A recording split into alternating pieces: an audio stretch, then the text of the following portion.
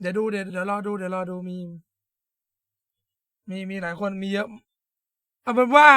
วันเนี้ยเต็มวันนี้จัดเต็มไม่ต้องห่วง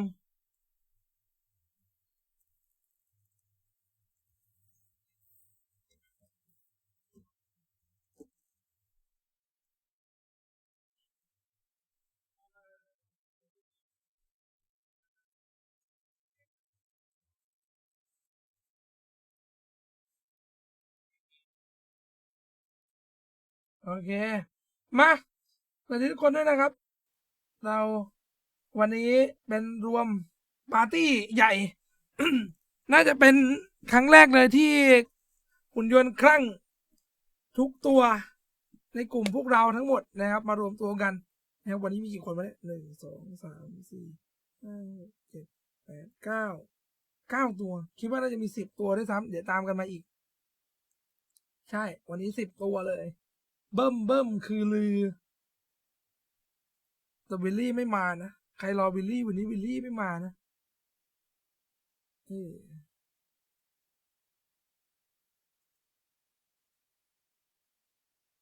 ไม่มีวิลลี่นี่วิลลี่ไม่ว่าง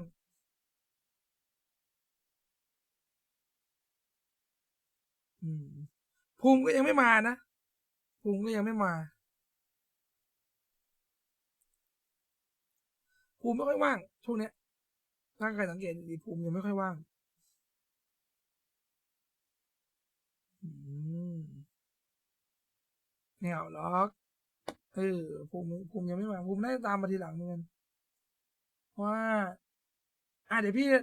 พี่ไล่รายชื่อให้ว่ามีใครบ้างอ่ะมีหยองมีพี่แหบมีโป้มีโป้งมีบ่าวโซอี้พี่พันธ์ไอซ์ริวอืมตอนนี้นะเว้เป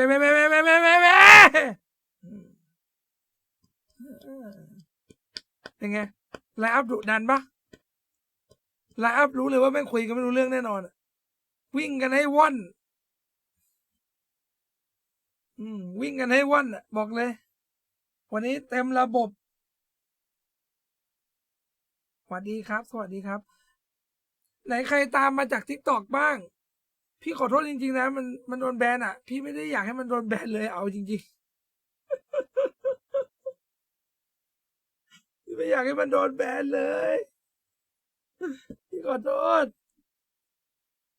ทำไมเยอะแทนใช่วันนี้ลงมอดมาครับเดี๋ยวให้ดู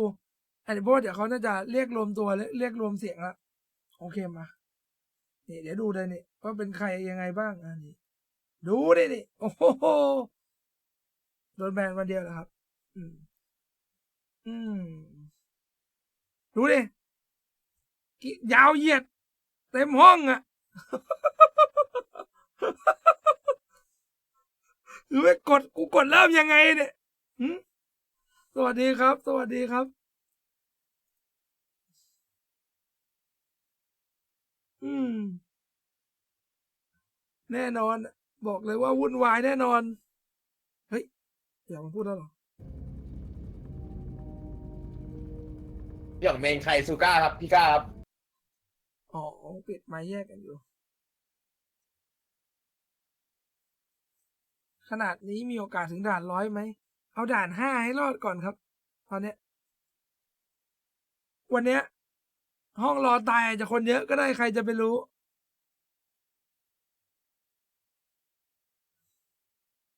เดี๋ยวพี่คิดก่อนว่าพี่จะแกล้งใครดีวะนี่แกล้งใครดีวะทุกคนวันที่แกล้งใครดีวะวันนี้ถ้าใครจะให้แอคชั่นกับใครอาจจะต้องอาจจะต้องจ่ายตังค์กันหน่อยเช่นแบบไอ้บ่าวตายอย่างเงี้ยเอาให้บ่าวตายอย่างเงี้ยด้วยวิธีไหนก็ได้อย่างเงี้ยอืมอาจจะต้องมีกันบ้างไอ้บ่าวเนี่ยเมื่อวานกูแค้นมากเดี๋ยวกันวันนี้แม่งโดนกูแน่วันนี้ไอ้บ่าวเนี่ยโดนกูเล็งเป้าก่อนเลยอืมเดี๋ยววันนี้กูเล็งเป้าไว้คือไอ้บ่าวไอ้โป้งไอ้โป้วันนี้พวกมึงไม่ได้ทำงานดีๆแน่วันนี้ คนมันเยอะพอที่จะทำงานละกูขออนุญาตทำทรง คุณ10 คนในเซิร์ฟอ่ะมันจะแพ้ได้ไงวะเอากูถามหน่อยมันไม่มีทางแพ้เว้ย เดี๋ยวนี้ ไม่ เตรี มี ยม ทาง ตัว แพ้ เลย ครับผม กูแค้น วันนี้ได้ริปโป้ครับริปโป้ หัวกูแค้นที่สุด โอเคเดี๋ยวเราเปิดเลยขอบคุณขวัญครับ ไม่มีแบก วันนี้ ไป กูเน้นแดกอย่างเดียว พร้อมนะครับ แดกดัน หรอ เตรียมข้าวเหนียวอะไรให้พร้อมนะครับผมเราจะไปเล่นเกมกัน แล้วก็เหมือนเดิมนะ ครับ เดี๋ยวมาขอบคุณนะครับบางจังหวะอาจจะไม่ได้มีการขอบคุณโดเนทโดยตรงนะครับ แล้วก็ตอนเนี้ยช่องของเรามีสมาชิกนะ เออ แต่ว่าโลโก้ อืม ตาสมาชิกยังไม่มา ใครอยากจะสนับสนุนสมาชิก ไม่ว่าจะเป็นในช่องม่วงหรือว่าช่องแดงเนี่ย ก็สามารถสนับสนุนกันได้นะครับ มีตาสมาชิก ไม่ได้มี7แต่มาถึง นี่ 10 เลยรอสวัสดีทุกคนเลยนะจ๊ะ เดี๋ยวก็รู้ครับผมขอบคุณ20 บาทนะเดี๋ยวไปซื้อน้ำแข็งกินครับผม กินน้ำกับกูนี้ท่าทางแสบคอแน่นอน ฮัลโหล เอาย่าง ฮัลโหลสวัสดีครับทุกคน โอ้โห เออ แน่นปัก สวัส อ ดีครับ ย่างเงี้ย มาเลยครับ ไอ้แฮบ ครับพี่ เลือกข้างให้ดีนะเว้ย พี่ ยัง ไม่ ไม่ ต้อ เริ่ ง มเล ห่ ยว ง แม่งเปิดโจทย์ แม่งเปิดโจทย์กูแล้ว ไม่ ใคร เคย พี่ เปิดโจทย์ ใครทำพี่บอกผมมาเลยพี่ มันลบลาค่าฟันกันหรือไงวะทำไมต้อง ไอ้ตัวไหนมันโง่ๆอ่ะในเนี้ยรู้อยู่ โหนั่นก็มีไอ้บ่าวไอ้โป้งไอ้โป้ครับพี่ ไม่ ไอ้บ่าว เอ้ยอย่าว่า ไอ้โบ้ บ่าว พี่ น้องชายพี่ อย่าว่า อ๋อพี่ บ่าวน้องชายพี่ อ๋อโอเคครับ มาถึงแม่งยังไม่เริ่มเลยแม่งก็เปิดกูแล้วไอ้หย่องเลือกข้างให้ดีนะ ถูก ครับผมผมบอกงี้ก่อนครับ ผมบอกงี้ก่อนผมอ่ะเป็นหัวหน้าห้องเนี้ยผมคงเลือกใครไม่ได้หรอกครับเป็นกลางครับผม สวัสดี คนแร ค่ะ กเลยมึงไปนั่งดู พี่แขก กูเล่น จ้องหน้าพี่บ่าว มันเป็น ห ครั นึ่ บ งนาทีหน่อย นี่เรา ค่ะ ต้องช่วยร่วมมือกันเพื่อไปถึงด่าน10คือพวกผมเนี่ยเอาตรงนะเล่นมา1 เดือนแล้ว ยังไม่เคยถึงด่าน10เลย หนึ่ง ซึ่ง นา วัน ที นี้ เลย เรา เหรอ มีอยู่ นาน 10 ตัว นะ ละยังไง เรา วันนี้ ถึงด่าน10แน่ ไม่ น ต้อ อง น ห่วงเดี๋ยววันนี้มีซิงของมันอยู่แล้วจะทัดมันอยู่ อ่า ผมก็ มึงต้องเลือกข้าง เอ้าอันนี้พูดถูกพี่ มันเปิดโจทย์แค่นั้นแหละ ข้างใครมี มี ใคร เดี๋ยวเข้าไปก็รู้เดี๋ยวเข้าไปก็รู้ใช่ไหม โป้น้องชายพี่โป้เฮ้ยใครเรียกกูวะเมื่อกี้ โอ้โห เวงน้อง คือจริงๆผมมาเกือบถึงด่าน10แล้วแต่ถ้าไม่มีไอ้สัญญาณเสียบางตัวอยู่แถวเนี้ยผมก็ถึงด่าน10แล้วครับ ไอ้ธาตุบางตัว หมายถึงมึงเหรอกูหมายถึงมึงเหรอ ไม่ได้พูดถึงมึงนี่ กูหมายถึงมึงเหรอ ไม่ได้พูดถึงมึงนี่ มึงรอตัวทำไมหมายถึงมึงเหรอ ไม่กูพูดถึงมึง หมาย นี่ ถึงมึงเหรอคนมีต้อง10มึง มึงนี่ กูไม่รู้เรื่องไหน มึงนี่กูไม่ได้พูดถึงมึงนี่ ไอ้เหี้ยพอแล้ว เหี้ยร้อนตัวไหมร้อนตัวทำไมร้อนตัวทำไมอ่ะ ฮะเหี้ยบ่าวสัตว์ แม่งร้อนตัวเด้งกันก่อนเลย แม่งด่าข้ามหัวพี่พันเลยเฮีย มึงให้เกีย มึ รง ติ เกรงใจหัวงอกพี่พันธุ์บ้างเว้ย เฮ้ยไอ้เหี้ยผมกลับไม่ได้พูดเลยเนี่ย เฮ้ยแหบพูดดี แป๊บนึงนะ พี่พัน ยังไม่พูดอีกโซอี้หนูอยู่ไหมจ๊ะ อยู่ ไม่พูดเหรอจ๊ะ หนูกำลังตั้งใจฟัง โอเค พี่อยู่ไง พี่พูดงี้ก่อน พี่ต้องคือพี่ไม่มีแบบว่าไม่มีแบบโอหรือใครนั้นหรือว่าหนูเป็นหุ่นผู้หญิงอะไรเงี้ยคือถ้าเกิดไม่ผ่านเนี่ยพี่คงต้องเซ็นเอาไปรีไซเคิลเนาะนะหนูเข้าใจพี่นะ แต่ถ้าเกิดคุณไม่รู้ทางอ่ะก็เดินตามพี่ได้นะเข้าใจเปล่า โอเคไว้ใจ เดินตามพี่นะอย่าไปเดินตามควายนะไม่งั้นอ่ะมัน ตัวแดงแดง กูหมายถึงมึงเหรอกูหมายถึงมึงเหรอกูหมายถึงมึงเหรอกูหมายถึงมึงเหรอไม่เหรอไม่ควายเหรอ ตัวแดงอ่ะตัวแดง ตามใครก็ได้อย่าตามสีขาว โง่ใช่สีขาวโง่ ดักดานเหี้ย ไม่เป็นไร ตัวแดงอ่ะควายเผือก เดี๋ยวละ ไม่ใช่พี่ เฮ้ยพี่ไอ้ ไม่ใช่พี่อะไรพี่ ไอ้ ไม่ต้องกลัว ไอ้ พี่ บ้า ดูแลเองพี่ไม่ต้องกลัวด่ามันเลยพี่จัดการเอง แป๊บนึงนะ ไอ้ทุย วันนี้ โอ้โหพี่โซอี้ด่าพี่ไอ้ทำไมอ่ะ เฮ้ยชิบหายแล้วต้องฟังใครอ่ะ เทสเฉย เดี๋ยว ว่าแจกความเท่าเทียมอะ แปลกนะไอ้โป้ง พี่โป้งลืมเปิดไมค์หรือเปล่า โป้ง บ้องมึงมาไม่ได้บ้อง เหี้ยมันเป็นบูธเรื่อ ไม่ งเนี่ยเค พี่ รื่อง พี่โป้งลืมเปิดไมค์ บ้อง มันได้ยินเราหรือเปล่าดีกว่า กูว่าแล้วมันเสียแล้ว ฮัลโหลได้ยินไหมปัง แม่งตัวรับฟังมันเสียไปแล้ว ปัง เดี๋ยวผมขอเรียกวิศวกรเข้าไปดูของไอ้ป้อมนะครับว่าเกิดอะไรขึ้น มันเป็นอะไรไอ้ ว่าแล้วมันคุยเพลินมึงเชื่อกูดิ ช็อกตายไปแล้ว ช่องมันชื่ออะไรนะ แอมโป้ง ป้อง86โอเค ตายไป กู ยัง ว่ามันคุยเพลินเชื่อกูเหอะ เดี๋ยว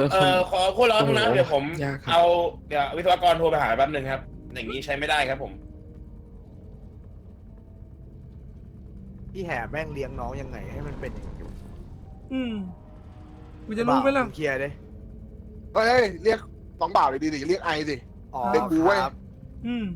คุณบ่าวครับ คุณบ่าว เออ คุณบ่าวครับ แหบก็เรียกดีๆอ่ะอยากจะเป็นคุณ มึง อ ไม่ ยากจะ เปิด เป็น ไม ไอ ค์อะไร แหบ เหี้ย เออ มันมีที่เปิดไมค์มันไม่มีอ่ะ มันอะมึงบอกว่ามันอยู่ชื่อพี่ไอ้พี่ไอ้แม่งตัวใหญ่บางมิดเลย มึงฟังกูนะ มึงเอาเมาส์เนี่ยไปขึ้นอยู่ด้าน มึงเห็นชื่อเชอแตมไหมเชอแตมอ่ะ แล้วก็เล็งไปด้านซ้ายหน่อย มันจะเป็นเซตติ้งอ่ะ แค่เริ่มก็ เฮ้ยขอบคุณครับเจอแล้วเหรอ วิศวกรแจ้งมาแล้ว ผมเปิดไมค์ไม่เป็นครับกำลังแก้ไข แม่งเอ้ยจะไปด่าสิ ฮัลโหลฮัลโหลฮัลโหลฮัลโหล โอ้ขอบคุณหลายๆครับ คิดถึงภูมิเนี่ยภูมิมา3 ทุ่มนะครับ โอเค ทุกคนพร้อมแล้วอันนี้มันอยู่ด่านแรกนะ เราจะเริ่มด่านแรกแล้วไปด่าน10ภายในวันนี้ อุ้ย นะค เริ่ รั มด่านแรกเลยเหรอ นะครับ ถ้าเกิดทุกคนผ่านด่านแรกได้เนี่ย ก็คือเดี๋ยวพี่พันธ์แจกคนละ100นะทุกคน โอเค โอเคไปลุย ลุย หิวเงิน คิดถึกูครับ เอ้ย พร้อมนะ ไป let's go ให้ผมกดตรงไหน ลุยเลยเหรอปัง แล้วกูน่าจะโยกพี่ไอ้ไม่ได้ว่ะ เฮ้ยโปเนาะ เฮ้ยอ่ะ ขอ101ด้วยเลยเหรอ โปกัน ให้พี่เด้อเอาพี่ไปกินข้าวนะน้อง โอ้โห ไม่เอ้ย แน่นจังเลย เหมือนเขาแข่งกีฬาสีอ่ะ ผมพูดจริงๆนะ โอ้ย เยอะชิบหาย ไอ้เหี้ย อันเนี้ยน่าจะเป็นแบบ ไปเร็ว ผมแจ้งผิดแล้วเมื่อกี้เดี๋ยว อุ้ย ซี ว่า โอ ทำอะไร พัน อะ ถึงนะ10ซีโอพันแจกคนละ100,000นะทุกคนตั้งใจ โอ้ไปฟัง คนละแสนเหรอ ฟังทุกอย่างฟังทุกอย่าง ก๋วยเตี๋ยว ขอบคุณครับพี่ขอบคุณ มันกลายเป็นภัยพิบัติระดับหมอลำไปแล้วตอนนี้ ขอบคุณมาก ทำงานไว้ทำงานไว้ ไปไหนไปทางไหนอ่ะ ทำไรอ่ะ พวกกีกี้ไปท ทำไรน้อง โลกติด ทำงานสิน้อง โลก น้อง ทำอะไรอ่ะ แหบ ครับครับพี่ มานี่ ประสบการณ์โอ้มานี่ ำเรานั่งเมาส์มอยกันดีกว่า เฮ้ยอย่ายุ่งดิมึงอะไปไกล โกเด้โกเด้โกเด้ ไอ้บ้ามาทำงานดิ พี่บ่าว ไอ้บ้าจะพูดทำไมวะ ไม่มีที่รับตรงไหนครับพี่ ต้องทำอะไร พี่น่าจะมีแผนนะ ไป ไปดิ ไป อยากดูนวด หลบปังหลบก่อนหลบก่อนหลบ ไป ก่อน ไปแหบไปทำงานไปกันเรา มันบ่ายอีกแล้วมันบ่ายอีกแล้วหลบก่อ ตัวน อะไรอ่ะ หลบ ไอ้ปุ๊กเป็นไร มันโดนถีบไงวะ เป็นไรปุ๊กพี่มาแอบ วิ่ง แอบ กระโดดแล้วก็คิวพี่วิ่งกระโดดแล้วก็คิว ทุกคนระวังตัว มันมีทีเทสเลย พี่บ้านอะไรบ้านพี่บ้าน เก้าอี้นั่งลงพี่พันตายแล้ว เอ้า ผีตัวนี้มันยิงเลเซอร์ต้องคอยนั่งหลบ ไว้ ถ้าเข้าใกล้มันจะถีบ หนู เข้าใกล้มันจะถีบ อยู่ในระยะมันจะยิงเลเซอร์ ตายไปหนึ่งมองอะไรเอาหนูเหรอใครอ่ะมานี่มาใครอ่ะไอ้ม่วงเนี่ยพี่สอน เฮ้ย บอกเสีย CEO ร้อย CEO นั่น CEO ไอเสียงหล่ออยู่นี่นี่ CEO นี่ CEO ใช่ไหม จะล่อ CEO แล้วไอชิบหาย อ้าวเหรอพี่อันนี้ใครอ่ะที่สี ไอ้บ้าวไอ้บ้าวไอ้บ้าว อะไรพี่ CEO เสียชีวิตไปแล้ว รู้เฮ้ยอย่าแก้ไม่พันดิอย่าแก้ไม่พันดิ อย่าเล่นไม่ใช่ของเล่น อย่าแก้ไม่พันทำไมอ่ะ ขอพี่พันหน่อย มันอัดวิดีโอไว้นะว่าใครเล่นมั่งอ่ะ เฮ้ยอย่าแย่งกันได้ไหมอ่ะ ผู้ใหญ่นะ เฮ้ยหัวผู้ใหญ่เว้ย อย่าเล่น เฮ้ยหัว CEO แล้วพี่ น้องขอเนี่ยนี่หลวงพ่อพันนี่ เอาใส่ไว้ในนี้พี่โซอี้เดี๋ยวพี่พันไม่ตื่นเอาใส่ไว้นี้ ไหนใส่ไว้ในไหนอ่ะ เอานี่ เลยละ ไม่ใช่ เลยละ เอามันนะใครร้องไห้วะ อย่ามองหน้ามันอย่ามองหน้ามันฮะ ต้องเอาไป ไอ้โบก็ตายเหรอ เอามานี่พี่ไอ้ผมมาที่ไหน ไอ้บ้าวระวัง นี่เนี่ย เ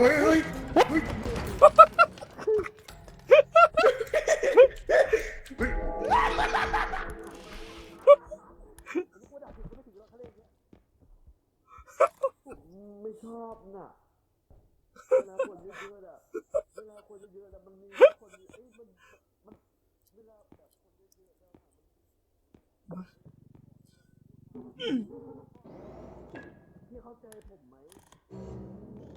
เคระวังเดี๋ยวจัดการให้เองไปหลบกันหลบไปประสบการณ์40 ปี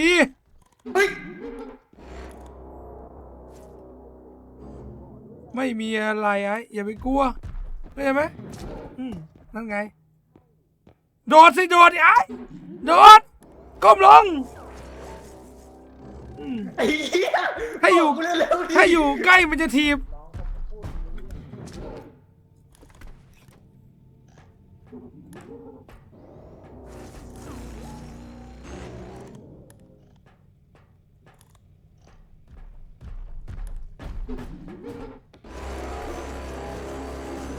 ประสบการณ์40 ปีดูไว้40 ปีแต่อายุ32เจอกันนะ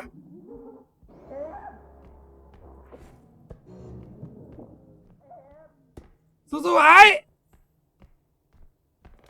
เชี่ยตายหายกันหมดแล้วเอาจัด หลบพี่หลบ หลบพี่นะข้างหน้ามีมันอยู่ ไม่มีผมจะหาของเฮ้ยฝั่งนี้หมดแล้วฝั่งนี้หมดแล้วฝั่งนี้หมดแล้วพี่ฝั่งนี้หมดพี่แหบครับพี่แหบ มึงอะไร ระวังพี่ไอ้ระวังพี่ไอ้พี่ เฮ้ย พี่ไอ้ระวังพี่ กู ไม่ใช่ผมจะขนของพี่ มันชนมันตั้งใจไอ้มันตั้งใจ ทำงาน ไอ้ มา ตั้งใจ เอาของมาใส่เอาของมาใส่ แล้วทำไงได้เนาะมีปืนปะ ยังไม่มีดิพี่แอบรวบรวมหัวคนก่อน พี่จะทะเลาะกันทำไมพี่ไอ้พี่อย่าทะเลาะกันพี่ แอบรวบรวมหัวคนแทนหน่อยรอบนี้ ไอ้มึงอยู่ฝั่งกูไหม ไอ้บุ้งเอาหน้าดิช่วยคนไว้ เอาหน้าเอาตาก่อนเฮ้ยไอ้บุ้งมานี่แล้วมึงเป็นอะไรของมึงวะฮะกินแซ่บเหรอ พี่หยอง กินแซ่ บบ อก เหรอ ว่าฟังก่อน พี่หยองบอกผมว่า ว่า ให้คุยกับไทยสเลดมัน ฮะ คืออะไรอ่ะไทยสเลด ไทยเสลดก็อย่างงี้ไงไทยเสลดอ่ะเนี่ยไทยเสลด ผมว่าไม่น่าใช่ ไปไหน ไทยสเลด เนี่ยหวยโป้อยู่เนี่ยไทยเสลดได้ไง เพื่อน กูก็สอนมึงไปแล้วไทยเสลด บ่าวอยู่ไหนบ่าวบ่าว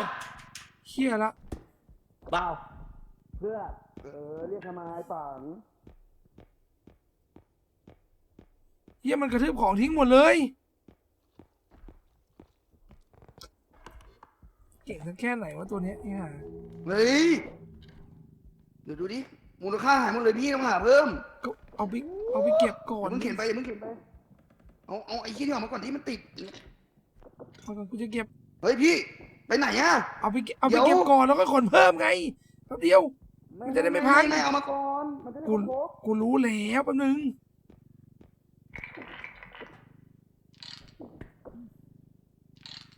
ลิงจีสิงไททานิก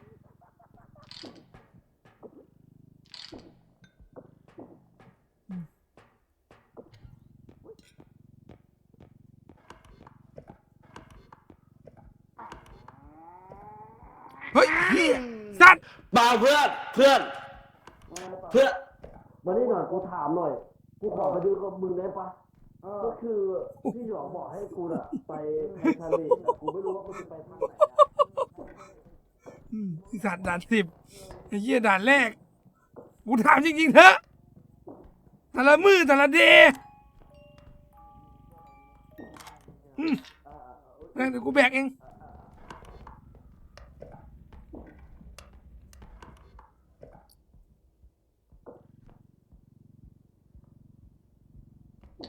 ไม่ต้องห่วงแล้วนี่กำลังคิดถึงเรื่องว่า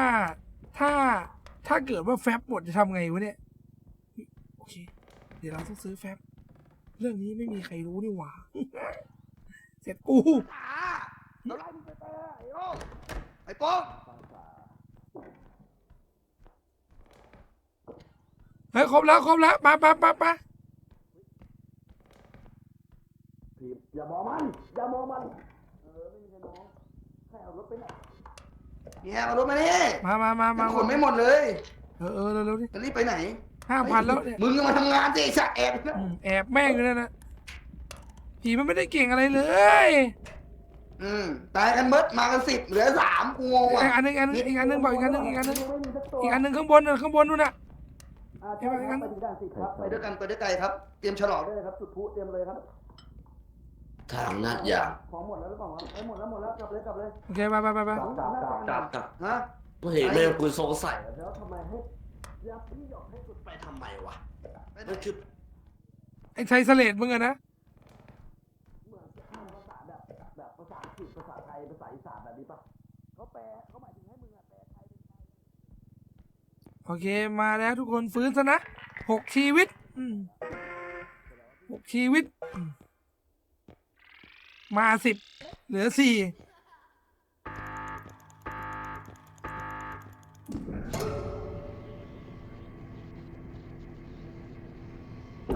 เกิดกันจะปาก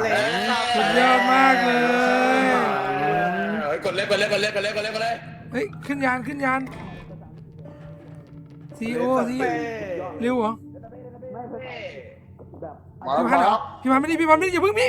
ทำนี้ก่อน ก็รอครับ ผมจะเอาเลือดให้พี่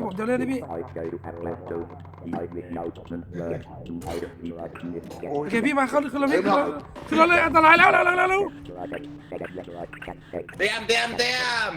ไม่เสร็ ทุ จ กคนเตรียมหมอบลง ไม่ครบเลย ผีกำลังมาสวยมากโป้งเข้ามา แล้วไอ้บ่าวอ่ะชิบหายแล้วไอ้บ่าวเหี้ย ใครโยนพี่วัน ชิบหายแล้ว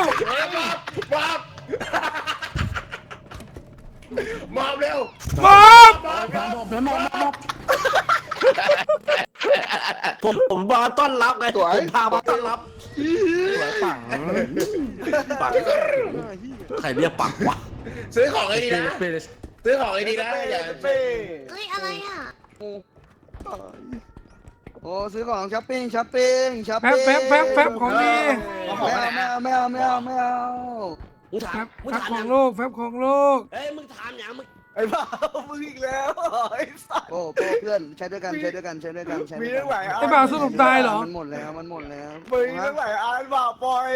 กูขอได้ไหมโป้อัน ไอ้ นี้กู เหี้ ข ย อ มึงเลือดเต็มบ่าเอาเล็กไปดิ มึงตายคนแรกอ่ะมึงตายค ไอ้ นแรก เหี้ อ่ะ ยพี่ตั้งหลายอันบ่า ไม่เต็มกูเหลือ1มึง ก็ นี่ ร้อง มันลดออกแล้วอ่ะโป้เอารถ ไอ้เหี้ยปล่อยดิ ออกรถเลย ปล่อยดิ พี่ตัวอี้ออกรถหน่อยพี่โอลี่ ไอ้เหี้ยปล่อยดิ รู้แล้ว ตัวอี้ปล่อย มันคืออะไรอ่ะ หนูก็อยากได้อ่ะ อย่า จับไว้พี่ตัวอี้จับไว้พี่ ตัวอี้ปล่อยเดี๋ยวมันจะตายแล้ว แบ่งกัน ของน้องดิ แบ่งกัน ไม่ได้เลยพี่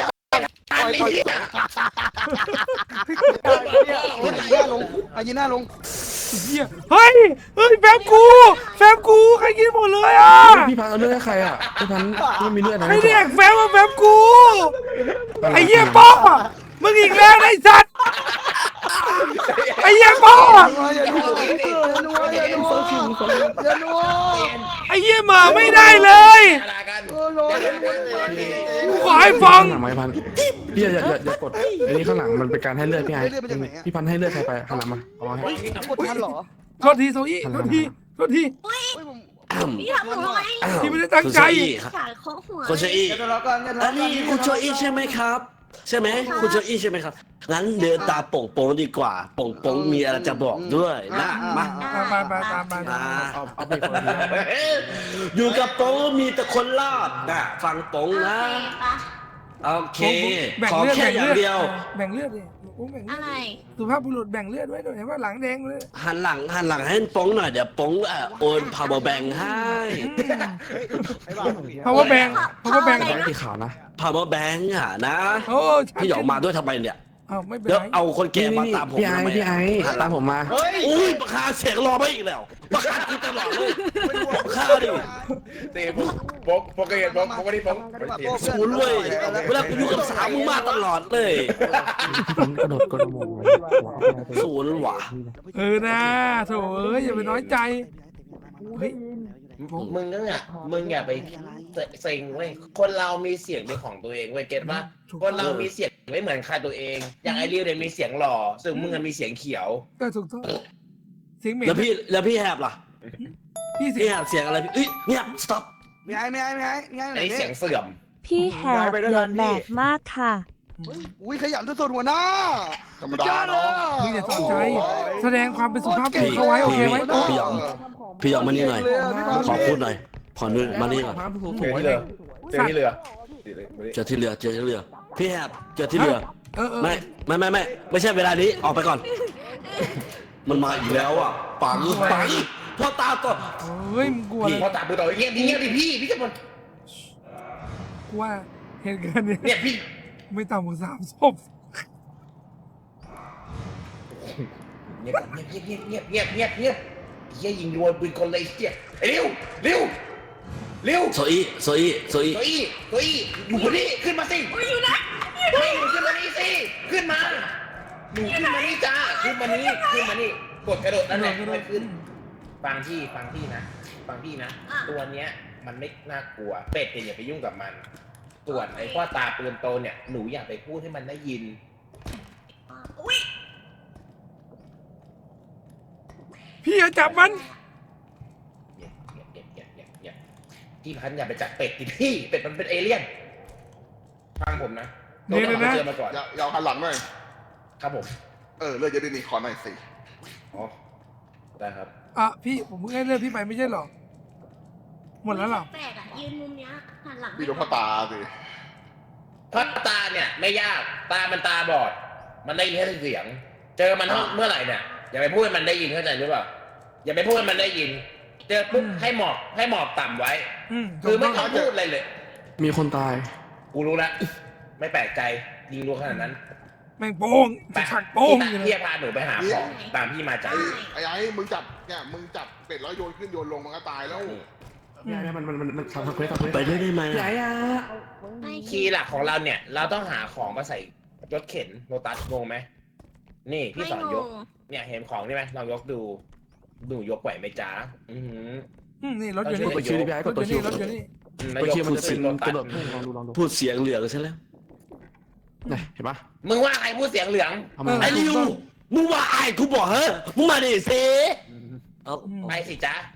หนูไปก่อนสิ นี่ ไม่ ผมมี พี่ให้หนูเดินตามไม่ใช่หรอ มาให้ผมตามมา มันจะชุบอยู่อย่างไงพี่ที่ชุบมันอยู่ทางขวานะ ไปสิ เดินตามผมมานะครับเดินตามผมมานะฮะ หนูอยากกลัวสิ ไม่หนูเดินตาม ไปไม่ต้องพูด พี่หยองต้องตะโกนใส่น้องทำไมพี่หยอง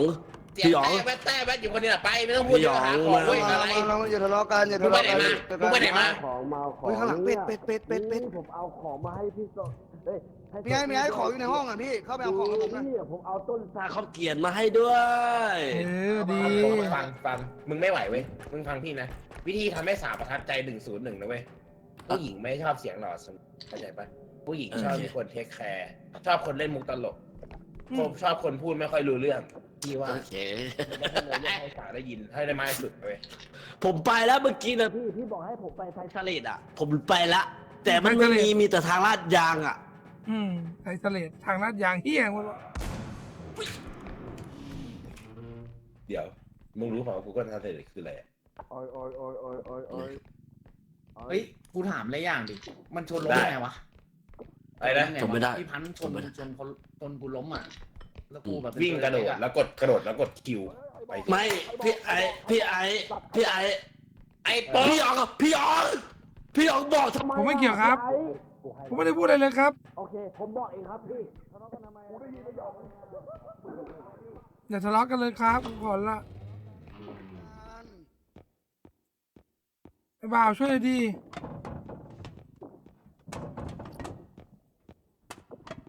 ที่จะหลังข้ามมันยังไงวะคนพี่จะหาทางกระทืบไอ้บ่าวไงวะไม่มีจังหวะดีๆเลยวะทุกคน เดี๋ยวโป่งอุ้ย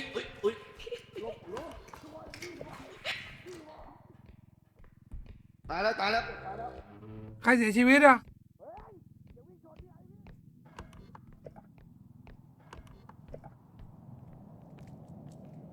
เป็นไงบ้างอ่ะ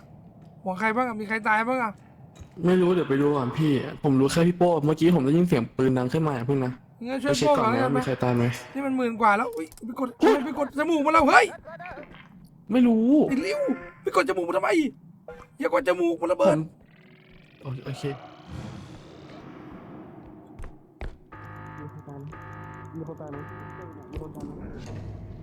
มีก็ไม่ทันแล้ว ยังอยู่ดีไหม ไม่มี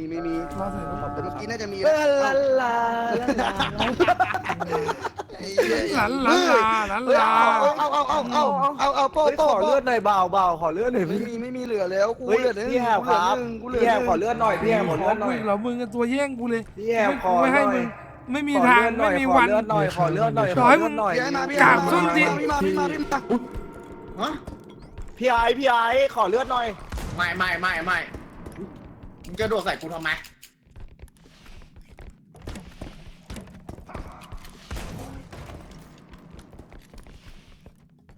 ยาย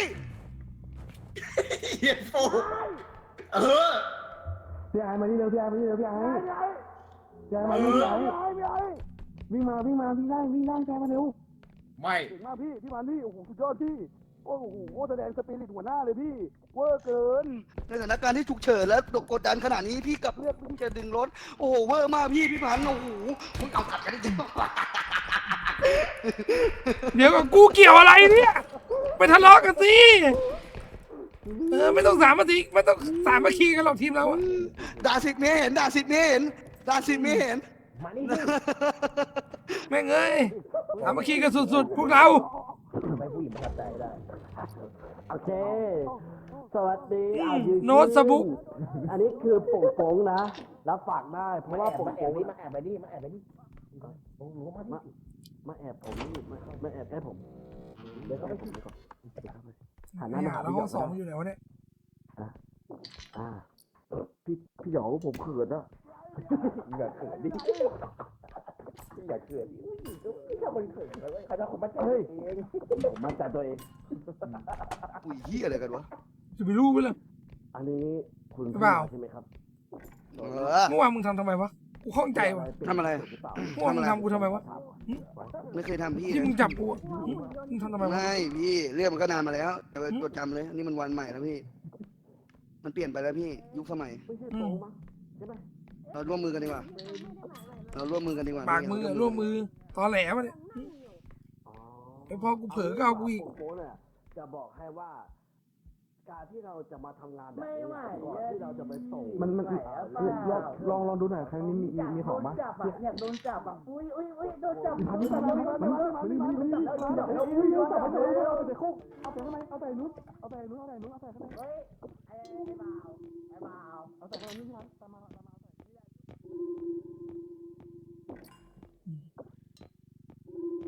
แม่งปากกูก็บอกว่าจะไม่ทำงาน สุดท้ายกูก็ทำอยู่ดีไอีสัตว์ฝากไว้ดิกันเผื่อมีคนตาย อยากโดนว่ะ เฮ้ยกูรู้ละเพื่อให้ทุกอย่าง มันเรียบง่าย เราก็แค่ใส่รถเข้าไป พี่ผมไม่เกี่ยวพี่ ผมไม่เกี่ยวพี่ ผมไม่เกี่ยวเลยพี่ เกี่ยวเฮียอะไร ขอบคุณครับและเรียกว่าสมาร์เกส3 รอบเป็นคาถา ใครเขาสมัครพี่พันธุ์ใครสมาร์เกตแถวเนี้ยนี่ หล มา อนมันหลอน เฮ้ย ของครบแล้วนะ ไปอ่ะทิ้งแม่งไว้นี่แหละ มาดิเลยครับ พี่แหบด่าป่งโป้งให้ฟังหน่อยเอาเจ็บเจ็บ อืมให้ด่าโป้งเลยเหรอ ด่าไม่ลงอะสิเอาหน้าเหรอไอสัตว์มึงจะเอาหน้าได้ไงกูเป็นคนเข็นมาไอ ไม่ค สั รั ต บ ว์ ผมเป็นคนใส่ผมเป็นคนใส่แค่ กู นั้นแห เป็น ละ คนเข็นมันรอเลย เฮ้ย กูกลับไปดูสถานการณ์ไอ้บ่าวกูแบ่งเลือดให้บ่าวกูจะแบ่งเลือดให้มึง20 ไม่พี่เดี๋ยวมันในนี่เดี๋ยวมันหนีมันจะหนีขึ้นรถกันเนี่ยเดี๋ยวเสียเลือดอีกเฮ้ยเป็นอะไรกัน พี่หยองพี่โป้งเห็นคนโลก ขึ้นรถแล้วเดี๋ยวขึ้นรถไม่ ค ทั น น โรคจิตอยู่ข้างใน จริงเหรอมาสิมาอยู่พี่ นี่ในนี้ ผมกำลังหาอยู่ คนโรคจิตอะไร อ อะ ยู่ข้างใน ตอนเนี้ย มียัง เนี่ย ทุกคนยานกำลังจะออกไอ้บ่าว ไม่ จะไปกดแล้วไอ้บ่าว ช่วย จะ ผ ไป ม กด หา แล้ว หน่อยคือ เข้าไปคุยที่เรือไป เมื่อกี้พี่ตัวนี้บอกว่าในห้องนี้มีคนโรคจิต2 คนแต่ผมเข้ามาผมไม่เจออะพี่เห็นบ้างไหม เดี๋ยวเราไปคุยโอ้ยเฮียอะไรล่ะ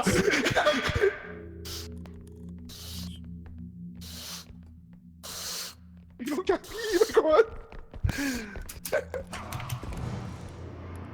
ทุกคนฟังนะ ฟังผมไว้ เราหมอบไปมันทำอะไรเราไม่ได้ เราจะไปที่เรือพร้อมกัน พร้อมหรือยังทุกคนหมอบไปเคลื่อนที่ไปแบบด้วยเคลื่อนที่ไปข้างหน้าไปอย่าวิ่ง ไปสิมึงเอาไปสิเหี้ย ผมบอกให้วิ่งพร้อมกันนะ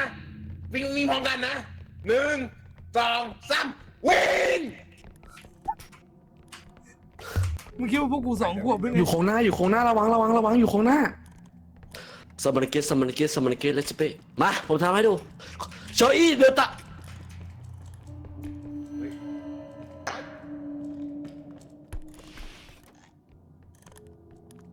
จักรจับ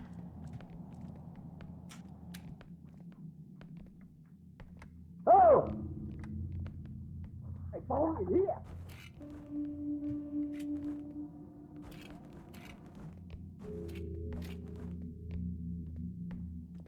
เฮ้ย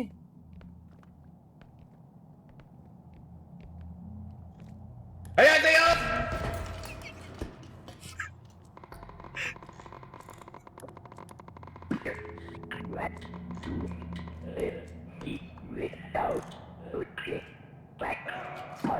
3 รอบแล้วเฮ้ยเอ้า ไอ้เหี้ยแล้วใครก็รีบกดวะ มึงดูดิโอ้ยเหี้ยกูรอดได้ไงวะ ไอ้เหี้ยจะฆ่าพี่แหบหน่อยแม่งแบนอีกไอ้เหี้ยมันเป็นเพื่อนกับจอห์นไวเซนเมื่อไหร่มึงจะเลิกโง่ เฮ้ย ไว้ ขอบคุณนะครับ ไม่ลืมทำไงอ่ะ เดี๋ยวว่าขอบคุณโดเนทกันหน่อยขอบคุณคุณยูมิโกะด้วยนะครับ ขอบคุณโทนี่นะครับ ถือติดตัวไว้ ขอบคุณ พัน แม่ แล้ว นะ ก็ ค ก รับ ด ขอบคุณโดเน ก่อ ท น นะ เริ่ม ครับ มาแล้วมาแล้ว ถ้าเราไม่มีเลือดอ่ะ แม่ง ใช่ เลยกูไม่ได้หยิบหัวหมามาเลยว่ะเฮ้ยแล้วใครซื้ออะไรอ่ะใครซื้ออะไรอ่ะ เอายามาแบ่งมั่งดิเอายามาแบ่งมั่งดิเอายามาแบ่งมั่งโอ้ไม่แบ่งกันนี่เฮ้ยปองมึงจะเสียงดังทำไมอ่ะ มาแย่ง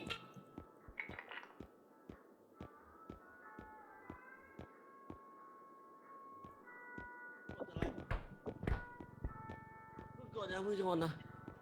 อย่าเพิ่งกดนะพี่ผมขออีกกล่องหนึ่งนะพี่ดูให้หน่อยนะโอเคไหมพี่ใส่กระเป๋าข้างขวาให้ผมหน่อยนะอันเนี้ยอันวิ่งเร็วอะนะ ทำไมอ่ะ ผมขอด้วยนะโอเคนะผมจะไปกับพี่นะโอเคไหม อืม ขอเฮ้ย มึงรีบใส่เข้าไปดิ พี่ ไม่มึงต้องใส่ตอนมาลงพอดีมึงใส่โอ้ย5 ขวบมึงเอ้ย อุ้ยใครอยาก อ๋อพี่ใส่แล้ว กู พี่ จะ ล ท อง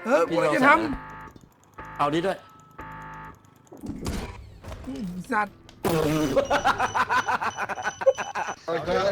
แบ่งกันพี่แบ่งกันพี่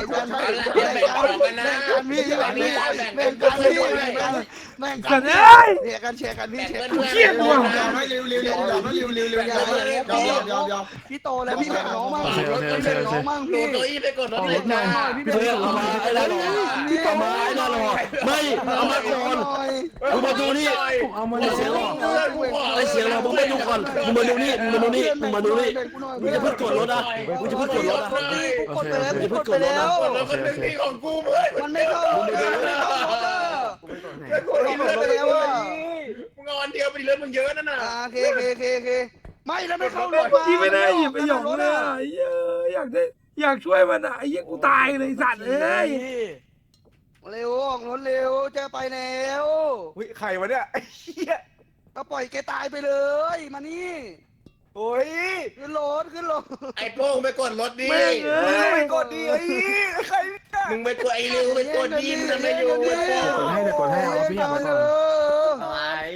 เร็ว หายเลย แบ่งกันดิโป้จะลุกทำไมอ่ะ มึงแบ่งกันดิ เหี้ย เฮ้ยทำไมรถไม่ออกอ่ะรถไม่ออกแล้วเนี่ย กดคนหนึ่ง ทำไมเหรอ แป๊บนึงอยู่ไป แบบนี้ไง ตีหนึ่งไอ้เข้ามาคูเมือง เด้อเด้อจีหนึ่งยัย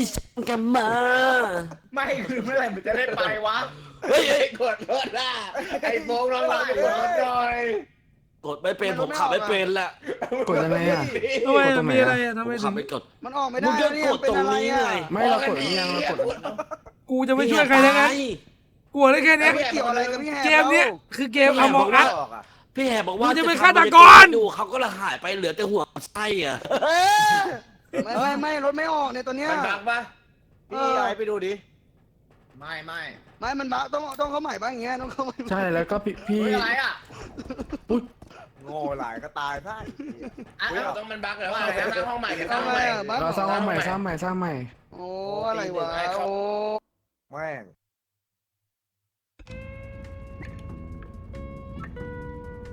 แม่งบั๊กเลยวะห้องแม่งบั๊กเลยอะจะเป็นฆาตกรเองเกมเนี้ย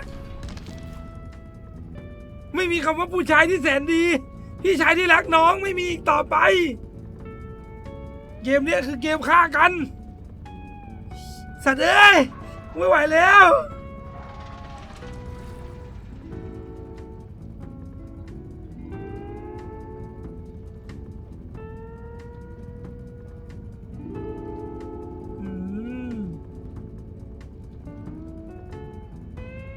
ไม่ต้องถึงมือผีเดี๋ยวผมด่าให้นะครับคุณยูมิโกะไอ้โป่งๆเนี่ย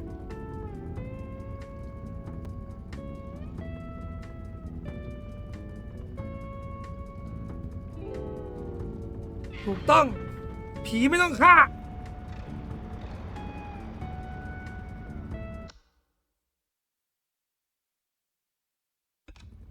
ไม่ได้วะ ดู ภาพจำของเรา ดูอะไร คื อ่ะ อหมีที่ถือมีดทั้งสองข้าง เหนื่อยแทน มาลุยกันต่อร่วมมือกันต่อมา โอเคไหม ไป ทุก 10 คน คืนนี้เราต้องไปเดือด10เว้ย วันเนี้ย อืม เราจะไม่ใช่หมี ลุ ถื ย อ เว้ย ของออกไปจัดการ ได้ ขาย ทั้งหมดเลย เฮ้ยไม่ แต่วันนี้เราจะถือ มี มีด มีถือมีด ได้แค่นั้นเลย อย่าแย่งกันดิมึงของมีตั้งเยอะตั้งแยะไอ้เหี้ย มึง เดี๋ยวเล่นนานๆมั่งเว้ยเพื่อนกูขอเล่นหน่อยเถอะ คือมึงขโมยของร้านเขาอะร้านเขาไม่ปล่อยตัวมึงอะนะ เดี๋ยวกูขอถามภูมิแป๊บมันมายัง หาพวกให้ เออ เห็นหน้า กูแต่คนเยอะแม่งวุ่นวายจริงนะ พี่ครับผมขออนุญาตไปเข้าห้องน้ำหน่อยได้ไหมครับ เฮ้ยเล่นอะไรไอ้ริว เฮ้ยไอ้ริมกดไตละ พี่ครับผม อะ ข ไร อ ไม่ใช่แต่ผม ผมขอไปเข้าห้องน้ำหน่อยนะครับ เออ พี่ไอก็ฟังเสียงสิมันใช่ที่ไหนเหรอ เกมนี้ มันเสียงใครอะเสียงผมเหรอ มึงไงริว ไม่ใช่เสียงผม โทรหาไอ้ภูมิไม่รับเปิด เฮ้ยอะไรวะ เดี๋ยวเราต้อง ภูมิเพื่อนอยู่ไหน เสียง อะ หยอกนี่หว่าไม่ใช่ของผม พร้อมยังเพื่อนมายัง เพื่อการเป็นฆาตกรที่ดีเราต้องปลอมเสียงคราวนี้เราจะปลอม เสียง เสียง อะไร เป็นตัวอะไร เสียงแสบหัวเสียงใครวะ เราจะปลอมเสียงเป็น เสียงโง่ๆอย่างเงี้ยเสียงใครวะ เอา โอเค เราจะปลอมเสียง โง่ๆมีเสียงมึงคนเดียวแหละ ไม่ใช่พี่บานพี่ไม่ใช่งานพี่ ไปก่อนได้ไหม อย่าไปกลัวเปล่ามีพี่อยู่พี่บังให้ ถูก มึงพวกกูอย่าบาพี่รู้พี่ก็รู้ ฮัลโหลฮัลโหล กดเลย ฮัลโหล มึงก็รู้มึง ฮัลโหล รู้เปล่ามึงก็รู้ ใช่ ใช่ที่นี่เปล่าไว้ ฮัลโหล ใช่ ได้ยินพี่ไหม นกสองหัวไม่ใช่ครับไม่ใช่นกสองหัวครับพี่ ไอ้เหี้ยหมา ของใหม่อย่าพี่ไอ้ เราตลกต้องปลอมเสียง ไอ้เหี้ยหมาบ่าว เราต้องปลอมเสียง มึงสิ เราต้องปลอมเสียงเป็นแบบนี้แหละ อันนี้กูพวกพี่ไอเว้ยน้องนี่มาก ตายดีหรอก ดีมาก เบาดู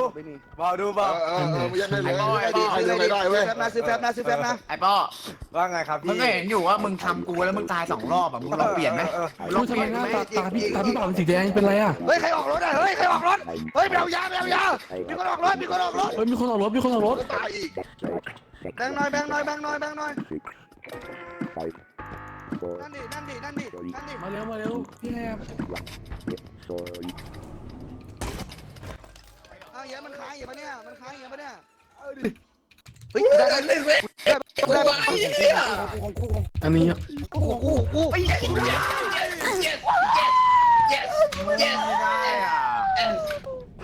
ร้อย กูแดกแฟบ ขอเลื่อนหน่อยได้ไหม กูแดกแฟบ พี่บานไม่ได้เหรอพี่ พี่2 ดอกพี่หันหลังให้ไอ้หยองพี่พันได้แล้ว พี่พาทางหลังมา หยองเฮ้ยเร็วน้องขอเลื่อนหน่อยดิขอหน่อยดิมันไอ้ริวมันบอกว่าพวกไอ้ไม่ใช่ครับไม่ใช่ ไอ้ริวฟังกูริวบ่าวแหบที่ตกไปโป้โยนทิ้งแม่งเลย ไม่ใช่ครับไม่ใช่เฮ้ยไอ้ใครวะ สีมันน้อยครับผม เห็น ไม่มีละ เห็นศพไอ้โป้อะโยนทิ้งเลย น้อง พี่ไอ้พวกเดียวกันพี่ขออนุญาตขอ พวก เลื่อน เดียว นะ พวกเดียว แล้วเถอะ เดี๋ยวมึง เบาเบาเบาเบาเบาเบาเบา มาพวกเดียวกูป่ะ จริงจริงพี่ เบาเบา ไม่เอาเลือกแล้วเว้ย เบาเบา ผมเลือกไปแล้วผมเลือกไปแล้ว เบาเบา ผมเลือกไปได้ใจแล้วพี่เอ้ยใครเรียกอะไรวะ เบาเบา พี่ เลือกกูมันให้ยังไงวะ เฮ้ยเสียงคนเปลี่ยนรูป ขวาที่ตัวผมนั่นแหละ มันต้องเปลี่ยน ชี้ไม่พอเนี่ยพอแล้ว เดี๋ยว ตัว เดี๋ยว อี เดี๋ยว มีความยิงได้ไหมตัวอี หนูไม่มีเหมือนกัน เต็มหลอด อย่า เล ไป ย ให้อย่าไปให้อย่าไปให้ เบาเบาเบาเบา เฮ้ยไอ้เหี้ยเฮ้ยตัวนี้เป็นไรอะพี่บาสเฮ้ย ได้ยินปะใจเย็น เป็นเหี้ยอะไรเฮ้ย ไอ้บ่าวสรุปว่ามึงพวกใคร พี่ สรุปอะไร พี่ก็รู้ในใจพี่รู้ในใจพี่รู้ในใจถูกแล้ว ไม่ต้องพูดก็รู้ไม่ต้อง มึงก็เลือกฝั่งแล้ว ผมก็พี่ก็รู้ โซอี้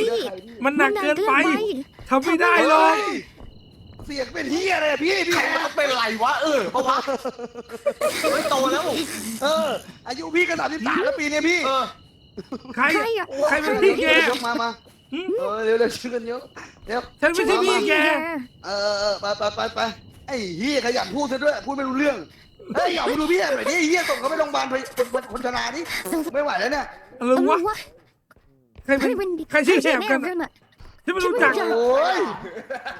เป็นเฮียอะไรอ่ะไอ้หยอ มึงดูพี่แอบดิ ว่าไง มึงดูพี่แอบดิก็เป็นเหี้ยเลย ฝั่งแล้วไอ้บ่ามันอยู่ฝั่งมีพันอ่ะ ไม่ใช่ดูดิเขาจะสร้างความแตกแยกอ่ะ แล้วพี่ไปทะเลาะใครทุกคนไปทั่วเนี่ยเป็นไรเนี่ย ทำงานวันแรกก็เตรียมมาเดียวเว้ยไปทั่วเลยพี่ไม่ต้องเถียง สร้างความแตกแยกไปหมดเลยพี่ เฮ้ย แกไปที่ต้องเสียเลย เฮ้ยมึงพอเหรอมึงกระแต่กูเมฆเนี่ยตอนเนี้ย กู อันนี้ไปทีมผมไปพวกเรา พี่เต็มเบ้าเลยมาทำงานพี่เราทำงานกันมาเฮ้ยไอ้เหี้ยขยันตามกูด้วยตัวเนี้ยพี่ตัวอี้ไปกับเขาหน่อยดิไอ้สัตว์เสียงแสบหูแล้วกันเฮ้ยใจเย็น เฮ้ยใจเย็นพี่ เฮ้ยพี่พี่พันธุ์ขังวะพี่พันธุ์ขังอะพี่พันธุ์ขัง ช่วยด้วย นี่นั่นแหละเขาเอาซาเล้งชนมั่วตัวไปหมด ช่ เล วยด้วย ย พี่อาร์มช่วยด้วย พี่บ้านผมไปแล้ว โอ้ พี่บ้านเป็นไรเกิดอะไร เป็นอะไรไม่รู้เสียงพี่เป็นอะไรไม่รู้ พี่เป็นไรดีกว่าพี่เป็นไรพี่ระวังพี่ช่วยด้วย ไอ้บ้านเป็นไรมึงเอากุญแจแล้วออกดิเฮ้ยพี่บ้านไปด้วยพี่บ้านพี่ชนลงเลยคนได้เลย พี่ดูเข้าสิง มาไอ้โบ้ มันได้ ไม่ไง ไม่เป็นไร เฮ้ย ทำไมทำงานมึงไม่ทำงานมึงไม่ทำงานกัน ใจเย็น พี่พันธุ์ตายแล้ว กูไม่ได้ตั้งใจ ยาเบา อย่าเบากู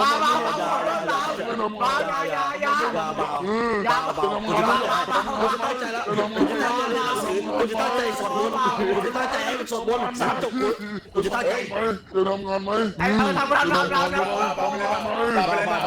ใจเย็นเบา พอ ๆ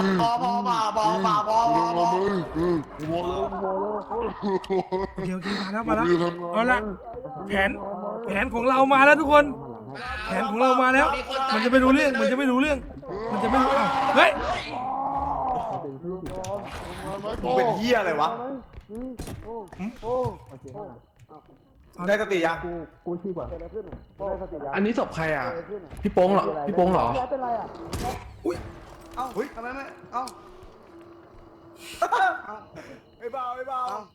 ว่าไงพี่ ทำไมทุกครั้งที่กูจะคิดฆ่าคนมันต้องเป็นอย่างนี้วะ เป็นไรอ่ะ ไม่รู้โดนอะไรไม่รู้เนี่ยเดี๋ยวเอาไปไว้ข้างในนู้นก่อน ไม่มันโดนได้ยังไงอะเราหลบแล้วไม่ใช่หรอ มึงกลัวเหรอ ไม่ได้กลัว ทุกครั้งที่กูคิดจะฆ่าคนทำไมมันต้องเป็นอย่างนี้ ไอ้ริว ไม่ขอบคุณนะครับ บ้องวันนี้กูไว้ใจมึง พี่โดน อั มัน น นี้ เข้าหลัง อันเนี้ย นะ ถ้า ใช่ เอา ปะ ใส่อันเนี้ยมันจะเป็นที่ชุบพี่โซอีคือเวล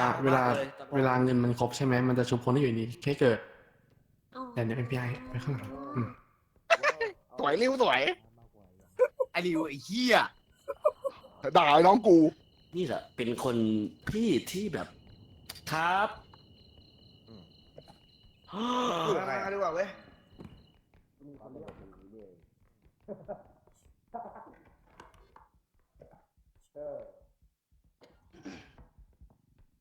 ษพี่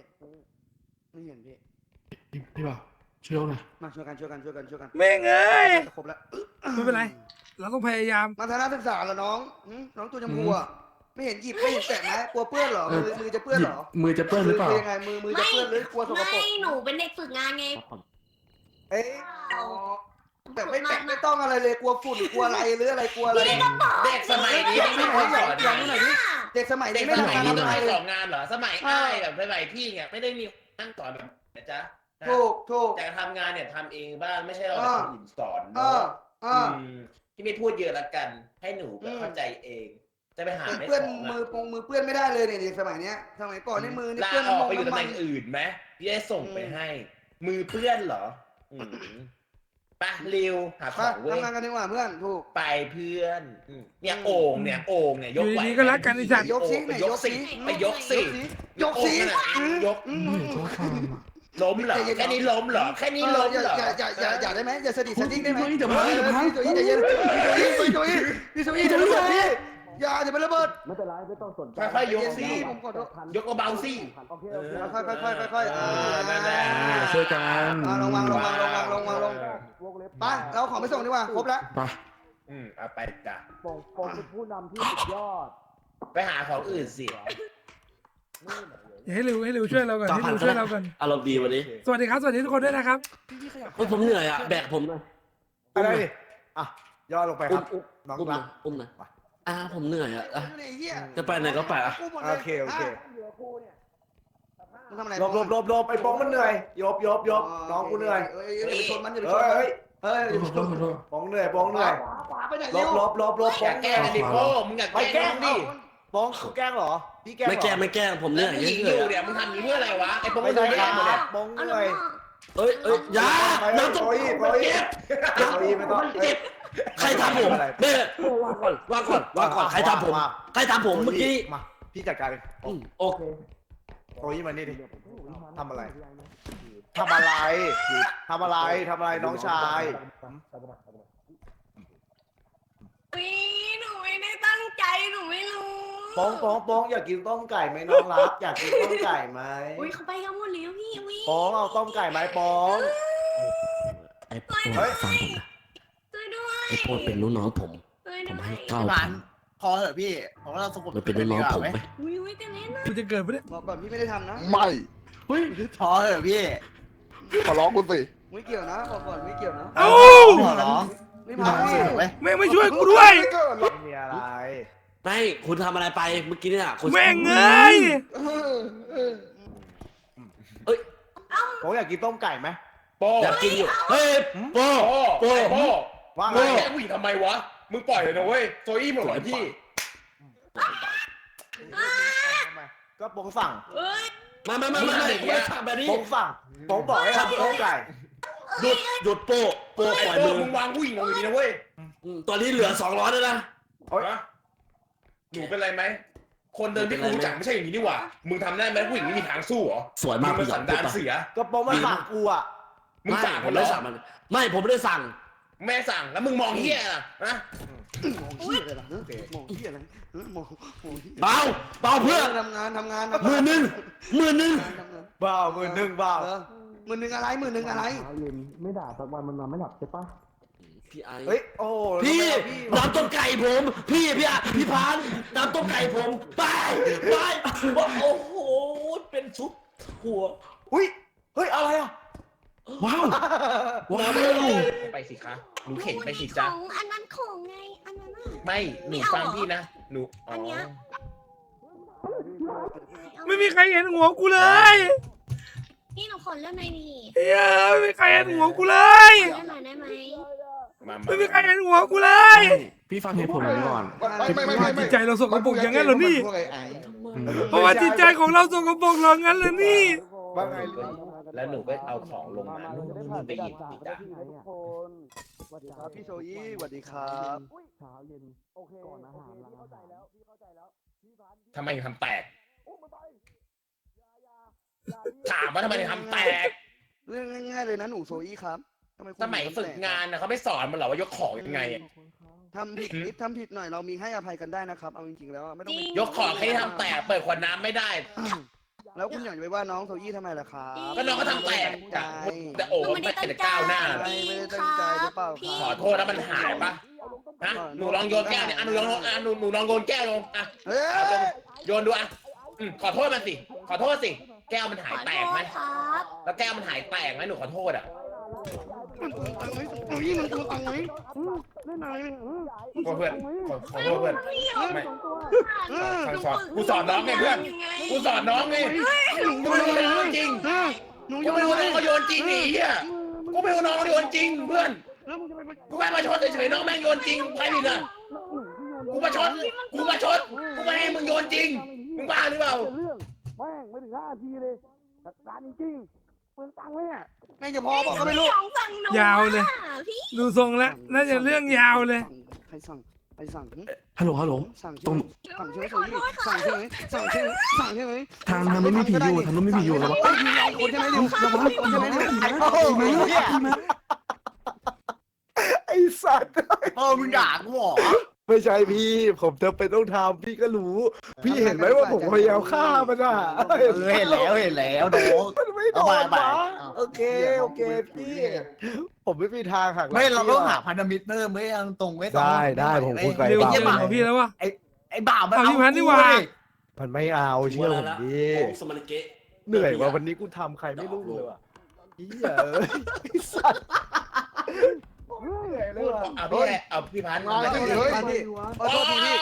ทำงาน พี่พันธุ์ครับอะไรไหมครับ เอาเองตกลงไหมวันนี้ เอาเรื่องให้ครับพี่ ไอ้บ่าวทำงาน ได้ปะไม่มีปัญหา เอาเรื่องไปเลยนะครับ โอ้ย พี่ โหน่ารักมากเลยน้องชาย เอาไอ้บ่าวมาเล่นละครได้ไหมได้ต้องเล่นละครไงพี่ก็อย่าคิดมากโอเคไหม จำไม่ได้หรอใครเป็นคนทำ มึงละครนี่จริงนะไอ้โต้ง ผมละครพี่พี่พันธุ์แหละเขาเชื่อเด็กอยู่แล้วเวลาเด็กเขาอ่อนน้อมมากเขารู้ นะมีครั้งที่สอง ทำไมอ่ะ ผมจำเป็น ดูวัน ก็พอตลอเหมือนกันนะเนี่ยโต้ง ไม่ใช่ครับ ผมไม่เป็นกับพี่อ่ะเอาเดี๋ยว ใครเป็นเฮียอะไรวะไอ้ปูมันเป็นอะไรอ่ะ มันบ้า กูเพื่อนไอ้ยักษ์มันอยู่ไหน ไอ้ยี่นี่แม่งหลุดแม่งหลุดละ แม่งดูทีหยดเยอะไอ้ยี่เนี่ย เมื่อกี้นี่เนี่ยผีแหลมมันฆ่าไปแล้วกูต้องจัดการมัน ได้ ช่วย เดี๋ยว ช่วยก่อน เฮ้ย ช่วย ข้างห ก่ ลั อน งนี่ข้างหลังนี่ เพื่อเตรียมพาแล้ว ปล่อยก่อนโอ้ปล่อยก่อนพี่ พี่ปล่อย เดี๋ยวผมจะทำให้ดูผมเพื่อนไอ้ยักษ์ ยก เฮ้ย เฮียอะไรล่ะก่อนอันไหนอยากอันไหนปล่อย ข้างพี่ไอซ์ครับโอ้ข้างพี่ไอซ์ พี่พันธุ์พี่ต้องไปทำพี่ มี พั คน นธุ์ โดนเนี่ยมาถามผมเลยนะว่าผมอะพวกใครผมบอก มันยกคนจับ พวกพี่ไอซ์ ไหนแหละ ชัวร์นะ มึงเอาสาลีออกก่อนมันจะพัง ได้กูสาเล้งออกกูสาเล้งออกกูสาเล้งออกกูสาเล้งออกกูสาเล้งออกกูสาเล้งออกสาเล้งออกแล้วไงต่อ มึงรอ กับมือไงทีเอทำไมเราไอ้ดิ กูเพื่อนไอ้ยักษ์มึงรอดู มันเพื่อยักษ์ไปดิ นั่นไอ้บ่าว ไอ้ดิ บ่นอย่างเดียว มีของพี่อ๋อข้างหน้ามีของนู่นอ่ะ เพื่อยักษ์ เดี๋ยวกูเอาตังค์แล้วมันไปเติมไอ้บ้ามามึงอยู่ไหน ไอ้หยอง ไอ้หยองเพื่อพี่หยันมึงอยู่ไหนมึงไม่จ่ายค่าตัวกูหรอก100อ่ะ พี่เองพี่ออกเอง ไหน มันอยู่นู่น มึงไม่จ่ายค่าตัว100 บาท มันบอกไอ้กูไอ้บ่าวกู ไปทำงานดีกว่าด่าบัน ด่าเหรอเฮ้ยพันโยนเล่นมากันป้าเดี๋ยวโยนลูกโยนมาซีฝากบอกทำงานนะ เลยมาสองโค้งเลยมาโค้งหนึ่งไอ้ด่าบันกันต่อ เฮ้ย เว้งเอ้ย พี่อยู่ด้านเขา เลยมาโค้งหนึ่งสุดท้ายก็คนอยู่ มันเลียเก่งเว้ย ใช่ค เรา รับ ต้องเอาแบบว่ากำลังเสริมเขาออกไปก่อนเว้ย โอเค เข้าไปเล่นบอส จัดไปเลยครับ พี่ชาย มึงเป็นไร เกิด มึงเป็นไรโป๊ จากผู้เล่นสู่ตากล้องไอ้สัตว์ ไปทำงานเว้ย มาพี่จุดออกที่2ยังไม่เจอเลยเนี่ยพี่ช่วยกันหน่อย ไม่ได้หาของเลยเว้ย ผีมา ผีอะไรกัน นู้นฝั่งตรงข้ามรถตรงไหน ทางออกดิ อ๋อไม่ใช่ทางกอกเดิน อันแรก อันที่สองพี่หาเลย ขวาเนี่ย จาก มีไหม ผู้เล่นสู่ผู้ชม นู่น สั น่ะ ตว์ นั่นแหละ ไอ้โป้มีคนถามว่าฉายาโป้สีลุงมาจากไหน ยาวอ่ะ ตรงยาวเหรอ บอกครับพี่ไอ้โป้สีลุงนี่คือแหละ ไม่มันเรียกกันเล่นๆครับพี่เพราะว่าโป้สีลุงอ่ะมันจะสื่อว่าปีโป้อะมีหลายรสแต่ผมมันสีส้ม พี่พัน โอ้สี ข้ามมาเลยพี่ ตอนนี้พี่พลัง ใช่ครับ มีชุดดำแล้วพี่เอาเลย พี่สามารถอ้วกใส่มันได้ ความหมายมันแบบ อ้วงเลยอ่ะอ้วงเลยอ่ะ โป้หลายสี เดี๋ยว หรือ พี่ เปล่า เดินเข้าไปเองเดี๋ยวพี่ ไม่ใช่ครับ เขาจะสื่อว่าปีโป้ เอา มี เลย หลาย พี่ สีแต่ เอาเลยพี่ สี ถึ ส้ ง ม เวลาของพี่แล้วอย่าหันมาทางนี้ไปทางนู้น มัน สี อ้วก ที่ เลย รักสีที่รักพี่ที่สุด พี่พัน ใช่ครับ พี่พัน โป้หลายสีแหละ เอาเลย พี่ ใช่ พัน ครับ พี่พันพี่เฮ้ย ไอ้โป้กูจะเชื่อมึงได้ไหมเนี่ย กระตุกเหรอกระตุก ผมเคยหักหลังพี่เหรอ โอ้มึงใหญ่กูพูดเลย กระตุกเหรอ ใหญ่ ไม่ กูพูด แต่ เลย วันนี้ผมพวกพี่มันทำเขาทำผมหลายรอบแล้ว เข้าใจไหม อันนี้มีเหตุผลมีเหตุผล เขาทำผมหลายรอบแล้ว ดูกระตุกกันเหรอ เขาทำทรงเหมือนจะ ดูแล้วกระตุกกันเหรอ เขาฆ่าผม ไปเข้าข้างไอ้บ่าวพี่เข้าข้างคนแบบนั้นเนี่ยนะ ไม่ใช่ฟังสิ ดูอ่ะตอนนี้พี่พันธุ์กับไอ้บ่าวมันจะแตกกันอ่ะพี่ฝ่ายพี่ไอ้ฟังอ่ะดูไอ้หยอง ดูได้ไง อันนี้อ่ะฟังเลย ท่องสมาธิ3 รอบ 3 รอบ กำลังเก๊ก ใช่ เก๊ก โอเค โอเค ไป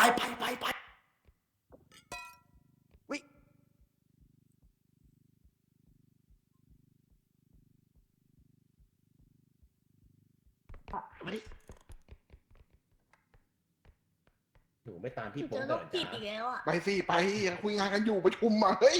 เป็นแค่เด็กใหม่อะไป นู่น ไปกินข้าวโต๊ะนู้นซะ โต๊ะนี้ผู้ใหญ่กิน เชิญ มองอะไรไปสิ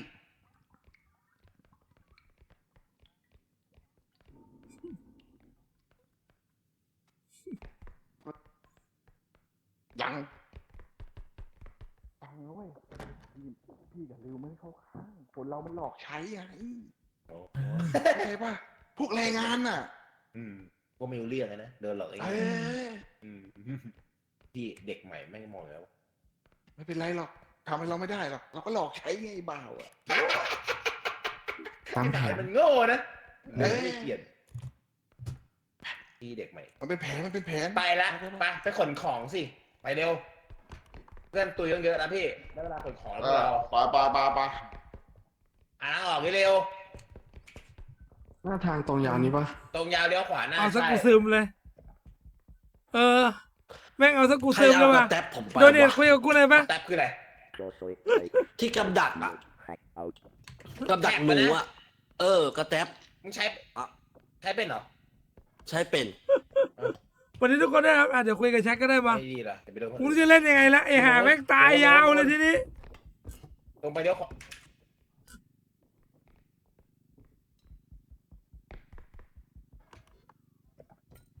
ไม่เว้ยคือพี่งงว่าจริง ๆ มันไม่ตายเว้ยไอ้ตัวพัดลมอ่ะเวลามันเป่าใช่ป่ะเราจะแค่ปิวใช่ไหมคืองงว่ามันตายวะ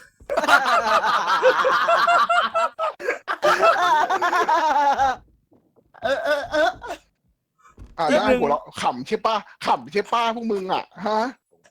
ฮัลโหลครับพี่ผมมาละเมื่อกี้ผมคุยกับแชทมา อ๋อ ผมคุยกับแชทเห พ มื ว อก นกั ใคร น นะ พวกใครนะ พวกพี่พัน พวก ธุ์ ใคร ค นะ รับ อ่าฮะ ใครจะเอาตัวสีขาวไม่ทำอะไรไม่ได้เลยอะ มาอีกหนึ่ง ใครตายอ่ะ เอ้าร้านพี่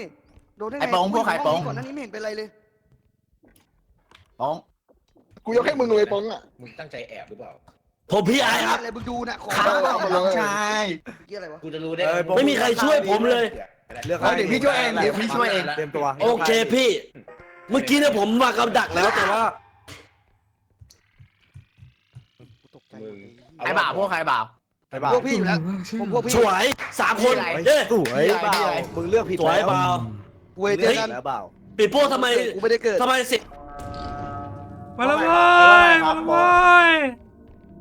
มาแล้วเว้ยพี่พันธุ์อยู่ไหนวะ จำไว้ กูอยู่นี่ทำไม แปลว่าพี่เฮ้ย เอาเว้ยหมากูตายเอาไว้ดิ เฮ้ยโอเค เอ้าแล้วทำไมพี่อ๋อตายตอนแรกเห็นยังอยู่ไม่ใช่เหรอพี่หยอง ไม่รู้ว่า มันน่าจะแบบ ไอ้บ่าวไปทางไหนพี่ไม่รู้เลย ไม่เป็นไรอันเอาไปชุบ 300เลยใช่ไหม ทุกคนเล่นตะกร้อกันไหมเสือแว่นซีโออ่ะ เอาไง ทำไง นะ อ่ะ อ่ะปึ๊บรับโอ้ยแม่นดีนี่ เอาให้แตกเอาให้แตก พี่แอบผมช่วยพี่แอบทำอะไรอ่ะ พี่ไอ้ พี่แอบทำอะไรพี่ ไม่มีอะไร ไม่มีอะไรไม่มีอะไร โอเค ไปพี่ไปพี่แอบรอดูก่อนพี่แอบ เฮ้ย พี่แอบรอดูก่อนดูก่อน รอดูเลย แน่ใจนะผมอยากมาเป็นหยองสีลุงนะผมก่อนฉลาดแล้ว เอ้า ไปเถอะพี่ สุปลาไปไหนวะ มันไม่ออกมาเว้ยผมเห็นหลายรอบแล้วมันไม่ออก ต้องรีบไปรอที่รถ มันรอ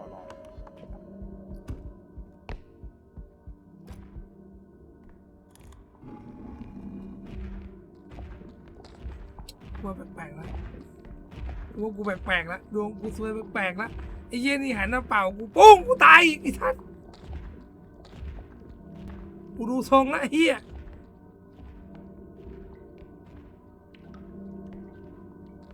ขยันเฝ้าด้วยนะ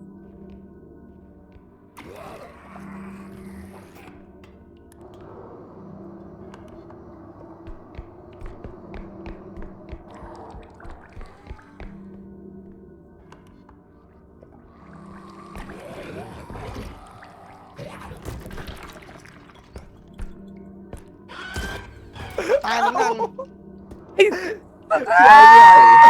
ใหญ่อะไร ตามมา ผมรีบระหว่างพี่โป้กับ พี่หยอง เหลือสอง ลี คน พี่หยองลี พี่คน พี่แอบ ห เป็ นึ่ น ง สองคนพี่ ทุกวัน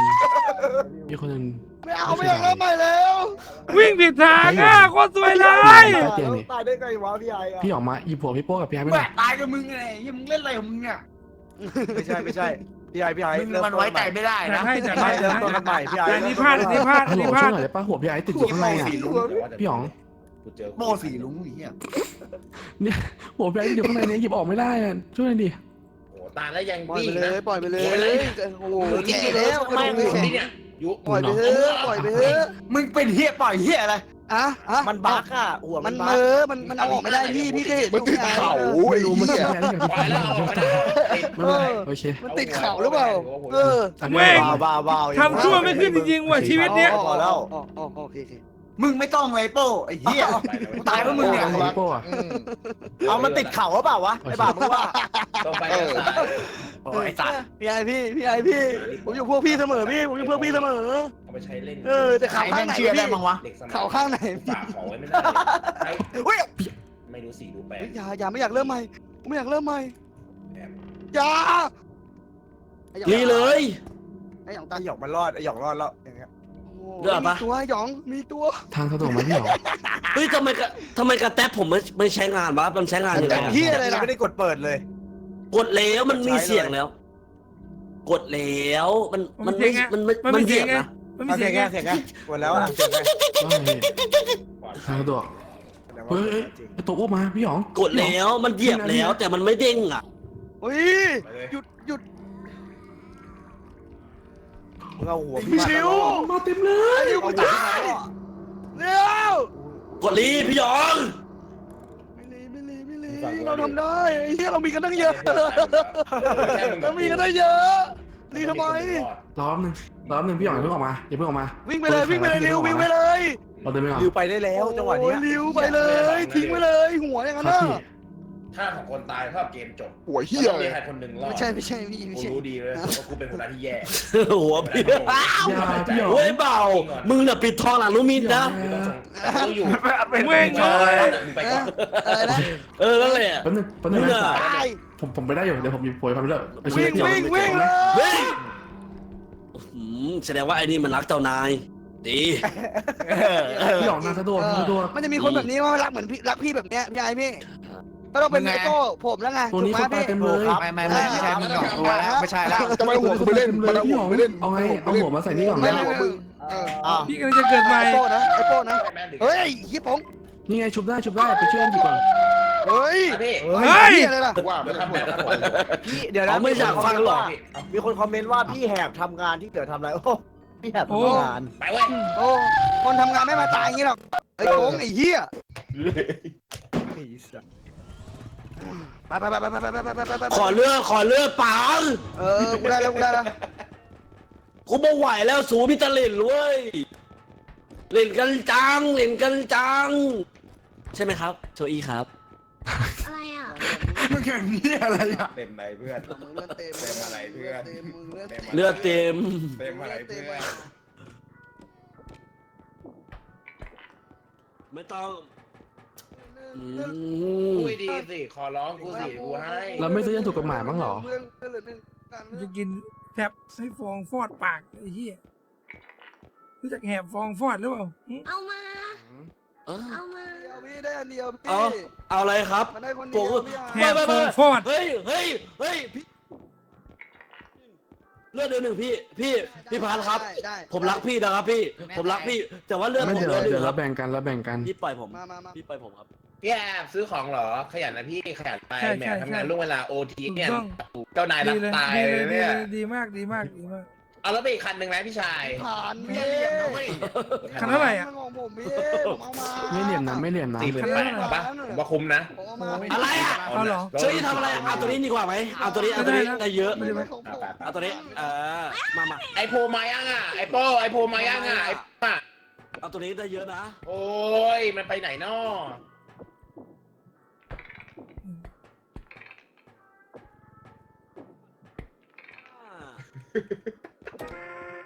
ก็ถึงเขาเอาตัวต่อนไปเดี๋ยวแบ่งให้เพื่อนๆไงกดอ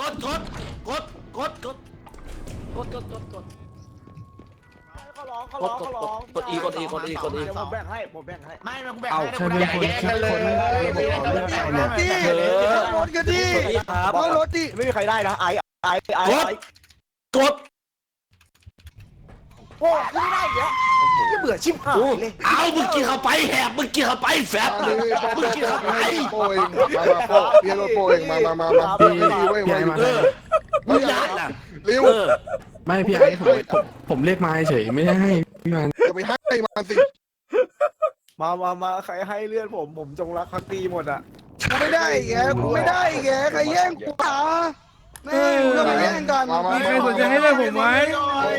แย่งกันทำไม พี่ป้องให้หลังหน่อย แย่งกันทำไมอ่ะ พี่มานี่หน่อย ครับขอบคุณครับ พี่ไอ้มานี่ก่อน มีใครจะให้เลือกผมเปล่า พี่เหลือ26 มาเลยมา ไอ้ แห เสี บ ย มา ครับพี่ มาหันหลังมา พี่ไอ้หลังนี้ ขอเลื่อนหน่อย ขอบคุณครับ เร็วกูรู้ วันนี้ผมจะให้ป้อมนะ ไม่มีปิดทิวพี่ อันนี้มีคนละติด นะ ค ค น รับ ติดมา ให้กูด้วย อุ้ยโหหมดพอดีเลยอ่ะ เกลียดอ่ะมีโอกาสกูเนรคุณทุกคนอ่ะไม่ต้องห่วง วันเนี้ยตัวร้ายแหบโจ๊กเกอร์รู้จักปะโจ๊กเกอร์เฮียยังทำงานอยู่เลยวะเนี่ย เข้าใจฮะ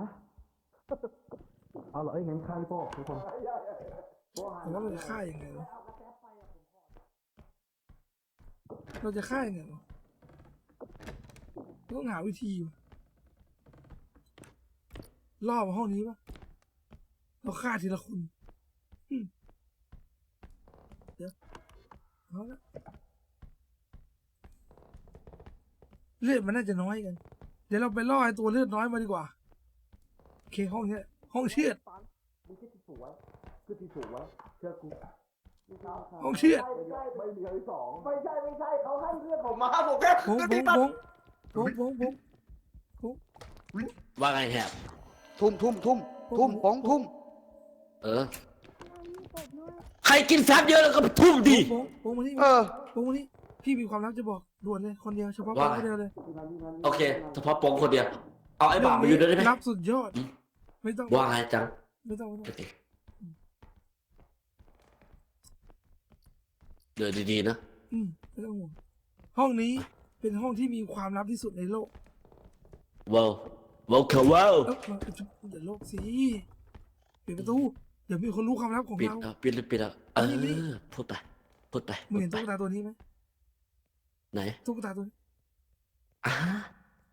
ร้ายกาจมาก เจ็บเหรอ มันเป็นตุ๊กตาที่ร้ายกาจมากสามารถ วัน ฆ่า นี้ ค เห ได้ นื่อยหน่อยนะ คนดู รู้ปะ รู้ อืม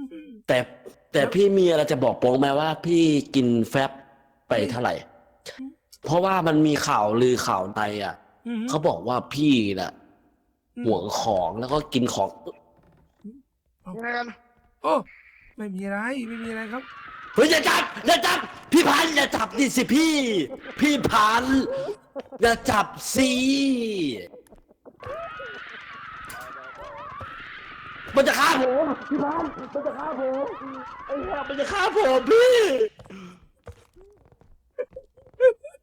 ไม่รู้ทันเลยสัตว์ไม่รู้ทันแล้วไอ้บองใครก็จะฆ่ามึงวะ เอาหัวพี่มา ผมไม่ไปด้วย ไอ้มานี่มา ตรงนี้มีของพี่ คุยยกของหน่อยไอ้ยกของหน่อย ต้องใช้รถ ไอโป้ดิ รถอยู่ไหนอะ อะไรอ่ะ โอ้ยเฮียไม่ทำงานทำการเดินเล่นอย่างเดียว รถอยู่ไหน ไอ้ อะ เอ้ย แล้วแบ่งเป็นคู่ไหม ไปพี่ แม่พี่ใหญ่เฮียเอ้ยไม่ถามเลยเลยเฮ้ยไอ้สัสไม่ได้เฮีย ไป คุณทำอะไรเป็นกับ รถมาแล้วครับ พี่ลาบูบูมาพี่ลาบูบูมา ไม่ใช่กับหมู ยายระวังพี่ ฆ่ามันดิ แต่กับกู เนี่ย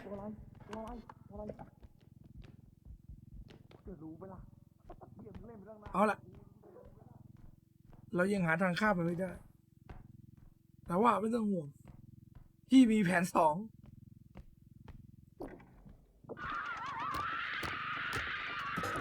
ไอสัตว์เลย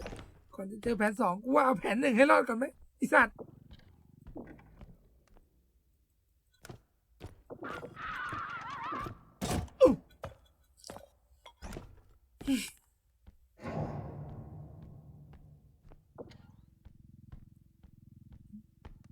กลัวไม่น่าถึงแผน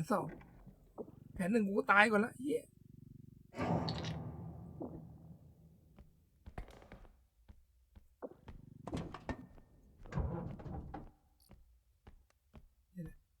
ทีวีทุบแม่งไอ้สัตว์คือทีวีทุบมัน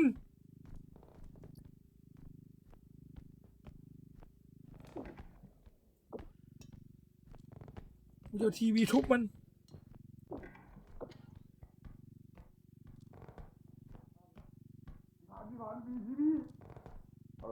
กลัวอะไรวะ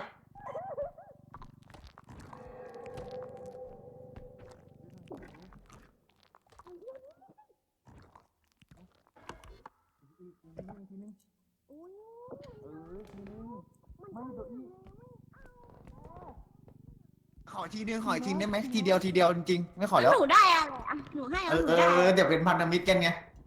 พันธมิตรอะไร ดีเจอี ขยับโอ้โห ขอทีนึงขอทีนึง เห็นมันรอดก่อนเถอะ ขอทีนึงได้ไหมล่ะ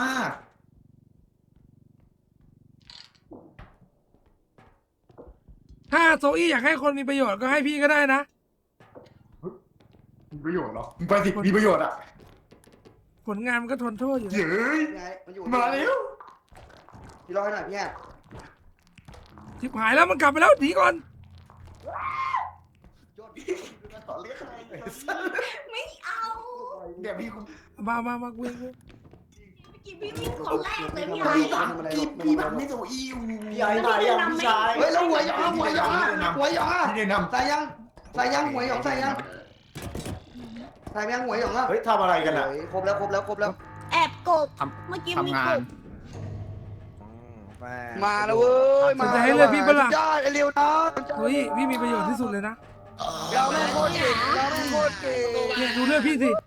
นิดเดียวเองเห็นไหม โอ้ยเว้ยเว้ย พี่จะตายแล้วอะ อะไรอีกอ่ะ พี่ไปเก็บข เอา อง มา มา พี่ก็ไปเอากล่อง พี่ ยา ขึ้นรถมา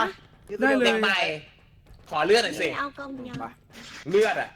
เพราะว่าแบงค์ แต่โซอี้ไว้ใจพี่ได้พี่ช่วยโซอี้ตลอด แถวเลือด ขอหน่อย เอา พี่ เอา ดิพี่ยอ ขอหน่อย เก็บไว้ใช้ชาติหน้าเหรอเลยเลือดอ่ะ ขอหน่อยค เพื่อน รับ เพื่อนเพื่อน ขอหน่อยครับโชอี้ ไม่จะให้ ไอ้ ดู บ่าว เงินเท่าไหร่เงินทอน ไอ้บ่าวมึงเหรอบ่าวฮะ อะไรกูต้องถืออะไรวะ พี่ไม่ขอพี่เราอ่ะ หนูพี่ให้เลยดิขอสักนิดนึงเป็นเรื่องจะตายเหรอ มันได้ ไม่เหลือเลย เจ็บ พอดี อะ ไม่ได้กดยามา กูเจ็บอะ พี่เจ็บ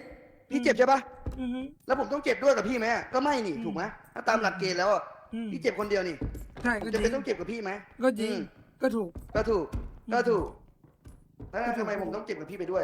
เฮ้ย ผมก็เจ็บ ห็น ค แล้ว นเดียวนี่อะไรผมฆ่าตัวใหญ่ไปแล้วผมไม่กลัวอะไรแล้ว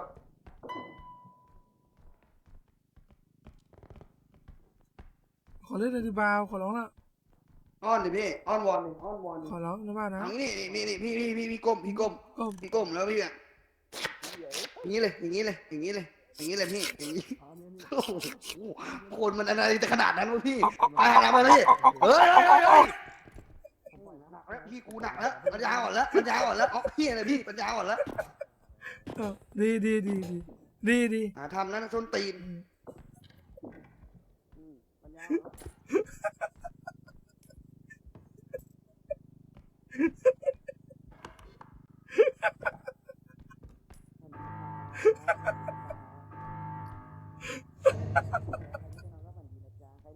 อย่างนี้อะ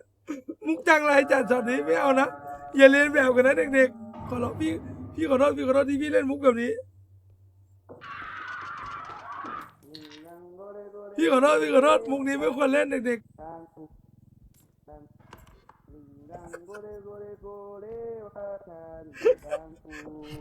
ก็มันอยากให้กูเลียแม่งเลยไงกูไม่ได้มุกแม่งจังไรเกินว่ะไม่ดี ไอ้เร็วอย่าไปรับโง่ๆแบบนั้นเนาะพี่ทานข้าว1 วันเลยนะ100อ่ะเดี๋ยวกูให้5 วันเลย ใครวะใครเอาพี่ร้านเองนี่อ่ะเอาเลยพี่นั่นในของที่ผมถือมาพี่เอาเลยพี่อย่าจับพี่มันดิ้นพี่ รถผมก็อยากขึ้นรถได้ตั้งนานพี่ชาย เอ้ยไม่เอา ร้อย50ใช่ไหมโอเค ไอ้มาช่วยยกของดิของหนักเนี่ยไอ้เหี้ย อะไรให้ ไอ้ทำงานหน่อยเฮ้ย ทำอยู่พี่ มานี่มาช่วยยกของนี้มันมาเร็วไอ้ ไป เนี่ย มุ ข ก อง ไม่ หนั ดี ก มุก มึ ไม่ ง ดี 3 ล คน บ ได้ อุ้ย กูดูแลผมหนักจับได้หรือเปล่าพูดกับมึงดีทุกอย่าง อะไร ยกนี่ เรายก2 คนมันดิมันยกโอ้ยเหี้ยอะไรละมันดิ เอาไป เหี้ยยกดิกูยกแล้วนี่ไง เบามึงก็เห็นของไม่ยกมาล่ะ ทำงานเร็วๆหน่อยพี่ ทำไรเปล่าไม่มาทำไรอ่ะฮะว้าวหรือเปล่า ดูแล้วอ่ะ อืม จริงครับวุ่นวายครับมีแค่ไอ้ตัวนี้ก็วุ่นวายนะครับเนี่ยไอ้ตัวเนี้ยเนี่ยไม่มีประโยชน์เลยครับวุ่นวายมากเลยครับทำงานก็ไม่เป็นเลยครับเนี่ยไอ้ตัวเนี้ยเนี่ยนู่นเลย โซอี้ยอมไหม นู่นน่ะ ถ้าไอ้บ่าวพูดขนาดเนี้ยโซอี้ยอมไหม ประโยชน์ไม่มีเนี่ยประโยชน์ไม่มี โซอี้ยอมปะมึงอะไรไม่โดน นั่นแน่นั่นแน่ เร่งเครื่องเหรอมึงอะเร่งเครื่องเหรอมึงเร่งเครื่องเหรอมึงเร่งเครื่องเหรอไอ้สัตว์ เฮ้ยอ้าวอ๋อไอ้เหี้ยเดี๋ยวออกรถไม่ทันอีกเฮ้ยตัวอี้จะรีบไปไหนเดินนำเป็นทำอะไรกัน เฮ้ยโทษ แล้วกันทำไม โทษ เฮ้ยดูดิตัวอี้มีแต่คนจ้องทำร้ายน้องตัวอี้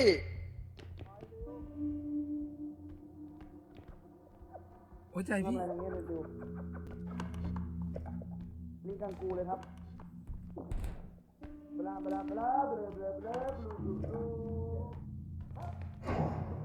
ูบลูบลู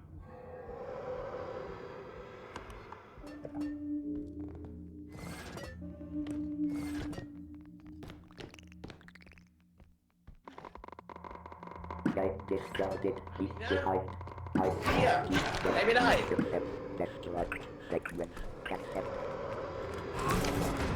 ตายกันหมด ไอ้สัตว์ แป๊บหนึงนะ ผมต้องปิดอันนี้ เปิดอันนี้นี่ครับอันนี้ เฮ้ย อันนี้ อย่ามาที่เดียวกูไปตายซะไปตายซะมึงอะไปตายซะไอ้เหี้ยอย่าไม่ มันเข้าไม่ได้เหรอ อย่างนี้ถือว่ารอด กูไม่ตายคนเดียวกูบอกได้แค่นี้ รอดมีคนตายที่รู้โอ้เร็วเลย15โอ้ยโดนมันกัดไงพวกควายเอ้ยแม่งล่อกันทำไมวะไอตัวดำๆ ด่าใครเหรอ ตัวดำๆพี่ตัวดำๆพี่ตัวดำปะล่ะ เป็นไงบ้างริวทำงานสบายดีไหม เอ้ยกู300กูไอ้สัตว์เอ้ย หยุดก่อน300ของนายฉันขอได้ไหมวันนี้ฉันเหลือ1ว่ะฮะ เซ็งก็เหลือ1อ่ะ 100ของมึงกับกูขอนะไม่ว่าอะไรอ่ะขอได้ ฉัน ป่ะ ขอเหอะพวก อย่าน ายเล่นเก่งอยู่แล้ว อ้อนวอนโป๊กสิอ้อนวอนโป๊กสิอ้อนวอนโป๊กสิอ้อนวอนโป๊กสิ ท่านอะไร ไม่เป็นไร อุ๊ย กูแบ่งมึ ใครง จะ ได้ เถียงกัน เฮ้ยระเบิดโบ้ระวัง ใครจะเถียงกัน โอ้ย เถียง จะ กัน ยัง ไป กัน เล ไป ย ของแค่นี้เอง ใครจะเถียงกันไปเถียงกันไปเลย ครับพี่พันสวัสดีครับพี่พัน ใครจะเถียงกันไปเถียงกันไปเลย อุ้ยโอ้ ฮะว่าไง ฮะ 400นี้แล้วกูขอกันเนี่ยดูไว้ ไอ้ ดิ นี่ของกู โอ้โหเนียนเลยนะเนียนเลยดิ ขอพี่ขอ เนียนเลยพี่แอม ไอเสียงหล่อ ขอบคุณมาก มึงทำดีต่อหน้าใช่ไหมล่ะ ไอเสียงหล่อ เนียนเลยนะกินเงียบอันนี้เขาเรียกว่า กู กิน ไม่เอา เงียบ กูจะเอาตรงนั้นอ่ะเนี่ยตรงที่ผู้ปิดเขาจับอยู่อ่ะกูจะเอาตรงนั้นอ่ะมึงทำให้ได้ไหม อย่ามายุ่ง กินเงียบเลยนะ เอาได้ไหมมึงเอาได้ไหมฮะกูไม่กินหรอกแฟบอ่ะ ตอบเลยนะทักไปแล้วไม่ตอบเลยนะไม่หันมาเลยเหรอ เอามา หันมาหน่อยได้เปล่าพี่แอม ไอเสียงหล่อ อย่ามาแย่งอย่ามาแย่งหนูนะอย่ามาแย่ง เฮ้ย มึงเอามาให้ได้ แอบแซบดิ กูเห็นแล้วไอ้ตัวดำๆอ่ะแม่ง คือเอามาผมเอาอันนี้มาให้เพราะว่าผมรักพี่นะผมอยากสานสัมพันธ์ส ไอ้ มา เหี้ย ชิ นั ก ก อะ กีฬาเข้า เรื่อง มุม ว่าผ เต็ ม มเลยว่ะนี่มันวันแชมเปี้ยน มึง ชิพ ฟังกูนะมึงฟังกูนะกูกำลังมือไว้ ไอ้เหี้ยมีสี่ เฮ้ย มุมเลยเว้ย ไอเสียงหล่อ มุมไหนตะวันฉายวะกูไปอยู่ด้วยดิไอ้เหี้ยข้างแรงดิ เอารถโอ้ยเหี้ยใครเป็นหมา กูขอแล้วกันนะ แย่ เนี่ย งดิ เหี้ยแล้วต้องมาบอกว่า ไม่มีใครแย่งเลย ไม่มีใครเล่นเลยพี่โซอี้ เว้ย อันนี้มัน100เลยนะ อันเดียวเลือดเต็มเลยนะ ต้อง ขยับไปเลย เอาไม่ได้เลือดกูเหลือหนึ่ง ต้อง ไอ้เหี้ย มึงกดมั่วเลย พี่โซอี้พยายาม กูขับรถเป็น กดคลิกซ้ายค้างไว้ เป็นจังหวะคลิกเป็นจังหวะไว้ มันจะได้กดทัน เฮ้ยไอ้เหี้ยเฮ้ยไม่ต้องมีใครได้ไอ้เหี้ยกด กูได้ชัวร์กูได้ชัวร์ ไม่ทัน ผมยังไม่ไปไหนทางนั้นนะ ผมเลือดเหลือแค่หนึ่ง สูกินเข้าไปสูสเต็กเข้าไป เลือด สูกินเข้าไปเลยคอตายกู เฮ้ยหลงพี่หอมแล้วนี่หอม ขอเลื่อนหน่อยหรอ กูไม่สนใจใครแล้วกูยิ้มกูได้แฟ้มกล่องห เหี้ย นึง โอ้ยสัตว์เดินมาโดน ได้ยา100 โอ้ยสัตว์ ทุกคนเราไกลกันมากเลยว่าถึงด่าน ยองยองขอเลื่อนหน่อย หยองพี่ขอเลื่อนหน่อยหยอง แบ่งเลื่อนหน่อยแบ่งเลื่อนหน่อยเลือดเต็มเว้ย พี่แบ่งหน่อยครับพี่มา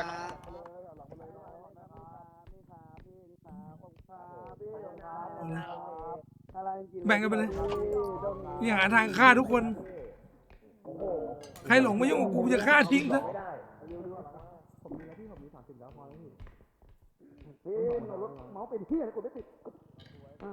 ปาแล้วก่อนโซอี้ขยับไปไหนนะรถอ่ะปานเลย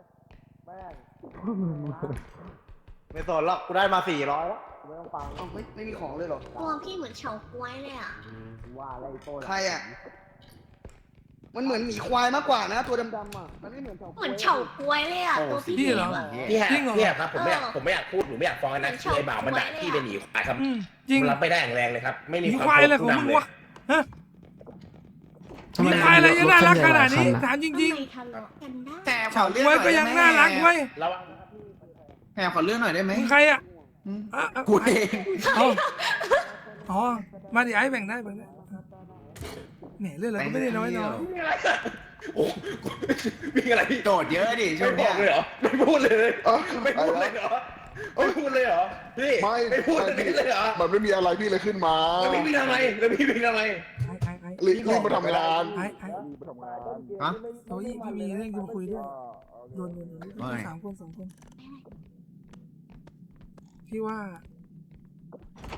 เรื่องเนี้ย แป๊บนึง เรื่องเนี้ยมันชักไปกันใหญ่แล้ว เราเป็นคนดีไม่ได้เราก็เป็นคนร้ายเลยใช่ไหมเราล่อคนมาฆ่าเอาคนมาฆ่า เอากูทำไม ไม่ อ่ะ เอาไฟ ทำอะไรเอาของใส่รถ เดี๋ยวว่ากันว่า มึงเอาเรื่องไว้กูเลยชนกูหลาย พี่ 20 ไอ้ อ่ะ ครับพี่ไอ้พี่ขับรถใช้ เอามาเลย พี่ใช้ตาบ้างไหม พี่มีสมอง มึ มั้ ง ง ก็ ไหม จะเกณฑ์พี่อ่ะ พี่ ครับ อ่ะ พี่ครับผม สมองไอ้ควายไอ้ ครับแต่พี่ ทำงาน จริงจริงจริงจริงทำไม กระแตผมมาพี่ นั่นน่ะรู้แล้วใช่ไหม ครับ รู้ใช่ไหมว่าต้องเริ่มที่ใคร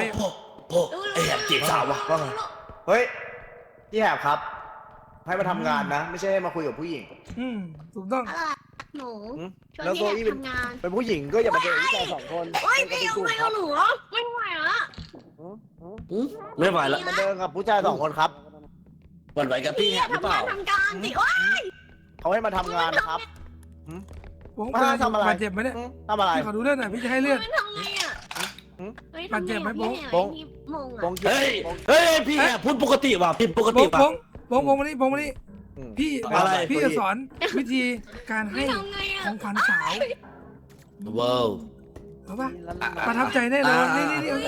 เอาตุ๊กตาให้สาวนี่ ยอมแล้วยอมแล้ว ยอมอะไรยอมอะไรยอมอะไรยอมอะไร เฮ้ยระเบิดไม่เอาพี่ไม่ ไม่ตุ๊กตา เก็บ ให้ ไว้ที่กล่อง สาว ไหนวะ เดี๋ยวเลย พี่ไม่สนหรอกนะ เป็นผู้หญิงอะ ปีโป้อย่า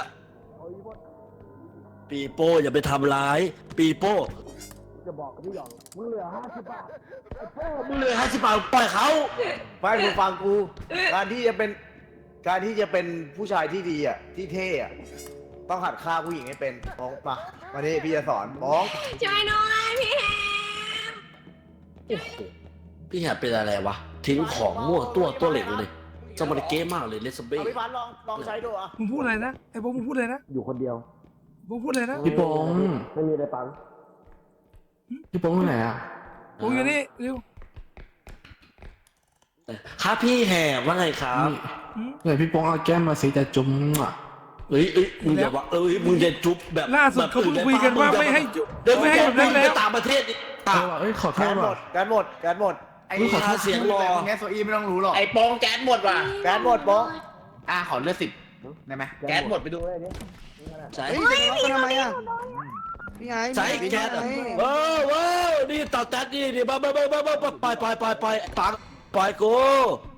นี่ต่อแก๊สหมด มันหมด บอกอยู่แล้วแน่ไม่โกง แก๊สหมดเหรอไม่น่าหมดนะอ๋อมันต้องมีคาร์บอนไดออกไซด์ เอาดูนะพี่พันทำงานอยู่คนเดียวเขาทำอะไรกันวะยกขึ้นมา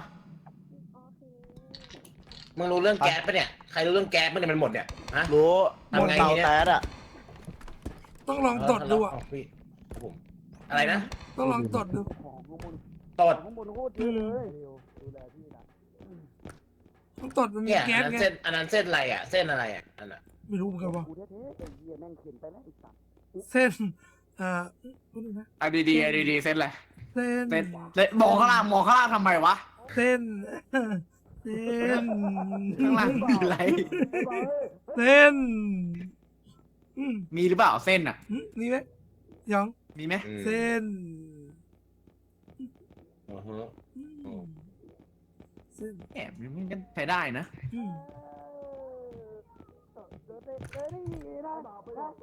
พี่พา ทำอะไร พี่ไอ้ ฮะ คือผมเนี่ยซัพพอร์ตพี่นะเว้ย รับพอดีนะมึง ผมเอางี้ผมเต็มใจช่วยพี่น้องพี่พันธุ์ผมกับพี่แหบอะ ขาด พร้อมช่วยพี่หลุดหลังพี่ มีจังหวะปุ๊บพี่พูดเลยจัดการให้ เราจะทำไงดีอันนี้ไ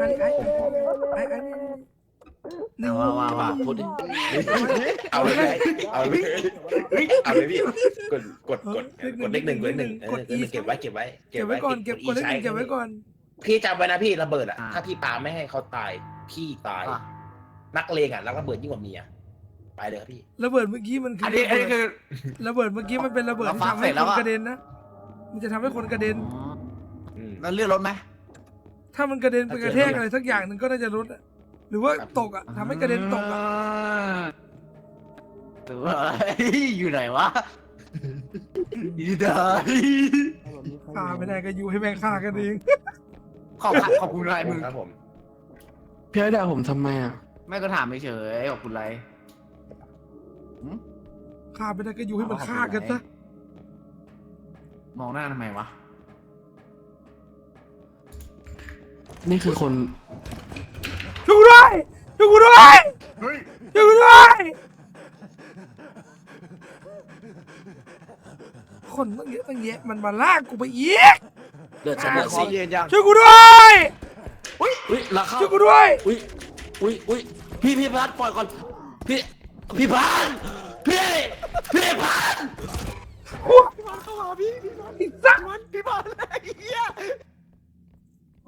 มึงเห็นพี่พันธุ์ปะ ไม่เห็นเลย ผมไปดูให้พี่ พี่ พี่ระวังตกเอ้าทำไมผีร้องห นี่ นไม่ทำอย่างนั้น ลำตั้งเยอะ ผีร้องหนเอา ไม่ขอบอก ผีร้องหนเอา ทำเหรอมึงเอ้ยพ่อของเพื่อนมึง โอ้โหส้นตีน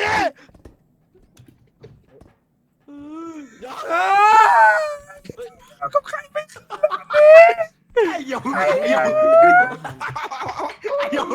มึงเห็นป่ะมึงเห็นป่ะ พี่พันโดนผีไม่ใช่พี่มันกำลังจะไปช่วยพี่พัน กับใครไม่ได้ ผีลมหัวกุดอ่ะพายุลมหัวกุดพาแกไปไอ้บ่าวแล้วไปตามไปข้างหลังอ่ะผมกำลังจะวางสเต็ก อย่างน้อยก็รู้ว่าบ่าวรักพี่ ใช่พี่มีคนมาทำร้ายผมตอนนี้ทำอะไร มันมีซูโม่อยู่นะนี่ ตาย ร้องไม่ได้ทำร้องไม่ได้ทำ เฮ้ยใครทำอะไรพี่ มีคน หนูไม่ได้ทำอะไร นี่ เลย ซูโม่มา เปล่าเฮียเลยกูตายเลยปอง โชว์ มาดูมันจะพี่ไอ้ดูมันจะ สารชั่วเลยอ่ะ ดูรอกระทุ่มนะ ไม่กดใช้เลยยังไม่ได้กดใช้เลย มันไม่ได้กดใช้ เหยียบอะไรมันเดิน มันไม่ได้กดใช้มันไม่ได้กดใช้เห็นอะไรเรียนไม่ได้อย่างงี้สัก ไม่ใช่ ทำดีก็ไม่ขึ้นทำชั่วก็ไม่ขึ้นอีก ประกาศว่า ของมีค่าด้วยเหรอของไม่มีค่า พี่ปกป้องพี่พันกับทำกันอย่างนี้อย่างนั้นเหรอ หนู ไม่มีค่าก่อน พี่ อันนั้นของพี่โซอี้ พี่พันก็รู้ใช่ไหมพี่พันก็รู้ใช่ไหมผมกับพี่ขนาด ป้องตัวสีส้มตัวสีส้ม ไม่ใช่ ไม่ได้ไปไหนเอา เว็บ จริง สุดท้ายคือโต ห อี้ นูไม่ โด ได้ น ทำ คือโซอี้โดนไม่ต้อง ไม่ เดี๋ยวมึงคุย หนู กับใคร ไม่ได้โย เอามาพี่ เดือนผมมีข่าวพี่ ผมปล่อยแล้ว พี่เรา อั ฟั น ง จะ เสียง ฆ่าพี่ นะ พี่ระวังด้วยนะ มาช่วยผม มีข่าวมา ช่วยหน่อย ไม่ต้อง ต้องมีปืนไหมพี่นะแล้วเจอปืนให้พี่นะ พี่ได้เลยครับพี่ กดแล้ ปื วน ไหน เนี่ย พี่ปืนมันต้องซื้อไม่ใช่เหรอ เฮ้ย ก็ถ้าซื้อมาก็มาให้กูไง อ๋อ ประเด็นคราวนี้มันจะเหยี พี่ ยบ ต้องห้ามเหม่อเลยนะถ้าพี่อยากได้ปืนอ่ะ ไอ้ปองตายปองถอยไปดิ เออ โอ้ยโง่จริงๆไอ้เฮียปองมึงไม่เก็บสตามิน่ามึงไม่เก็บสตามิน่าไว้บ้างเลยงั้น พี่ กู ค่ะ ยืนดู น่าสง โฟ สา กัส ร ไหนมาตั้ง ขอบคุณครับ เฮ้ยช่วยกัน เฮ้ยเฮ้ยช่วยกัน ขอบคุณครับสำหรับปฏิบัติครับ ช่วย โอ้ดิพี่ทำไม่ขึ้นเลยอ่ะ ไม่ตาย ฮะไม่ตาย5 ขวบ แล้วตายกันเองไหมเนี่ยโอ้เรียบร้อยไป1 มันไม่ตายสัตว์มันไม่ตายมันไม่ สัตว์เองไม่ตายทำไงอ่ะ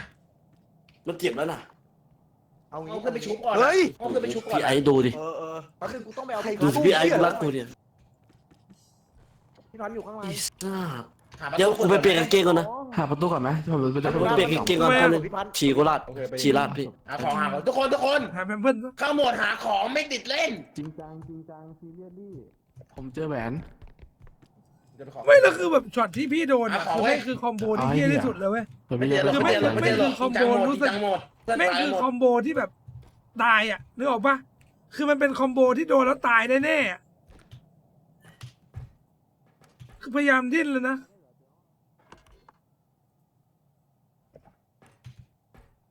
ใช่ไหมเจอปะ เจอละแป๊บนึงพี่เดี๋ยวพี่เจอนี่ว่ะไม้ปิงปองมาดิ มาของวันลังปล่อยไปผมวันลัง ไม่ได้เดี๋ยวต้องแผนใหม่ กินไม่ได้ขับ แผนชั่วเราอ่ะมันต้องมาเรื่อย ผิดคนเล่า ๆเข้าใจปะเดี๋ยวตอนนี้เราจะเสี่ยม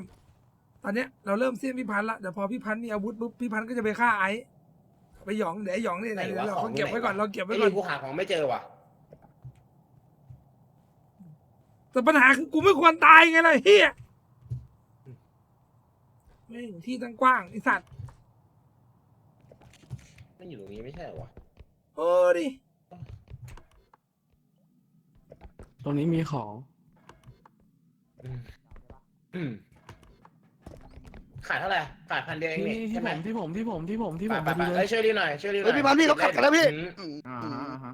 ยิงตีฉิงเขาดิ ติงชะติงชะ อ๋อพี่หยองตัวเมื่อกี้เลือด500เราน่าจะดาเมจ เฮ้ย แป๊บนึงนะเพื่อนเราครบยัง ดูก่อนเพื่อนเราครบยัง มีพี่โป้งพี่โซอี้พี่แหบพี่บ่าวแล้วก็พี่พันธุ์ ครบ เพราะว่าเราฟื้นแล้วว่ะ ยังไงเรียกบ่าวมาได้ สูสีเต็มเลยครับ ไอแหบบ่าวดูแลพี่ด้วย ได้เลยพี่ได้เลยครับ ยังไง มันตกได้พี่ดึงตกได้รอบนี้ดึงตกได้ให้เหวเนี้ย มาดิ พี่พันธุ์เอาไง เอาดิ เดี๋ยวท่านแบก มาหันหลังมาหันหลังมา สวัสดีครับ สวัสดีทุกคนครับสวัสดีครับ หันหลังมาหันหลังมา เฮ้ยจะทะเลาะกันทำไมล่ะ มาดิ เฮ้ยหลบหันหลังมาหันหลังมาหันหลังมาหันหลังมา 78แล้วนะเว้ยพี่อ่ะ หันหลังมาหันหลังมาหันหลังมา นะบังอาจมากนะโซยี่ พี่หันหลังมา บังอาจมากนะบังอาจมากทำใครไว้จำไว้ด้วยทำใครไว้ พี่โป้งหันหลัง เฮ้ยเอา เบิกตายซะไอ้แก่เป็นไงครับพี่พันธุ์ ดีมาก อุ้ยเอ้า เป็นมัน เอ้า อุ๊ย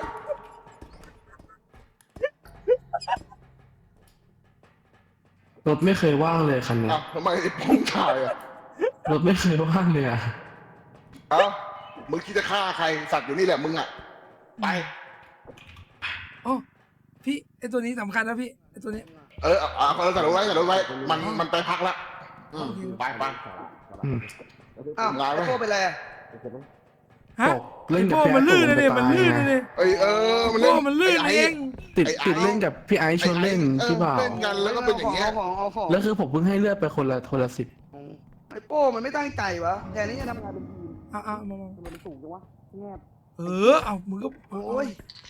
เอาไป กูผิดไหมกูผิดไหมเนี่ยไอ้สัตว์ ใครเอาออกอ่ะ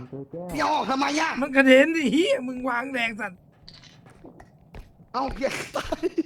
ไม่เหลือใครเลย ขอรถหน่อยขอรถหน่อย เดี๋ยวแตก สวย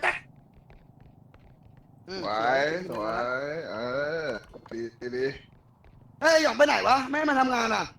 หนีดิมันหนีรถไปเลย มันหนีทำไมวะไม่มีใครจะทำอะไร เค มัน ย ได้ คิดจะทำงานบอกว่าหยองเอ้ย แม่งเขาทำงาน ไม่ใช่ตายแล้วเหรอพี่หยองอ่ะอันนี้พี่หยองอยู่นี่โอเคมาเลยพี่ โอเค โอ้เล่นของแพงเลยเนี่ย 1 2 3เฮ้ย ยก สุดยอดว่ะ โอเค เอาเนี่ยโอเคเฮ้ย ตกพี่ตก เฮ้ยตรงนี้มันทางแคบปะเนี่ยมันทางแคบปะเนี่ย แคบเลี้ยวมา เฮ้ยเอาประตูออกได้ป่ะทางไงวะช่วยหน่อย เอามาตัวออกอ่ะ มันนอก มัน รถ หยิบ ช ออกได้ไหมเหรอ นรถชน ดึงได้ป่ะช่วยดึงอ่ะ ผมดึงอยู่ อันนี้รถกรุงเทพไม่ใช่รถชน ดึงอยู่ ฮะ เฮ้ย อะไรวะ รถกรุงเทพ รถชน กรุงเทพรถชน เฮ้ยนี่หยิบอันนี้ออกมาก่อนพี่พันดูรถไปเลยพี่พันดันเลยดันรถมาพี่พัน เดินตามกู ดันมาพี่ดันมาเลยพี่ดันมาเลยสวยพี่สวยเข้ามาครับได้แล้ว เฮ้ย กูว่าไอเนี่ยแยกดีกว่ามันจะยากแล้วถ้าไปพร้อมรถเนี่ยยากแล้ว เอาขึ้นเลยนะ อันนี้ต้องวางแนวตั้งด้วยนะ เนี่ยยกขึ้นอย่างเงี้ย นี่มา หมุนก่อนไหม ใครหมุนเขาคนหนึ่งได้ไหม นาทีเนาะ โอ้ย เย็นค่อยยกขึ้นเลยข้างล่างยกขึ้นหน่ พี่หย อ อง ย อันนี้ด่าเท่าไหร่แล้วอ่ะ คุณ ก็ เตะ ยังไงผมไม่ได้ยก เสร็จหรือยังคะเนี่ยคุณเตะกีมาเร็วสิคะคุณเตะกี ไม่ได้ปะ เร็วสิจ๊ะคุณเตะ ว่าไงคะคุณน้อย คุณเตะ อันนี้มันต้องวางตั้งนะพี่ไม่งั้นมันไม่พออ่ะ มาเร็วสิคะคุณเตะกี เอาไงต้องวางตั้งเอารถออกดีกว่ามันพอดิใช่ไหมเอารถออก คุณเตะกีไปเร็วค่ะ เอาหัวเข้าเฮ้ยใครมันชนอ่ะมึงเป็นอะไรแต่กี่บ้านมึงสิ ถ้าพี่รู้ว่าใครพี่จะได้พูดแบบนั้น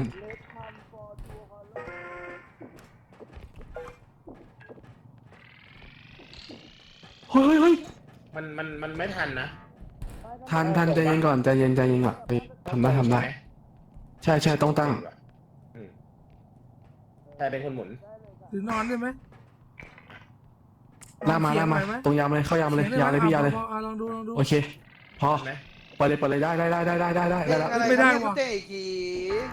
เฮ้ยพี่อย่าหมุนอย่างนั้นพี่แอบมันเลยหรือไม่ เฮ้ยเป็นไรกัน ได้อยู่ อย่าทะเลาะกันนะคุณเตะกี น ไปกัน มา เล แล้ ยว ขับรถชนหนู โซอี้ไม่มีอะไรเกิดขึ้นเลย ไม่มีนะ ห้าม เร็ว ให้ เร็ว ห ขอ นู เรื่อง ช หน่อน ย ห เร็ นู วมึงไปแล้วมึงเนี่ย หมดแล้วไม่มีให้แล้วเหลือ ไม่เป็นไร 11หร นะ อ คะกูเตะขี่ อ๋อ ให้ขับรถช ไปกัน น เถอะไปกลับบ้านกันเถอะกูเตะขี่ไปกลับกันผมนี่ไหนล่ะพี่แหบเป็นคนดับรถผมไม่ทำอะไรเลย ไม่เกี่ยวกับแฮป พอแล้วพี่ ขับรถ ตั้ง แล้ว ใจ นะ เล่น เร็ว แล้วครับ ไปเถอะกูเตะตี ก็อะไรเตะตีคืออะไรวะ แน่ใจนะ แน่ กู ใจ เตะ ดิ ขี่ เฮ้ย มึงแอบอะไร ผมไม่ได้แอบผมไปเปลี่ยนกางเกงมา ทำการทำงานบ้างเปล่าวะปง ผมทำพี่เมื่อกี้ผมไปเปลี่ยนกางเกงมา มึงมี ผ โอ ม กาสแล้ว ฉี่ละ อะไรนะ นั่นแหละประมาณนั้น มันบอกมันฉี่ลาด เยี่ยวแตกหุ่นยนต์น้ำรั่ว เฮ้ยไอ้เหี้ยผีต้องหนเฮ้ยไอ้เหี้ยกูไปแล้วไปแล้วไปแล้วไปแล้ว มันไม่ได้เอาเราไม่ได้เอาเรา ลบกระหายใจกระหายใจ ระวังตัวด้วยนะกูเตะขี่ ได้เลยค่ะ เดินไป yes yes yes ด่านหกแล้วเปล่าเร็วมาก ระวัง หน้าหกแล้วเหรอ พี่พัน พี่ได้ขับรถชนหนูหรือเปล่า เปล่านะไม่ได้ชนนะป้องระวังป้อง ขาปัง ระวังนะกูเตะขี่อุ้ยกูโดนใครทำอะไรกันอ่ะไปออกรถกระเถิบกูเตะขี่ เตะกี่อะไรอ่ะ let's go มาดิ ไม่รู้จักหรอเธอรู้จักโซเชียลหรือเปล่าเหรอคุณเตกี thank you คือเตะขี่ โอเคค่ะ thank you ค่ะเลิศเลยนะคะเนี่ย เสียงเหมือนคนแก่เลยวะ ไอ้สัตว์ ลาจูโกโอเค ไปกันเถอะครับมาซื้อของกันครับซื้อของกันทุกคนมาช่วยกันกันอะไรดิโอ้เตะขี่ เอาชนทำไมอ่ะ อืม ชนไม่คิดว่ามาดูเลยเหรอ ขอโทษ ได้ปืนว่ะ ขอโทษ ใจเย็นไงพี่ผมไม่เคยท โทอี้ ขอโทษแต่เรื่องสำคัญจริง โทอี้เนียนมากมั้งคิดว่าไม่เห็นเหรอหืม ฮะพี่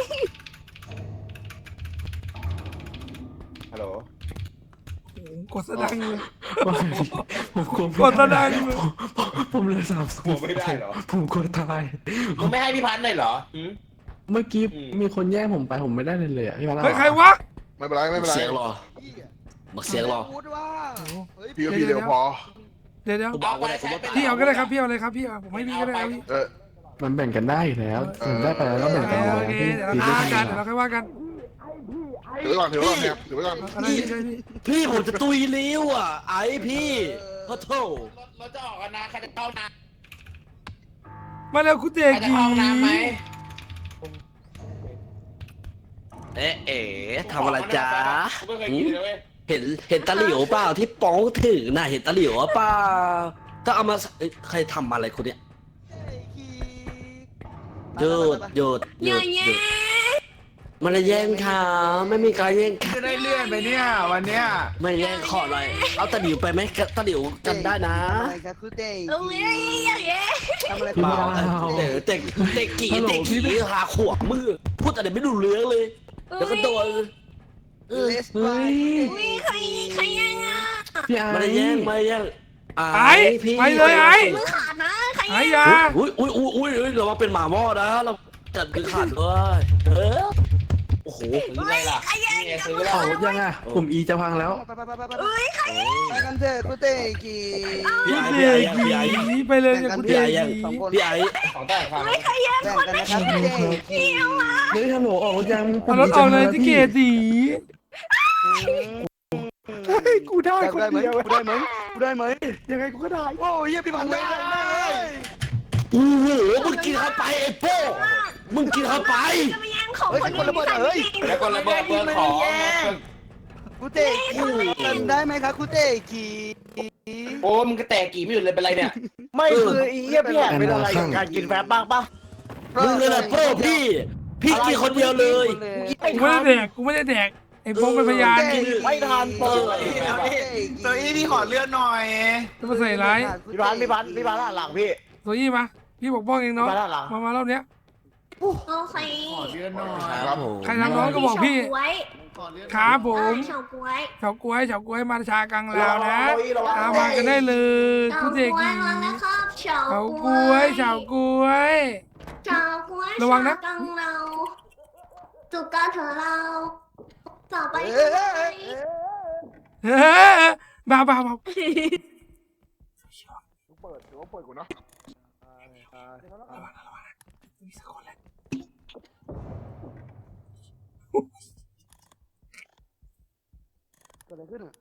เบาเบาเบาเบาเบา ใครทำพี่พัน เกิดอะไรขึ้นไอ้สัตว์ ไอ้โป้ไอ้เหี้ย ไม่ใช่ผมไม่มีระเบิด เกิดอะไรขึ้น แผ อ่ะ นสำเร็จเลย เสียงอะไรอ่ะเสียงอะไรอ่ะ ไม่ใครปาระเบิดใส่พี่พัน ใส่ข้าวอีกแป๊บหนึ่งนะพี่พันเลือดเยอะมากนะพี่มันเปลืองเลือดเว้ย ไม่มันเปลืองมันเก็บเลยพันไปเอง พี่ต้องประชุมแล้ว พี่ต้องประชุมแล้ว ประชุมไหมใครฆ่าพี่พันธ์น่ะ ประชุมเลย ไม่เจ๊เอาไป เรียกรวมเลยเรียกรวมเลยเรียกรวมเลย รวม อ่ะรวมรวมรวมรวมรวม ใครมีข้อมูลบ้าง รวมรวมรวมรวม ล่าสุดอะกูอยู่ตรงนู้นอะไกลอะกว่ากูจะมา ทุก ได้ คนห้ามขยับทุกคน ไม่ ฟั แก้ งผม ไอ้ เฮ้ย ห้ามขยับ ไปฟังมึงอะมานี่ ไม่มึงฟังกูไอ้บ้ามันเอาผี ล้อมวงล้อมวง ได้ กู เสร็จแล้ว กู เสร็จแล้ แล้ว วมึงอย่างนั้นเหรอ กูไม่ใช่กูไม่ใช่กู กูโป้งอะอยู่ในรถ มึงจะมามึงฆ่าพันธ์ ไม่ นั่นแหละ ไม่กูไม่ใช่กูแน่นอนกู ไม่เสร็จแล้วไอ้โป้อะไอ้ พี่ โป้ ไอ้ใส่ร้ายกู ไม่เสร็จแล้วไอ้โป้มันก็ชนเอารถชนพี่พันธ์เลยพี่พันธ์ ไม่ได้ชนพี่พันธ์ไม่ได้ชนพี่พันธ์ชนพี่ ไอ้โป้ ไม่ชนไม่ชนไม่ชนแน่ ไอ้โป้ใส่ร้ายปะ แค่นั้นแหละ ไอ้โป้ไอ้ผู้ใหญ่ใส่ร้ายเว้ยไอ้ไอ้ กู อะ ฟังนะ ใส่ร้ายกู เอางี้เอางี้เอางี้เอางี้กูเป็นผู้ใหญ่สุดกูเป็นผู้ใหญ่สุด กูขอเป็นคนกลางค่อยๆเล่าได้ไหมเริ่มจาก เริ่มจาก โอเค เริ่ม ตอนแรกอะ เริ่มจากไอ้อะ เดี๋ยวบ้านมึง ตอนแรกอะเล่นกับพี่พันธ์อยู่ใช่ไหมเสร็จแล้ว เล่ ก็ น มาอยู่ เล่น กับ เล่น ตู เล่นอะไรอะ เฮ้ยก่อน ไม่ฟัง เดี๋ยวกูเป็นประธานให้พวกมึงเป็นฝ่ายค้านกัน แต่กูไม่ใช่คนทำพี่พันธ์กูเล่นพี่พันธ์อยู่ตรงนั้นมันรู้เสร็จแล้ว เปล่ามึงฟังกูเล่น บอกเล่นไอ้โป้ดูดิ ฟังเด็กฟังเด็ก ต้ม ตีป้อง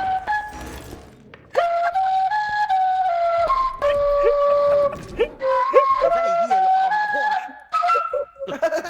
เอาไว้ไม่ตายหา กูรอดตายอ่ะกูรอดตายอ่ะเอามาดิกูรอดตายอ่ะกูรอดตายอ่ะเอาดิกูเรียกสปาริเกมาเว้ยศูนย์ที่อะไรต้องค่อยๆ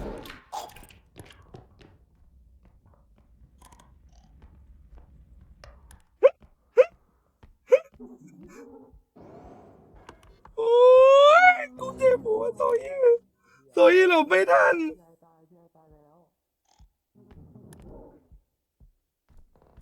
มาเดี๋ยวกูช่วยน้องกันแม่งเอ้ยกูก็ปากบอกจะปกป้องน้องไอ้เหี้ยน้องตายคนแรกเลยเวนกูต้องช่วยท่านประธาน CEO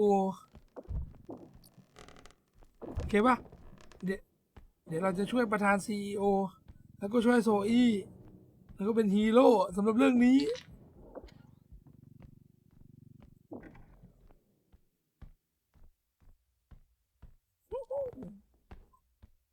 ไม่ใช่เรื่องใหญ่จัดการนี้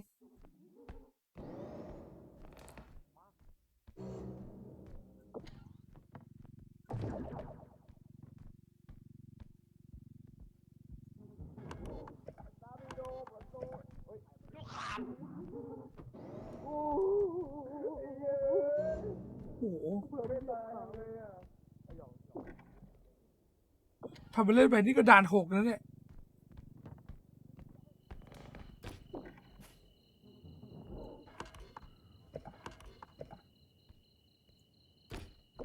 เอาตรงเขาตรงนั้นน่าจะต้องโซนหนึ่งวะพยายามเอาโซนใกล้กันคุณเทกีว่าไงคะคุณเทกี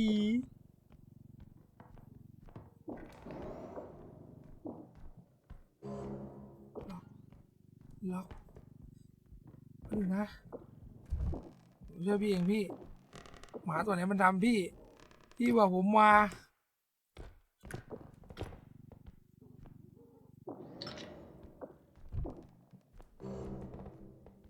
พี่ต้องมีชีวิต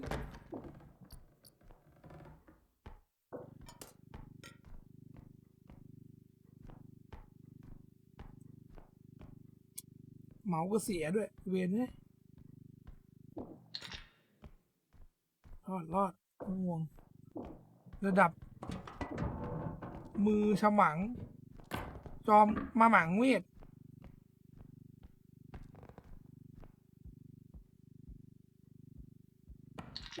เท่าไหร่ละ500อย่างนี้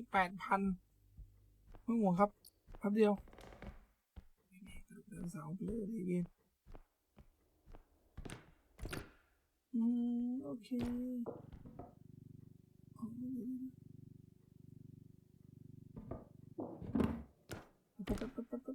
ไม่ยากเรา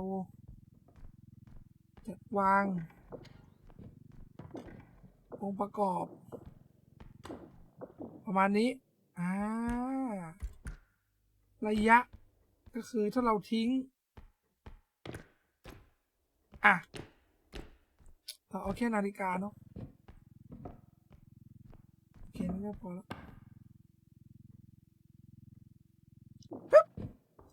ปัดเถอะเป๊ะ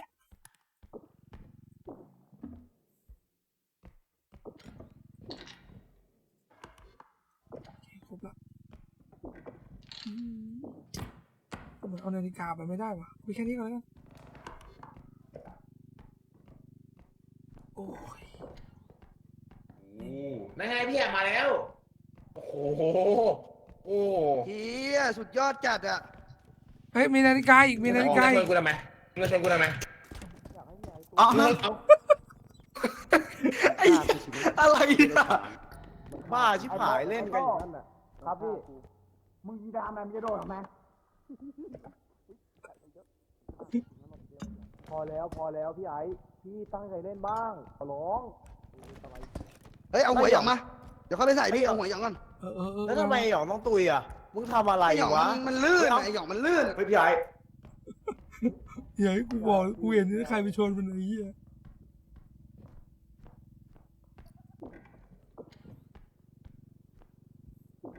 ไม่ต้องห่วงทุกคนจะช่วยเอง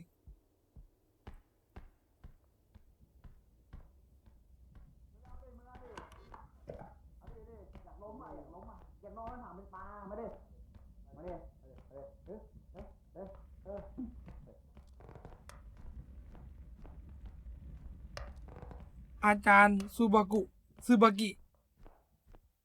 ที่เราเคารพนับถือเฮ้ยมันขายอีกนิดนึงมันขายประมาณ700-800มั้ง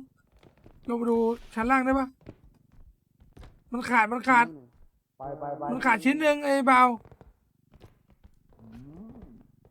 ไปก่อนมึงไปก่อนเลย ไม่ครับ อย่ามาระแวงกันเองดิพี่ก็ตั้งใจไปก่อนเลยไม่ฆ่ากันเองไม่ได้เหรอ มันขาดอีกนิดเดียวนี่ไง มึงตั้งใจ อะไรวะเมื่อกี้เขียวโอ้มึงนี่หว่า หมดยัง โอ้ไม่มีว่ะ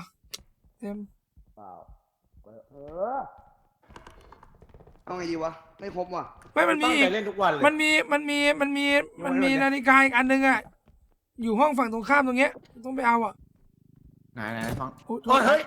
ไม่ได้เล่นอันนี้ไม่ได้เล่นโทษที นั่นไอ้ดีรีบมารีบไปแล้ว นี่เอาหัวมา ใครชนกูโกรธอ่ะไอสัตว์ เอาหัวไปเก็บอุ้ย ใหญ่ เฮ้ยช่วยกูดิ อย่าแกล้งกันพี่เดี๋ยวตาย เอาหยอง เอาไปอยู่แล้ว กูทำเพื่อทีมมาใครชนกูโกรธอ่ะ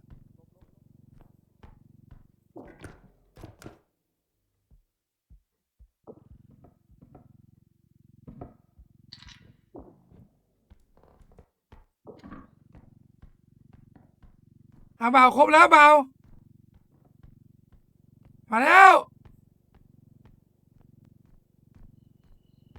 เบาครบแล้วเฮ้ย ครบแล้ว เฮ้ย ไปเลยอ่ะ เฮ้ยอย่าเหยียบของ ไอ้โป้ เอา เฮ้ยยังขอบคุณครับ ไอ้บ่าวช่วย พออะไรอันนี้เอานาฬิกาใส่ก่อนแล้วค่อยเอารถเข้าไปยกนาฬิกาอุ้ยขอบคุณค่ะ เอาเข้าไปไอ้ลูกแก้วเนี่ยเอ้า ไอ้โป้หลายทีแล้วมึงอ่ะ กูอีกพี่ไอ้ดูเอากัน ผมนิ่งๆ เราไม่จำเป็นต้องฆ่าเอง เรายุแยงให้มันฆ่ากันเข้าใจปะ ทุกคนเนี่ยนี่จะคุยด้วยทุกคนเนี่ยทุกคน ไอ้หยองพูดเลย จะคุยด้วย ไอ้หยองพูดเลยพูดเลย ทำงาน คืออย่างนี้นะครับ เต็มตาเลย เนี่ย เต็มตาเลย พี่ มัน เบ้าพี่เบ้า บ่าวไปไหนมานี่เร็วมานี่ ทำงาน คือตอนเนี้ยอ่ะพี่พันธุ์เรียกประชุมนะมึงจะไปเหรอ คือตอนเนี้ยมันมีฆาตกรอยู่ในหมู่เราภาพไปมั่วเลยเป็นโรคจิตอ่ะ อืม ตอนนี้เราไล่ตัวมาแล้วครับ อืม อืม แล้วคนคนนั้นก็คือ เออ ไอ้ไอ้ ผมก็เลยก็คือ ใช่ปะ ไอ้ใช่ปะ หยุดเอาไง ออกไป เรามีมติลงโทษฆาตกรนะครับ ออกไป เนเทพไปอยู่คนเดียว ไปเลยพี่ไอ้ ไปครับ ไป กูไม่ได้ฆ่า มึง เอาปากอย่าปากแข็งอีกปากแข็งอีกปากแข็งอีก ไอ้บ่าวเอารถชน ตายได้ไง ไอ้บ่าว ฟังผมไม่ ฆาตกร ฟูกับฟังกูแน็กฟังก่อนเลยบอสฟังกูก่อนฟัง เป็นไรเป็นไร คือพี่ไอ้ไม่ได้ทำผิดเว้ยมันต้องมีบอล อ้าวตอนนั้นไป2 คนไป สอง ไป ตัว 2 คนเลยคือเรื่องของคนเลยประโยชน์ฆาตกร ไป ไปเลยไปเชิญ พี่ไอ้พี่ไอ้เฮ้ยเขาจะทำดิเขาจะทำพี่ไอ้ดิจะทำพี่ไอ้ดิ ปอง เฮ้ยโอ้ดอก มึงปล่อยกูไหมว่าไงมึงปล่อยกูพี่ไอ้ไปกับผม พี่ไอ้ไปกับผมพี่ไอ้ไปกับผมนั่งก่อนนั่งก่อนนั่ง เอาลง นั่งแต่โต๊ะ เอาลงมา เอาลงไปนั่งแต่โต๊ะไป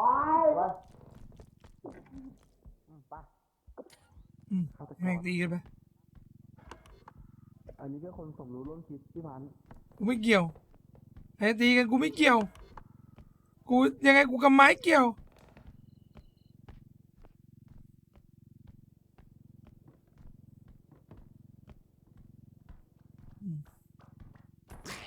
น้ำหลอนกูไม่เลิก นี่กูทะเลาะกับคนในกลุ่มไม่พอ กูจะมาเจอเป็ดโง่นี่อีก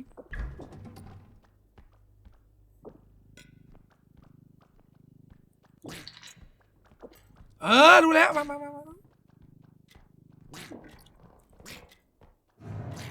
อะไรวะนาฬิกามันจะช่วยกันเข็นรถได้มาเอาเป็ดไปให้พวกมันดีกว่า เอาเป็ดไปให้พวกมันแกล้งกันเองดีกว่าไม่เอาเป็ดไปให้พวกมันแกล้งกันเองกูบอกแล้ววันเนี้ยเราอะฆาตกรเว้ยเราเล่นเป็นฆาตกรมาเล่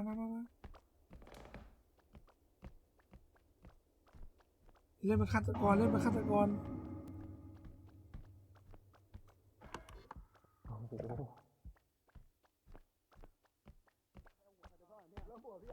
ไม่เดี๋ยวค่อยหยิบมา ไม่พี่จะจุยฆาตกรเหรอ มีการลงโทษมีการลงโทษ โอเค ทุกคน โอ๊ยเฮ้ยพี่บอกพี่บอก อะไรอ่ะเอ้าอะไรเกี่ยวอะไรอ่ะเอ้าเกี่ยวอะไรก่อน อ้าวเดนเทพ เดินเห็นฆาตกร โอ้กูไม่เกี่ยวอะไรเลยกูไม่เกี่ยวอะไรเลย ฆาตกรใช่พี่พันทำไม เดนเทพ กูผิดอะไรเนี่ยไม่กูผิดอะไรก่อนกูผิดอะไรเนี่ย จับฆาตกรได้คนแล้ว กูไม่ผิดอะไรเลย พี่สะบัดรถไปโดนพี่พันตกลงไปตา กูไม่ ย เห็นก็กูไม่เห็นนะก็กูไม่เห็นนะเฮ้ย เราต้องเป็นคนดี ก็กูไม่เห็นนะ แล้วชั่ว พี่พันธุ์ได้เสียไปแล้ว ไม่เป็นไรเดี๋ยวแกจะกลับมาโอเคไหมไม่ต้องเศร้า เราอย่าไปเอาคืนใครเข้าใจใช่ป่ะ โอเคครับพี่ แค่นั้นแหละไปเอาดูนี่คือคนไม่ดี คนไม่ดีเป็นอย่างงี้โซอี้อุ้ยโซอี้ครับ นี่พี่เองโซอี้นี่พี่เองอย่าโซอี้ โอเค โซอี้ โอเค โซอี้ดูอ่ะคนอย่างเงี้ยโซอี้อ่ะ มึงอะ เอาดู เมื่อวาน ดู ตั้งแต่เมื่อวานแล้ว จริงๆแล้วอ่ะ เมื่อวานนั่นแหละ เอาดู มึง หน้าเธอเรา มึง ต่ ต้ อ อง ไปทำไม โซอี้ อย่าตีกัน โซอี้ดูอ่ะเอา อ ดู ย่าตีอย่า ดู ตีอย่าตีอย่าตีกัน เฮ้ยร้องเพลงทำไม เราเป็นคนไทย ร้องเพลงทำไม อย่าตีกันไงพี่ ร้องเพลงทำไม โซอี้อย่างงี้พี่ฟ้องเลย เมื่อวานอ่ะพี่อ่ะจะเอาเลือด แล้วมันอ่ะมาแย่งเลือดพี่ อ่ะ แล้วมันสมคบคลิปกับไอ้บ่าวลุมพี่กับไอ้โป้ง3 คน สมคบคลิป ลา เห็นไหมมันยอมรับเห็นไหมพี่บอกแล้วเห็นไหมมันชั่ว พี่ อย่าไปฟังมันมาก เอ้ยไหนพี่ไปไหนแล้วเอ้า มันวิ่งไปนู่นแล้วฝั่งนี้ เนี่ยมาดูกด เนรเทศ เปิดไอแพดดูในห้องนี้ดิ ตัวชั่ว มันมีของอยู่ซ้ายมือแต่ผม มันห ไม่ นีไป เห็น แล้วนั่น ว่าตรงนี้หรือเปล่าไม่ใช่ เลือดหน่อยได้ไหม หันหลังเลยจะฆ่าพี่นี่เมื่อกี้ ไม่ค่ะ จะจับพี่นี่จะจับพี่โยนใช่ไหมพี่รู้นะ นี่มันมีเหลืองๆอยู่อ่ะพี่บ่าว เฮ้ยโซยี่จับเป็ดดิ เฮ้ย โซยี่ดู ไอ้เบ้าไอ้เบ้า อุ้มมันโซยี่ลองเข้า สัตว์มึงจะเปิดศึกกับกูใช่ไหมไอ้เด็กเหี้ยมึงเอากูใช่ไหมมึงเอากูใช่ไหมฮะ ไม่ได้ตั้งใจผมไม่ได้ตั้งใจ มึงเอาไหม มาเอานาฬิกาเชื่อนาฬิกาหน่อย ผมไม่ได้ตั้งใจช่วยเร็วหน่อยช่วยเร็วหน่อย นาฬิกา ช่วยทำงานช่วยทำงาน มาเร็วมาตกช่วยหน่อยจะตกแล้วดึง พี่แอนหนูขอเลือดหน่อยได้ไหม ไม่ได้มา เอาหัวก่อนยกท้ายหน่อย ขอบคุณค่ะ โอเคไป มาร ถมา เอา ขอบคุณค่ะ รถไม่ได้เล่นกูจะรถแล้วมึงเดินออกมาไง เพื่อนรออยู่ ต่อไปทำไม ไอ้เร็วจับคนละเร็วจับคนละ ตัวยี่หนี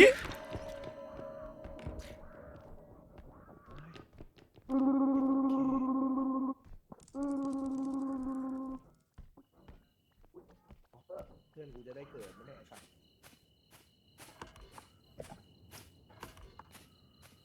บอกเลยว่าชิปหายแล้ววะ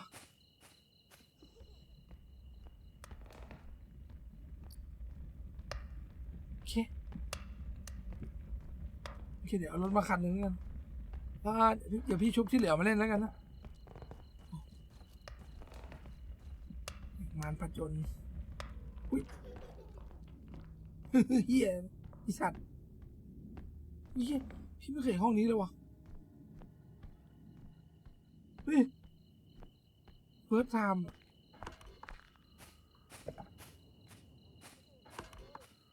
โอเคห้องมันเชื่อม ทางไหนอ่ะ ไปทางไหนอ่ะ กดแท็บโอ้ยพี่ตัวอี้พี่จะนำหน่อย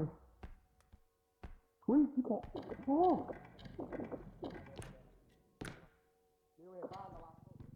โอเคเราจะแกล้งทำเป็นคนดีไปก่อนโอเคปะเราจะแกล้งทำเป็นคนดีไปก่อนเพราะว่าคนดีจะได้รับความไว้วางใจจากผู้คนเหมือนในหนังในละครที่แกล้งทำดีลิงจีสิง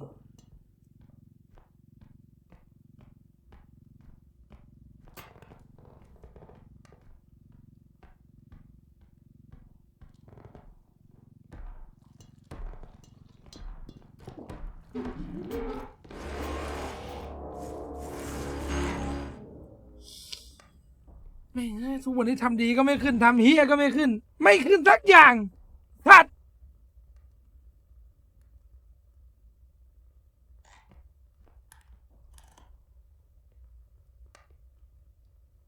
ไม่ครับมันโดนแบนครับแต่เดี๋ยวจะโอ้แล้วดูมันเฝ้าเอากูไปเล่นที่บ้านไหมสัตว์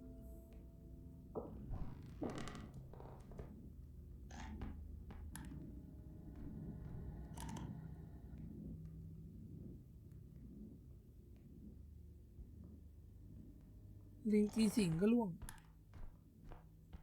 ทีวีก็ใช้ไม่ได้โอ้สรุปลงมาโดนลมแท้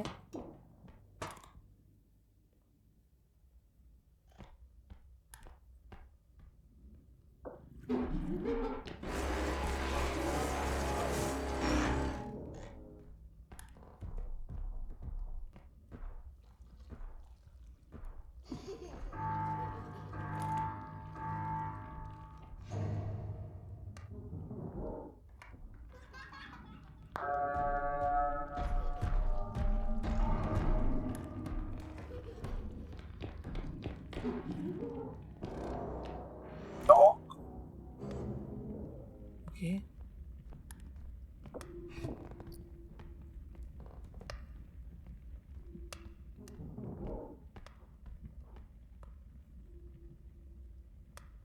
ไม่เป็นไรครับ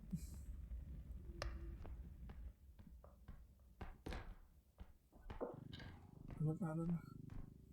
ลิงจีสิงตัวเดียวถ้าเรารวยไม่ได้หรอก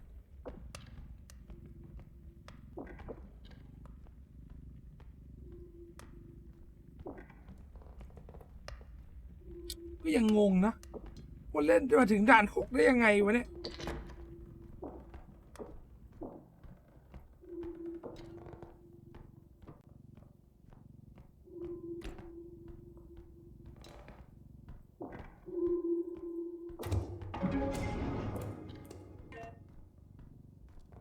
ไป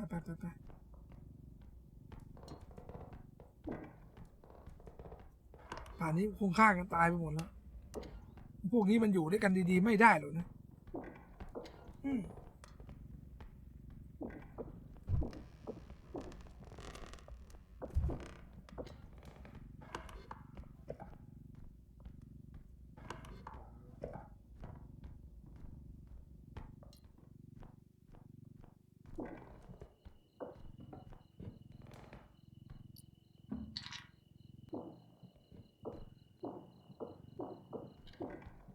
ปุ๊บก็ได้ โอเคจานกับแรดตรงนี้ก็5,000ละเป็นไงบ้างอะ พี่แอบกลับมาคุยได้แล้วเพราะผมให้อภัยแล้วพี่แอบ อะไรวะ ผมให้อภัยแล้ว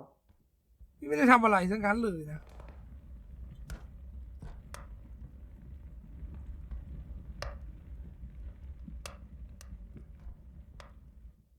ไม่ได้ทำอะไรนะ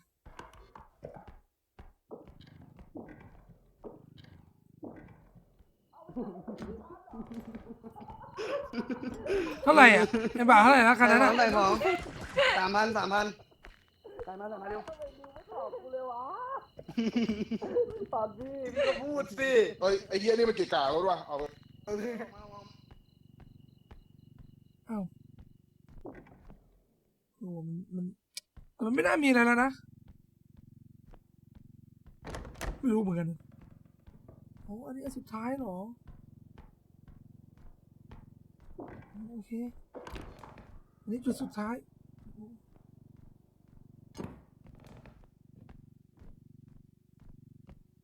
I wanna be your hero I wanna be your hero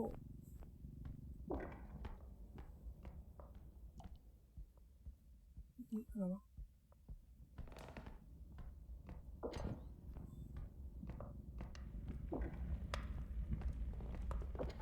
I wanna be your hero I wanna อุ๊ยอะไรอะกูบอกเกี้ยวเด้อไม่รู้นะกูบอกเลยดูไม่รู้เด้อ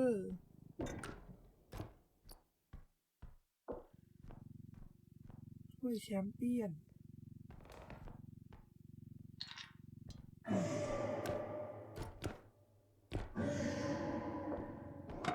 ตัวเฮียอะไรกูรู้ละโอ้โห2 ถ้วยทีนี้แชมป์2 ปีซ้อนทีเวท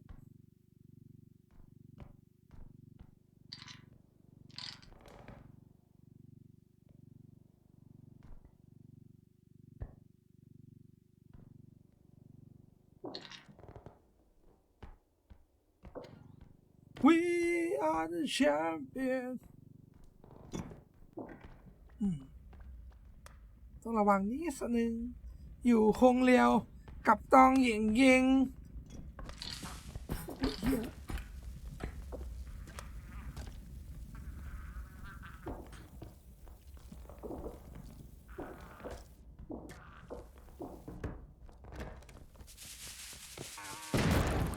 สัตว์กระเด็นไกลเลยไม่งแล้วถ้วยแชมป์กูปิวเลยเมื่อกี้แตกไปแล้วอีก5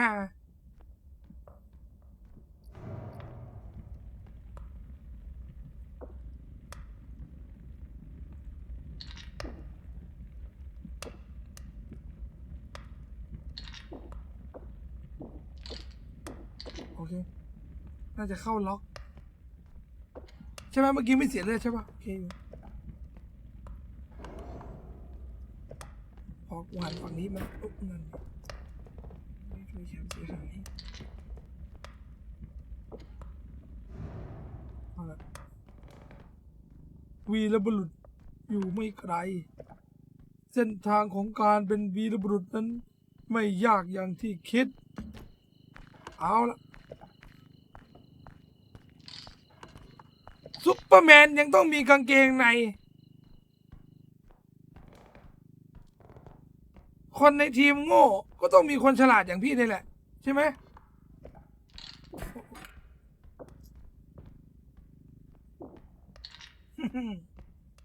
เวง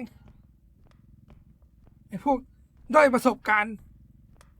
กูนี่40 ปี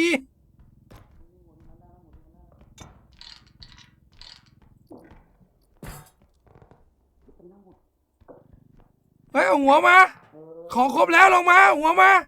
ของครบแล้ว เดี๋ยวกำลังมากำลังมา ไม้กี่หัว เหลือใครอ่ะมีใครอีกอ่ะไอ้ริวไปไหนไอ้ริวเงียบเลยอ่ะ เอาหัวมาแล้ว มีหัวไอ้ริวบ้างหัวไอ้ริวอ่ะ หวยริวไม่มีว่ะต้องไปหาก่อน ไปแล้วไปก่อนเดี๋ยวค่อยรอบสุดท้าย เอาไม่เอามันก่อนเหรอพี่ รอบสุดท้ายไง ตามมามีต่อ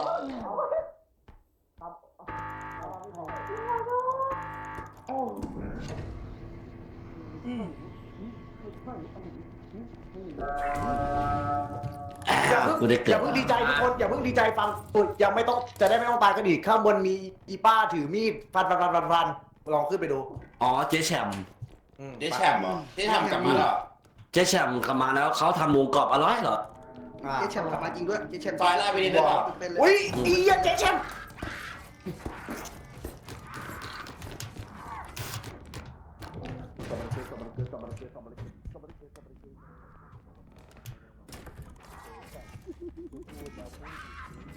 ไอ้เหี้ยเจ๊แชมป์แล้วแปลกเลยสัส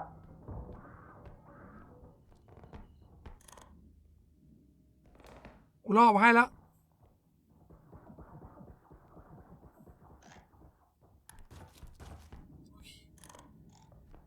ไปแล้ว ตายไปไหนจุดสุดท้ายแล้วเนี่ยโซอี้ทำอะไรเลยครับทำอะไรไหมครับ ท โทยี่พี่ขอให้น้องวิ่งขึ้นไปรอดได้ไหม ยังไงก็มีครบยังไงก็มีครบมีทอนได้มีทอน ำเอ๊ะ โชคดีพี่พี่แอบ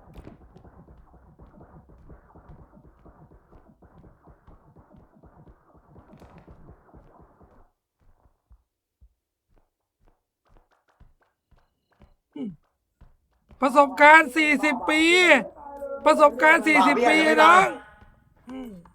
มาพี่ เอ๊ะมาทางนี้มาทางนี้มาทางนี้ เงินกูหา ของ มา ไม่ครบมาก่อนปังฟังก่อ กู น เงินหลบไปกูมา อะไรกูเริ่มงงกูต้องไปทางไหนเนี่ย มึงฟังกูมึงตามกูมาแค่นั้นแหละ หมาไม่ต้องเอานะตุ๊กตาเนี่ยมันไร้สารมากเลย ปังผมเหนื่อยว่ะ เราเป็นหมาวอได้เลยนะเป็น พี่แอบผมเหนื่อยพี่ เออก็อยู่กับพี่ไม่อยากเหนื่อยก็อยู่กับพี่เดี๋ยวพี่แบกเอง แบกอะไรกูชุบมาไม่รู้กี่คนแล้ว ก็ไม่ใช่กูอ่ะหนึ่งในนั้นอ่ะอืม พี่แบกเลือดให้ผมทีได้ไหมผมถึงจะยอม ไม่เอาไม่เป็นไรกูไม่ไว้ใครขนาดนั้นอ่ะมึงก็สารชั่วไม่ต่างจากคนอื่นหรอก ตายใช่ปะอยากตุยใช่ปะ อันจริงๆมึงก็กดเป็ดดิมึงก็กดเป็ดดิมึงกดเป็ดดิมึงกดเป็ดดิ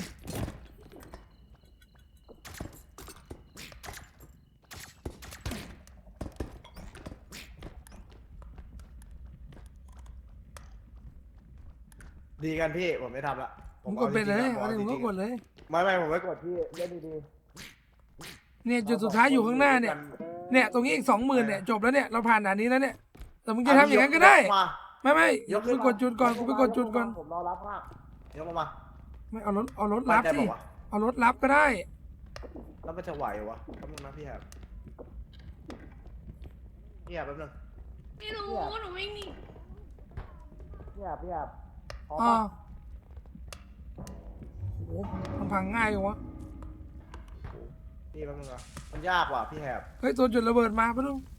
เดี๋ยวกูต้องล่อไปที่อื่นก่อน ผมมองหน้ามัน ตัวจุดระเบิดมาเดี๋ยวกูมา โอ้โหจะพังแล้วไอ้สัตว์เอ้ยกูจะฆ่ามัน เที่ยงอะ ทำไมต้องเป็นคนเดียวด้วยเฮ้ยมาช่วยก่อนฮัลโหล ไอ้เหี้ยสไปเดอร์แมนมาอีกสั้น ฮัลโหลช่วยหน่อยฮัลโหลเพื่อนฮัลโหล กูมาแล้วกูกลับมาแล้ว บ่าวช่วยหน่อย เดี๋ยวกูยกเองก็ได้มั้งกูมีสเต็กอ่ะ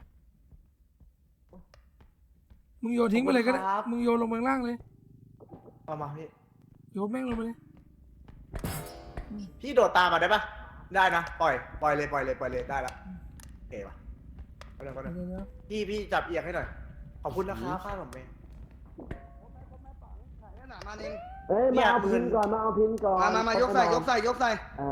ฮะ หลังรถโอ้โหไหวไหมน่ะมาช่วยกันยกนี่มันจะยืนมองเฮียอะไรแหละป๊บ ขอโทษ ผีมา เดี๋ยวขอต่อยหน่อยขอต่อยก่อนขอต่อยดี เห็นรถไปเลยโซอี้ เฮ้ยมึงก็ดูพินก่อน กูล่อมาแล้วเร็ว จะโต้ ๆมันหันไปยิงแล้ว เอาให้เข้าหรือเปล่าผีเทเซอร์มา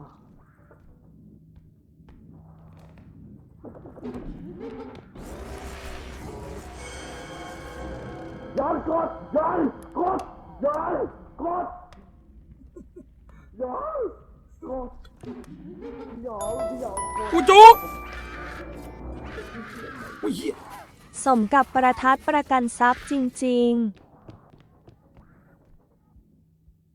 เอางี้นะ รอบเนี้ยกูขอแบบพระเอกเลยก็ถ้าเกิดว่าเรื่องมันมีตัวร้ายเรื่องไหนมันมีพระเอกก็คือกูเป็นพระเอกอ่ะขอบคุณนะครับสำหรับโดเนทครับผมขอบคุณมากครับน้องนับซีกูอยู่ยานก็ไม่แต่อยู่เย็นนี่กูอยู่ยาน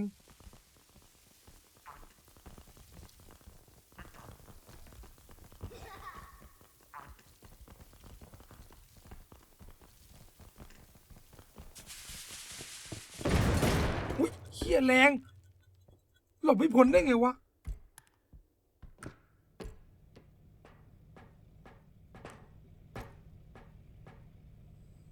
เอาไว้เร็วๆอีก2,000-3,000มึงใส่เข้าไปเถอะไอ้สัตว์กูพร้อมไปละกูเชื่อไม่มีใครเลือดเต็มสักคนหนึ่งอะไอ้สัตว์กูรอละ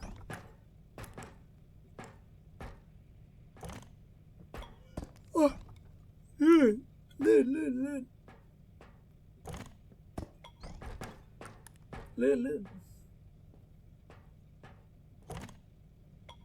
ไม่หรอกรอบเนี้ยคือตอนเนี้ยเราให้คนมันปั่นกันเลยแต่เราก็ให้มันฆ่ากันเองเข้าใจปะเราให้มันฆ่ากันเอง แล้วเราก็เอาตัวรอดออกไปคนเดียวเฮ้ยใครดีวะ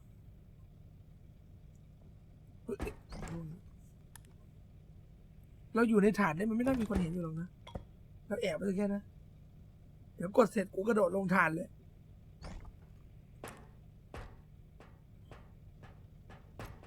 เฮ้ยวะ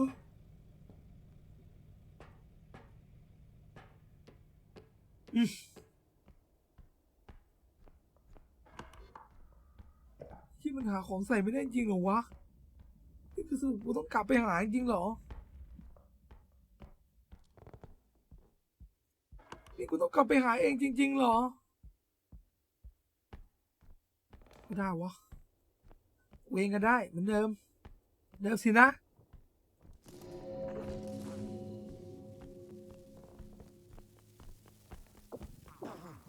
ไปซะ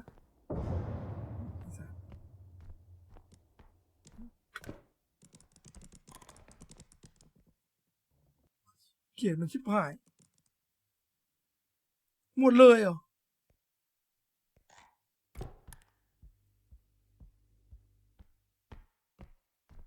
หมดทุกคนอ่ะนะตายหมดแล้วเหรอ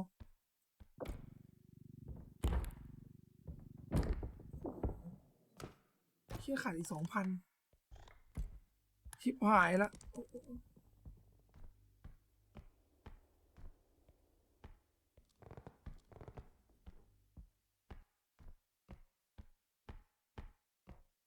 เงินมันโอเคพอจะเห็นของอยู่แต่ว่าไม่แน่ใจว่ามันพอจะยกได้ไหม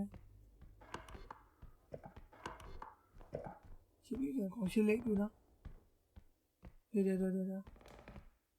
ไปไหนกันหมดแล้วตายหมดแล้วจริงเหรอวะบ้าเหรอเมื่อกี้เห็นอยู่เยอะแยะเลยนะมีลิงตีฉิงตัวหนึ่งแน่ๆ900แต่น่าจะไม่เหลือถึง900แล้ว เฮ้ยตายห่าหมดเลยเหรอโอ้สินะที่ยิ่งใหญ่ที่สุดตอนนี้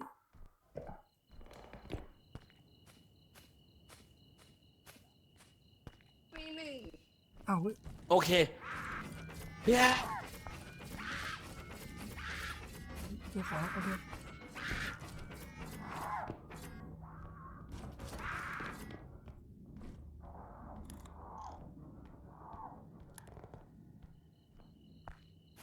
ว่าไงน้องมีอะไร ฟังเหลืออีก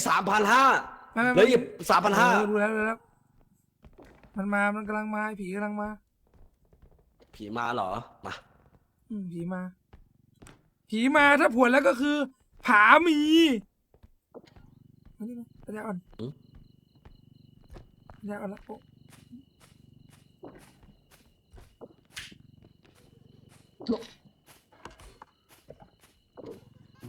ออกไปซะด้วยห้องแค่ว่องไว เวงพระเอกของเรื่องนี้เวง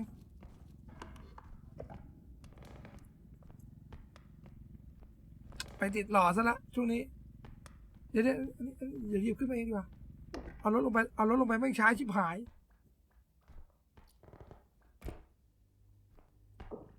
โอ้โหเฮ้ย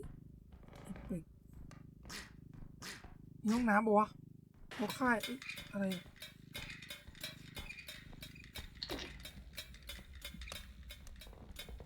ตีหาพ่อมึงจริงเฮ้ย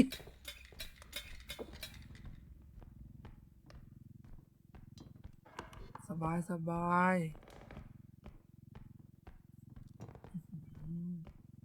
ขออนุญาต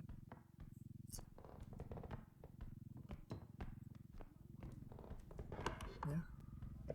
เปลี่ยนเส้นทางกันหน่อย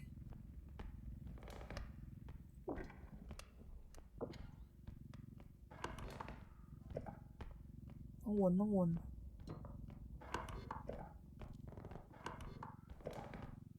ใครวะใส่ของมีของวะเนี่ย ผมไม่มีผมไปเอาหัว พี่รอตรงนี้เลยแล้วไปเอาของใหญ่ชิ้นใหญ่ไหม ไม่น่าจะ ขาด4,800ขาด4,800 ฮะ4,800ที่อะไรเนี่ยมึงนับเลขไงวะ เอ้า1เป็น2เป็นแสน1เป็น2เป็น3แสน1เป็น4เป็น4แสนมันอยู่ตรงไหนอะตรงนี้อะข้างบนเหรอ ข้างบน พี่จูงผมดิ เรายากมันเดินขึ้นข้างบนได้ พี่จูงที่อะไรเดินบันไดนี่สัตว์ อ๋อโอเคโอ้โห มันชิ้นใหญ่ ชิ้นนี้ไม่ไหวหรอกแตกง่ายด้วยเดี๋ยวกันพี่เห็นอีกชิ้นหนึงอ่ะอันนั้นมันน่าจะเป็นไอพินปะอุ้ยใครวะ เฮ้ยแฮปกูร้อง เฮ้ยเหี้ย โอ้ ความหวัง เนี่ยเอาไง ความหวังนั่ง นั่งน้ำมึงคิดว่าโป้งมันจะทำได้ไหมล่ะ น่าจะได้รีว่ะ ปกแล้วครับน้องอาริส ถ้าไอ้เหี้ยโป้งตายก็คือรี ไม่แล้วใครอยู่ในเซฟอ่ะ พี่โป้งไง เอาโป้ง มันนิดเดียวเองนะโป้งมึงทำได้เว้ยโป้งไอ้เหี้ยเชื่อใจโซ ออก อี้ จา ดิ ก วะ เซฟก่อนตอนเนี้ย อย่าไปแตะต้องนะ ไอ้เหี้ยกูเห็นอะ อันไงกูว่าแล้ว พี่หยอง มาอีก พี่หยอง โ พี่หยอง หยอง พี่หยอง มาหยอง พี่หยอง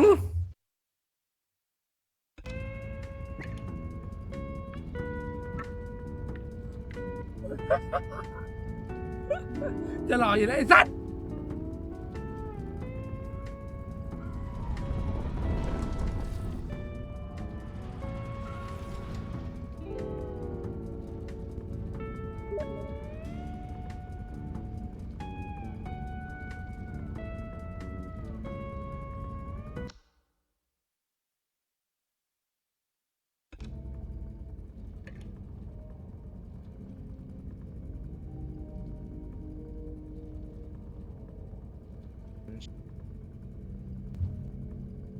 ไม่ ขอ เงย จริงจังนะ ขอจริงจังนะ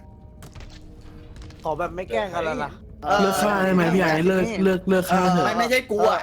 พี่ไอ้เลิกเถอะเลิก ไอ้โป้ไงบ่าวเลย โอ้กูกราบเถอะพี่ไอ้พี่โทษคนอื่นน่ะโทษตัวเองบ้างพี่ พี่ไอครับ ลองพิจารณาตัวเองดูหน่อย ไม่คนตายเห็นทุกอย่างเว้ย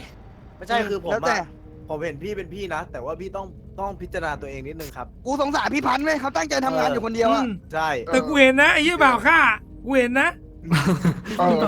เป็นโดนพี่พันธุ์ตกลง เอา ไป ไว้ ตาย มองไม่เห็นอะไอ้เหี้ย ปุ๊บไอพี่พันธุ์เกิดปุ๊บไอ้เหี้ยบ่าวเอารถชนพี่บ่าว พี่โซอี้ มาไอ้โป้งไปไหนโป้งอะ พี่โป้งไงพี่หยอง มีเหมือนไม่มีตัวเนี้ยไอ้เหี้ยตายก่อน ไม่รู้อะ เอ้ยจริงๆเหมือนภูมิไม่ว่างนะ ไม่มา จริงๆเหมือนภู กู มิจะ ไม่ ไม่ มา ว่าง แล้ว นะ มั้งกูทักไปเขาไม่ตอบ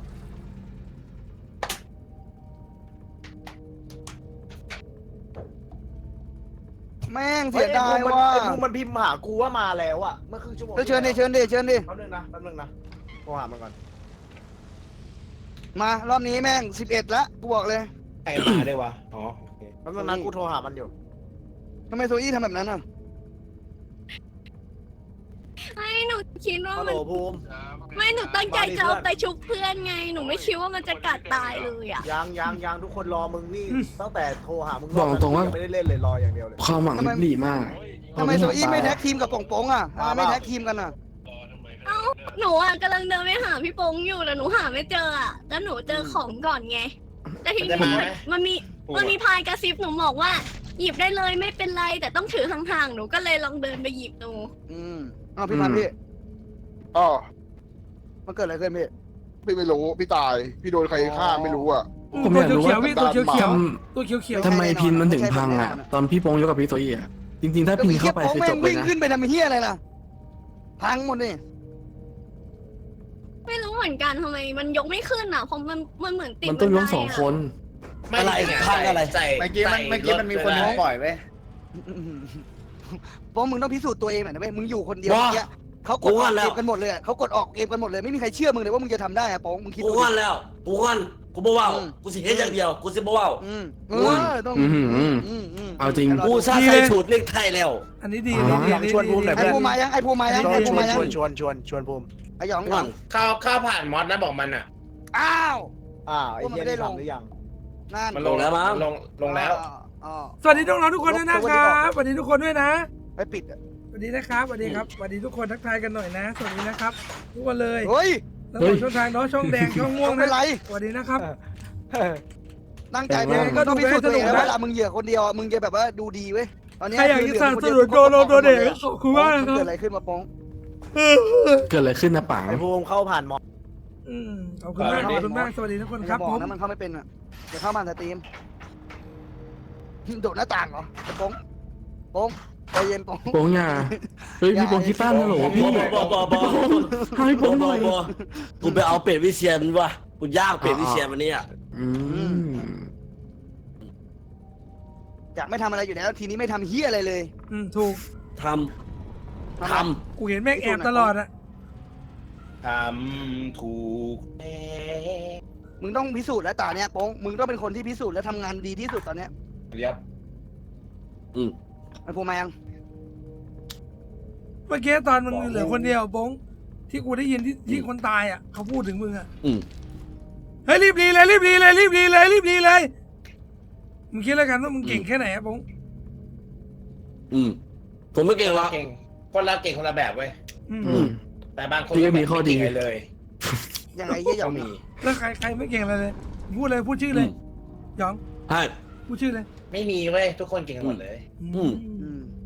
พี่หยองน่ะเก่งเหมือนฟอร์จูเนอร์ผมน่ะเป็นฟอร์เรนเจอร์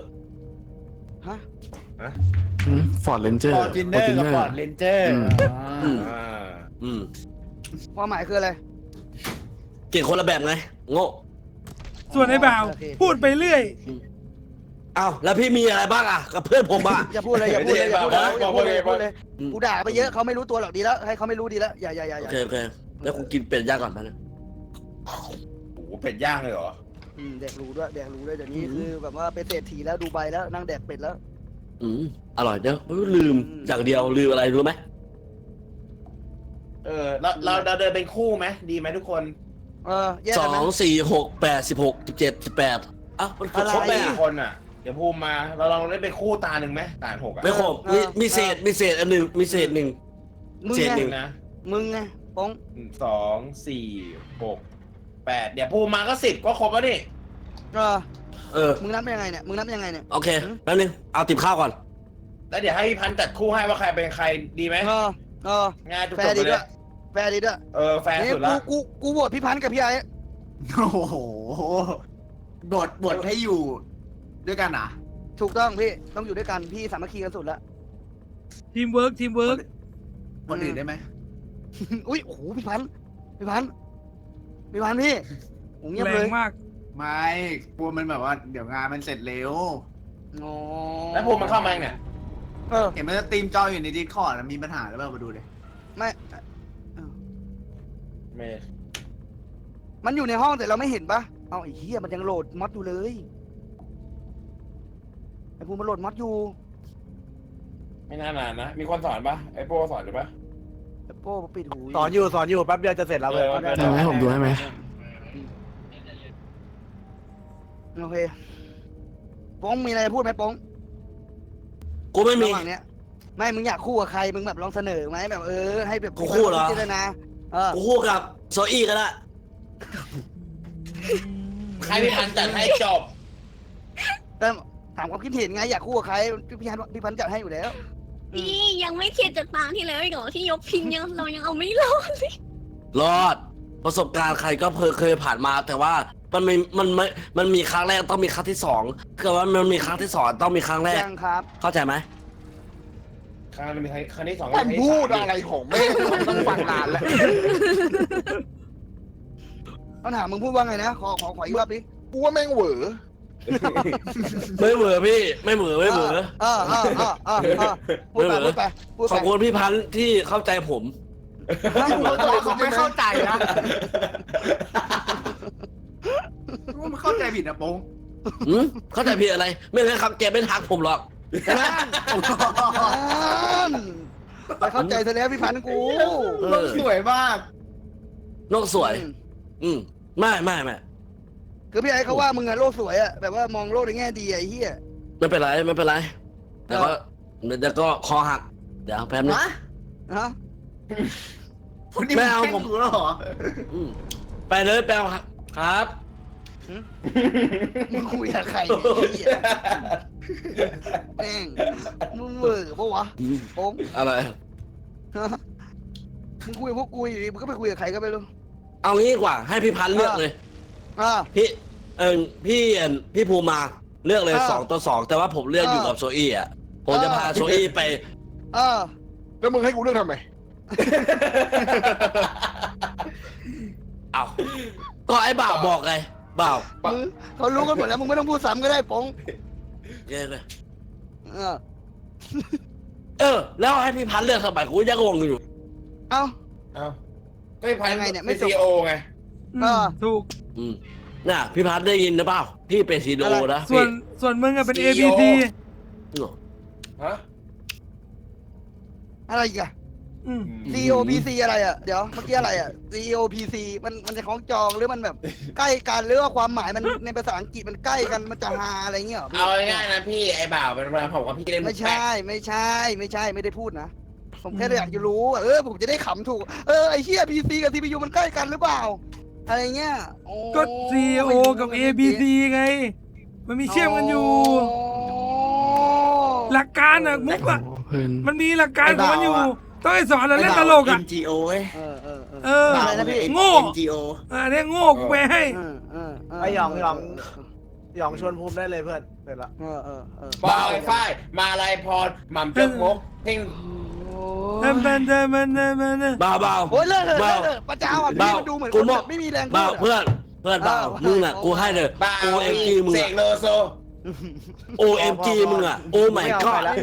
ไม่เอาใครละหลังจากนี้เพื่อนกูมาละ OMG โอ้ my god บ่าวกูให้มึงเลย อะไรเขาแบ่งคู่เฮ้ยให้พี่พันธุ์สุ่มเฮ้ยมึงจะมาเลือกอย่างนี้ไม่ถูกนะเว้ยไม่แฟร์ อะไรอะผมขออยู่กับภูมิไม่ได้หรอ โอ้ผู้ฝ่ายพี่พันธุ์ดูพี่ไม่เคารพกันแล้วเป็นหัวหน้า แป๊บนึงนะไอ้ภูมิมาปะ หายนี่หน่อยก็รูปหัวเล่นแล้วมั้งมึงไอ้โป้ไอ้เหี้ยไม่เคารพกันเลย อยู่ข้างล่างสุดอ่ะ กูต้องรูปหัวเล่นเลยเหรอเพื่อน มึงปีนเกลียวพี่กูหลายรอบแล้วมึงไอ้โป้ จริง จบ จริง แม่งอีหน่อยแม่งไม่นับถือกันแล้ว พี่พันผมไม่ได้ทำอย่างนั้นนะพี่รู้อยู่แล้วว่า แม่งอีหน่อยเตะขาเล่นแล้วมึง ไอ้ภูมิมายังวะภูมิ มาแล้วสุดจอ ไม่เคารพกันเลย เดี๋ยวเข้าไปทุกคนหยุดนิ่งก่อนนะ เราต้องแบ่ง ตอนนี้เราแบ่งคู่กันนะ เดี๋ยวเราให้พันพูดก่อนนะทุกคน รอแป๊บนึง อย่า มี เพิ่ง ข้าว นัว อ่ะ นะอย่ามึงจะกิน โอ้ ข้าว เงีย ต บ อนนี้ ก่อน ไอ้เหี้ย เงียบก่อน บาพีทบาพีท บอผิด กูกินข้าวตัวไหนกูกินลาบเป็ด โอ้ 10 คนนะครับวันนี้คน10 คนนะครับ10 คนน่ะ ไม่10ไม่ได้ไง ไม่ด่าน10ได้ไงกูถามแค่นี้ไม่ด่าน10ไม่นอน กูจะไป10 คนเนี้ย โอ้โห ผมไม่เอาเสียงหรอผมไม่เอาเสียงหรอ ไม่มีสิ เฮ้ย เรียก มา ไว้ ประชุมเรียงกระดานเลยเรียงกระดานเลย เนี่ยกระดานเนี่ยกระดานเนี่ยกระดาน เรียงกระดานเนี่ยเอ้ยเฮ้ยตัวอี้อะไรอ่ะเอ้า หน้ากระดานหน้ากระดาน ต้องได้อยู่ หน้ากระดานนี่มานี่ดิ ใช่ เฮ้ยใครเป็นอะไรใครเพิ่งต เอา ก งี้กูเลือกก่อนเล ไอ้ ย แห กู บ ไปกั ไอ้สัตว์หน้ากระดานแหบ เอ้ยไปกับแหบกูไปกับแหบ ทำไมอ่ะ เดี๋ยวพี่พันพูดชื่อแล้วเราออกไปพร้อมกัน2 คนนะ ชมดิ นมดิ แฟนหน่อยพี่แฟนหน่อยพี่ ใครเขียนว่าสาว เฮ้ยมันม่วงเร็ว เฮียอะไรคือกระบอกเสาคืออะไร ไม่รู้เหมือนกันพี่ไม่รู้เหมือนกันพี่ ไม่เกิดคล้ายกับผมไง ใจพี่ไม่ เกิด ต้อง คล้ายกับผม ไม่ต้องใจมันม่วงพี่ไม่ต้องใจพี่ เอาเลยมา ครับผม เปล่า บันไลนะมึงเฮ้ย ไปเว้ย เอาเว้ยทำงานเว้ย ต้องมีคนโง่คนฉลาดแหละ เขียวมันเป็นนักซิ่ง ไอ้ ไปตายซะ ไปดิ โอ้โห ไปดิ โชคดีโชคดี ไอ้ริวไอ้ข่าวคู่ ครับผม อะไรเมื่อกี้ใครพูดอะไรข่าวคู่ไว้สัตว์ ช่วยอยู่กูช่วยอยู่ น้อง เออ นี่ พี่เองน้อง ไอ้เร็ว เนื่องจากมึงเล่น เอา มา ที่ไหน นาน เขารู้นะไป มาน้องรักพี่ดูแลเอง ไป ปลอดภัยนะครับเฮีย เฮ้ยไปคู่มึงไปกับไอ้เหี้ยมึงไปกับไอ้โป้เหอะไอ้เหี้ยกูสงสารมันว่ะ โอเค แต่คนโง่ๆแบบเนี้ยไม่รอดหรอก เฮ้ยเอา โทษทีครับ โอเค เอาแล้วน้องริวอ่ะ เพื่อน โอเคด้วยพี่ ไปพี่โซอี้เหรอ พี่สั่งอย่างเดียวพอพี่สั่งเลยพี่สั่งอย่างเดียว มันล้ม มึงไปมึงไม่ต้องสั่งมึงทำเลยเชื่อใจมึงเฮ้ยไปสิ ไปกับใครอ่ะ ไปกับไอ้ริวไง หยุด นั่นไงตายหาไปแล้ว ไม่ต้องกลัวพี่ไม่ต้องกลัวหรอก ไปไกลเร็วสิ เจ๊ โอ้ย ตามมา ไปออกไปไปหาคู่ตัวเอง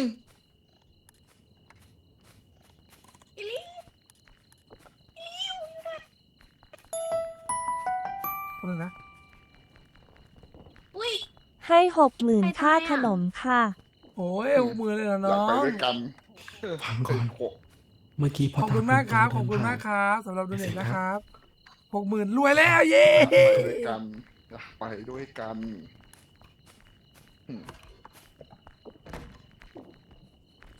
ละลายนะพี่บอกเลย อ๋อ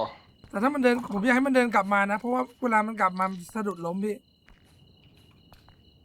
ได้จะให้เฮ้ยอยู่ไหนวะ เลี้ยวซ้ายไปพี่ล่าสุดเลี้ยวซ้ายไป ปืนอยู่ไหนมานี่อ๋อโอ้โหจิกกูไอ้บ่าวบ่าว ซ้ายมือพี่ บ่าว เฮ้ยพี่จะทำไมวะ บ่าวเฮ้ยมานี่แก พี่ต้องเดิน ระเบิดหายอ่ะทำไมระเบิดหายอ่ะ กับดักหรือเปล่า พี่พันลองพี่พันหลบ ปล่อยมันไปเดี๋ยว เราติดได้ ไปไหน แล้วนึงผมดูแมปก่อน เฮ้ยกดอะไรดูแมพอ่ะ มึงขึ้นไปข้างบน แท็บ เอางี้เดี๋ยวผู้จัดการเอง ไป จัดการเลยมาอย่า ดู มา ดูคู่พวกกูไว้ไอ้พวกโง่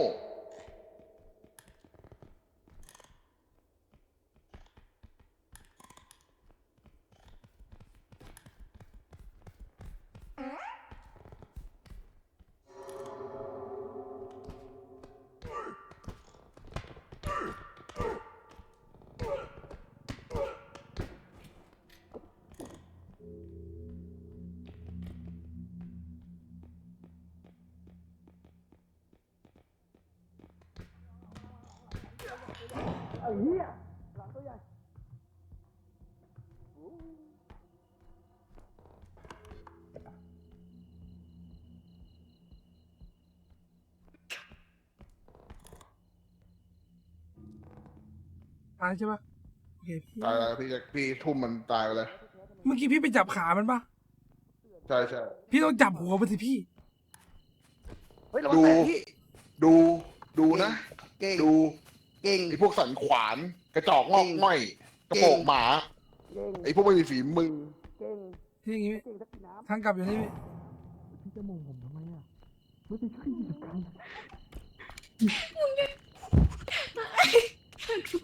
ดูผลงานไว้ย เหลือผมเอาพินเข้าข้างในอ่ะเดี๋ยวเอาพินเข้าก็ได้พี่เนี่ยผมกับพี่ไปหยิบพินมา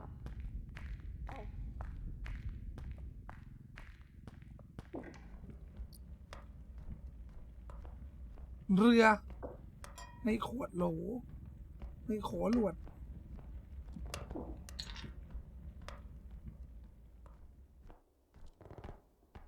ทำผลงานระดับ CEO มาดูทิ้งทีต้องทำผลงาน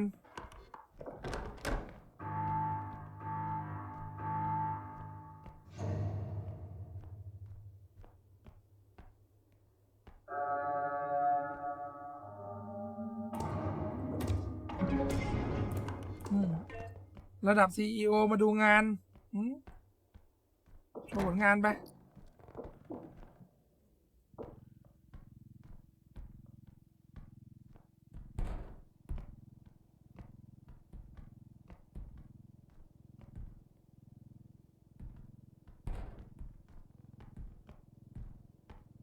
พี่ชายช่วยหน่อยพี่20,000พี่ ไปเลย นี่พี่ตรงข้างบนนี่พี่มาอยู่นี่รอบ2เราเสร็จเลย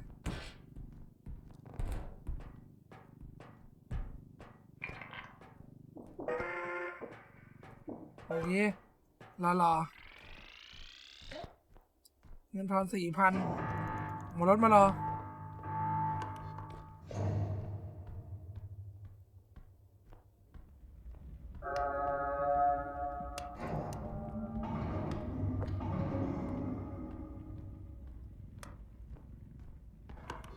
รถมาแล้วครับมันไม่ไหวพี่โดดเด็กๆพวกนั้นน่ะมันรุ่นหลังรุ่นเก่าอย่างเราออกลง แม่งไม่มีสมอง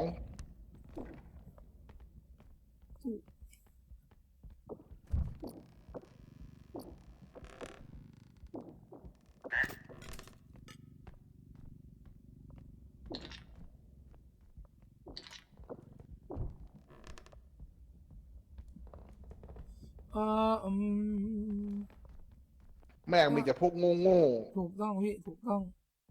ไอหยองก็ไม่มีสมอง มีแต่คำพูดหลังๆเนี่ย อุ๊ย ไม่ทำงานทำการตายไม่หยุด แต่ว่ากล่องนี้ต้องเอาข้างบนมา ผิดหวัง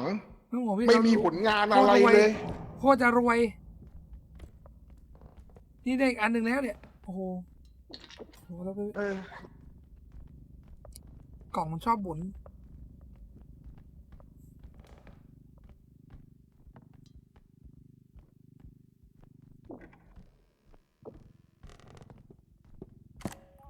เฮ้ยเฮียตกใจหมดเลยเฮียมันจะทำอะไรได้วะ ถูก ไอ้ ต้ ที่ อง หยอง พี่ เนี่ยกูถาม จะ จริง ทำอะไร เลย กิน เออ นอกจากบ้ากามไปวันๆน่ะ ถูกต้องพี่ว่าแต่เมื่อกี้พี่ตกใจขนาดนั้นเลยพี่ แม่คาดหวังกับมันเยอะมากเลยนะเว้ยพี่อ่ะ ครับพี่มันธรรมดา จะ พี่ ให้มันเป็นผู้นำ ถูกต้องครับ เป็นได้แค่ ส่งแม่ง ผู้เดินอย่างเดียว ผู้อย่างเดียว ผู้น้ำลายเหนียวหมดแล้วทุกวันนี้ แฉะหมดละ เออ เฮ้ยทางเล็กอันตรายครับอันตรายครับ แม่ง นะ เดินดี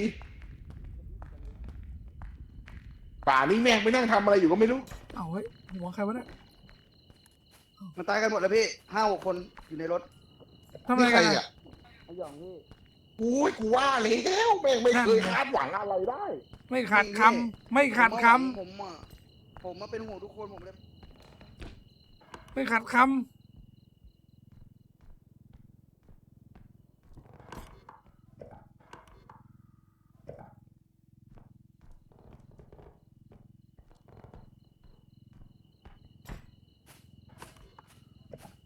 ไกลจังวะ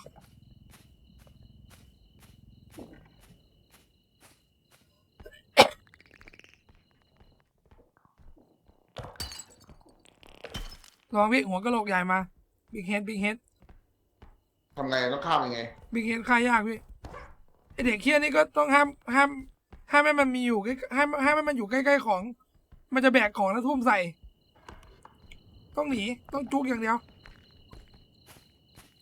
แต่มันมีวิธีฆ่าอยู่นะพี่มันเอาของเล็กกระแทกอะของ600กระแทกหน้ามาแล้วจับมันทุ่มได้เลย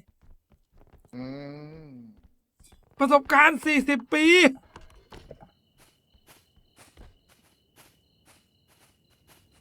นี่ไงเอารถขึ้นไปสิจะได้ มันคือผมเอาหลบมาเพราะว่าบิ๊กเฮดมันยืนคุมอยู่ มันจะกัดของไงพี่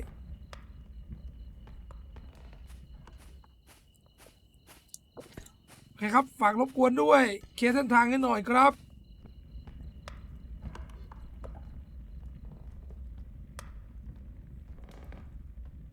เฮ้ยมีคนอยู่ที่จุดเหรอ มีคนอยู่ที่จุดส่งของ พี่พัด นี่แม่งไม่มีผลงานอะไรเลย เอ้า โอ้โห มึงทำอะไรบ้างมึงทำอะไรบ้างมึงทำอะไรบ้าง ไม่ คุยกับใครได้เนี่ย มาอีก พี่ไอ้บอกเลย ลบ ยัง ไม่ต้องอยู่ข้างล่างประตูที่เราเจออะ ไอ้ที่เขาจะรีบไปไหน แม่ง วะ ไม่มีความสามารถเลย รีบเหลือเกิน ทำทำไมอ่ะเมืองทำไมอ่ะ ไม่ใช่พี่ผมไม่ได้ตั้งใจ ทำไมวะ พี่ไอ้มาพูดให้พี่พันธุ์ได้ฟังหน่อย อะไร พี่ อ่ะ ไอ้ ช่วยต้องทำอะไร เราเจอประตูคนแรก ไม่เปิดประตูมาพี่ เออ ให้มันทำงาน 800 800 800 800 800 800 กลับมาไป ระวัง800 800ระวังเพื่อนหมู่เราทำกันดีที่สุดแล้วเว้ยเพื่อนหยองเพื่อนหมู่เราเก่งที่สุดเลยเพื่อน ใส่คันหนึงไปใส่คันหนึงไป ไปเหมือนเดิมเพื่อนหยองไปเหมือนเดิม ได้แล้วครบแล้ว เอาเลย ครบแล้ว มึงอยากให้กูทำอะไรบอกเลยมึงจะหลอกกูไปตายแล้วนะเอาเลย ใครหลอกมึงไปตายบอกกูสิเพื่อนบอกกูสิ เกิดอะไรขึ้นอ่ะ เพื่อนบอกกูสิบอกกู หยองเกิดอะไรขึ้นเล่ามา พี่โซอี้อยู่ไหนพี่โซอี้ไปเร็ว อยู่นี่อยู่นี่ เอารถเข็นไปเอาพี่เอารถเข็นไปแหละเอาเลย เดี๋ยวพี่เองดีกว่า เฮ้ยจุดต่อไปอยู่ไหนอ่ะ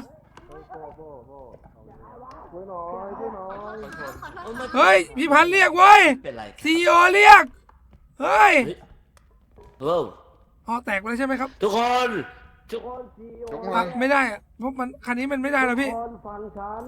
ฟัง เดี๋ยวต้องอีกคันมา ซีเรียส ไม่เอาแล้วไอ้เหี้ยทิ้งเลย ทิ้งไปเลยพี่ทิ้งไปเลยพี่ทิ้งไปเลยพี่มันไม่ดีของมันไม่ดีไง ขอไปตำหนิ พี่ของอยู่ข้างหน้า อันนี้ก็ เห็นหน้า ทิ้ง ตา ได้ ไม่ได้บอดหรอก ทิ้งได้อันนี้ก็ทิ้ง พี่ผมลงทางกับพี่ไอ้อะพี่ไอ้อู้งานมากเลยอะพี่ผมไม่ไหวผมต้องฟ้องแล้วอะพี่ไอ้อู้งานอะเฮ้ยอย่าเพิ่งปล่อยสิพี่เดี๋ยวผมเตะก่อนแป๊บนึงโอเค มันมาอีกแล้วลูกเทพไปละ เฮ้ยตีอย่าหนีดิช่วยตีหลังอีกตัวหนึงพี่หลังอีกตัวหนึงเก่งมาก ไหนอ่ะ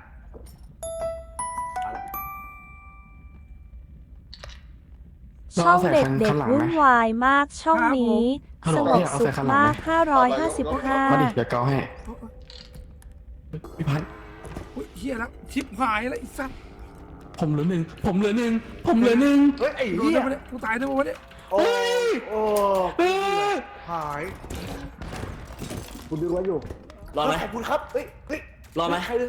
ง กูนี่เองกูดึงมึงเองอะ สุดยอดพงน้องรักของพี่เฮ้ยเอาดีนะ ต้องหาจุดต่อไปก่อนเดี๋ยววนมาเจอมึงอีกเนาะ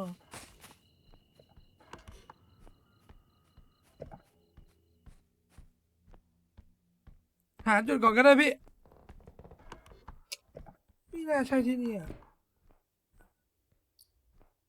มีเพชรเม็ดหนึ่งถ้วยทองห้องตันพี่ห้องนี้ตันชิบหายละเงินมีของ เอาจุกวนพี่เอาจุกวนนะถ้ามันลงมา ห้องมันตัน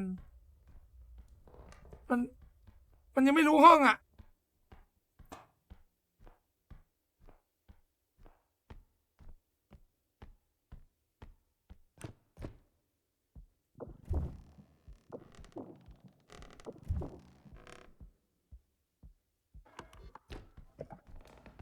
เดี๋ยวเอารถมาให้พี่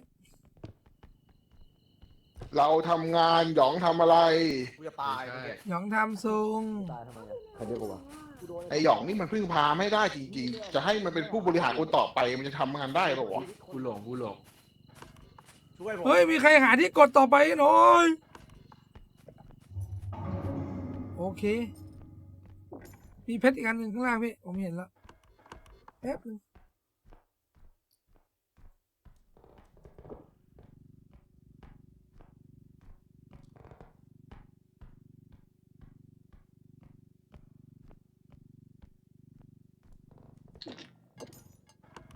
โอเคไปได้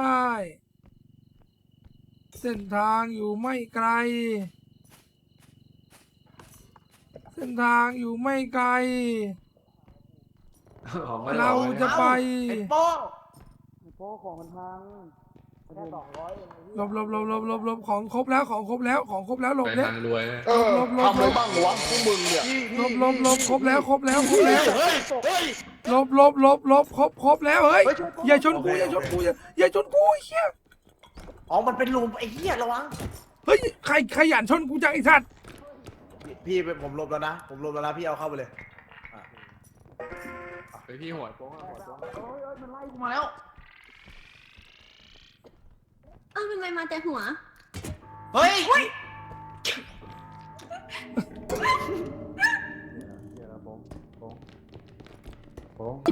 แล้วผีอยู่ตรงนี้เลย อันยาว เลยโป้งไม่ได้ชุบ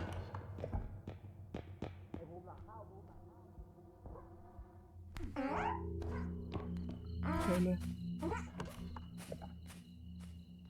เดี๋ยวมึงทะเลาะให้เต็มที่เลยไปละเจอกันชิบหายแล้ว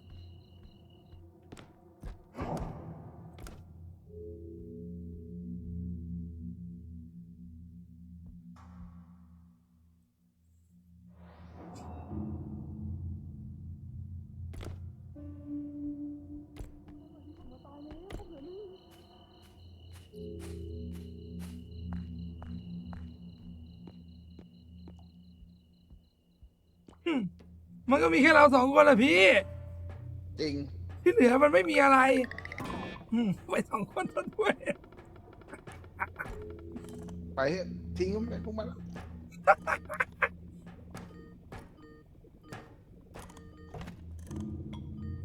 อกหักทั้งนั้นเลยโอ้โหร้องไห้ พี่โป้งมา ร้องไห้9 7 6 5 ดู 4 ไว้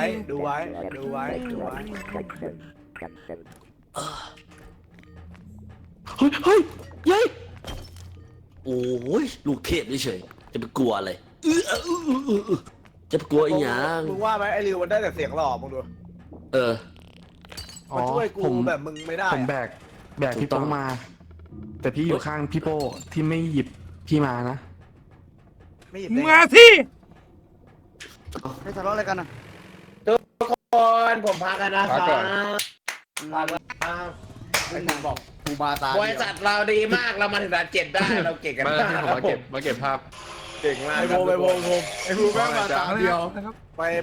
นั่น เอาล่ะ ให้โอวาทนะครับ ไปเติบโต ให้โอวาทนะครับ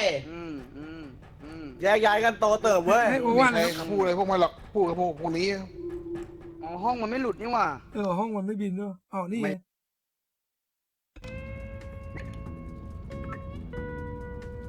เอ้ยจบแล้วสำหรับวันนี้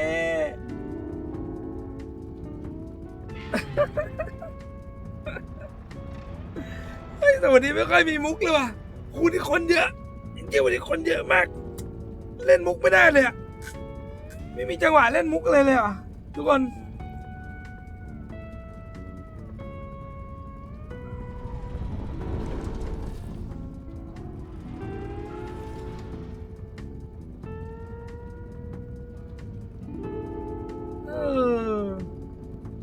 สนุกไหมแต่สนุกไหมล่ะสนุกไหม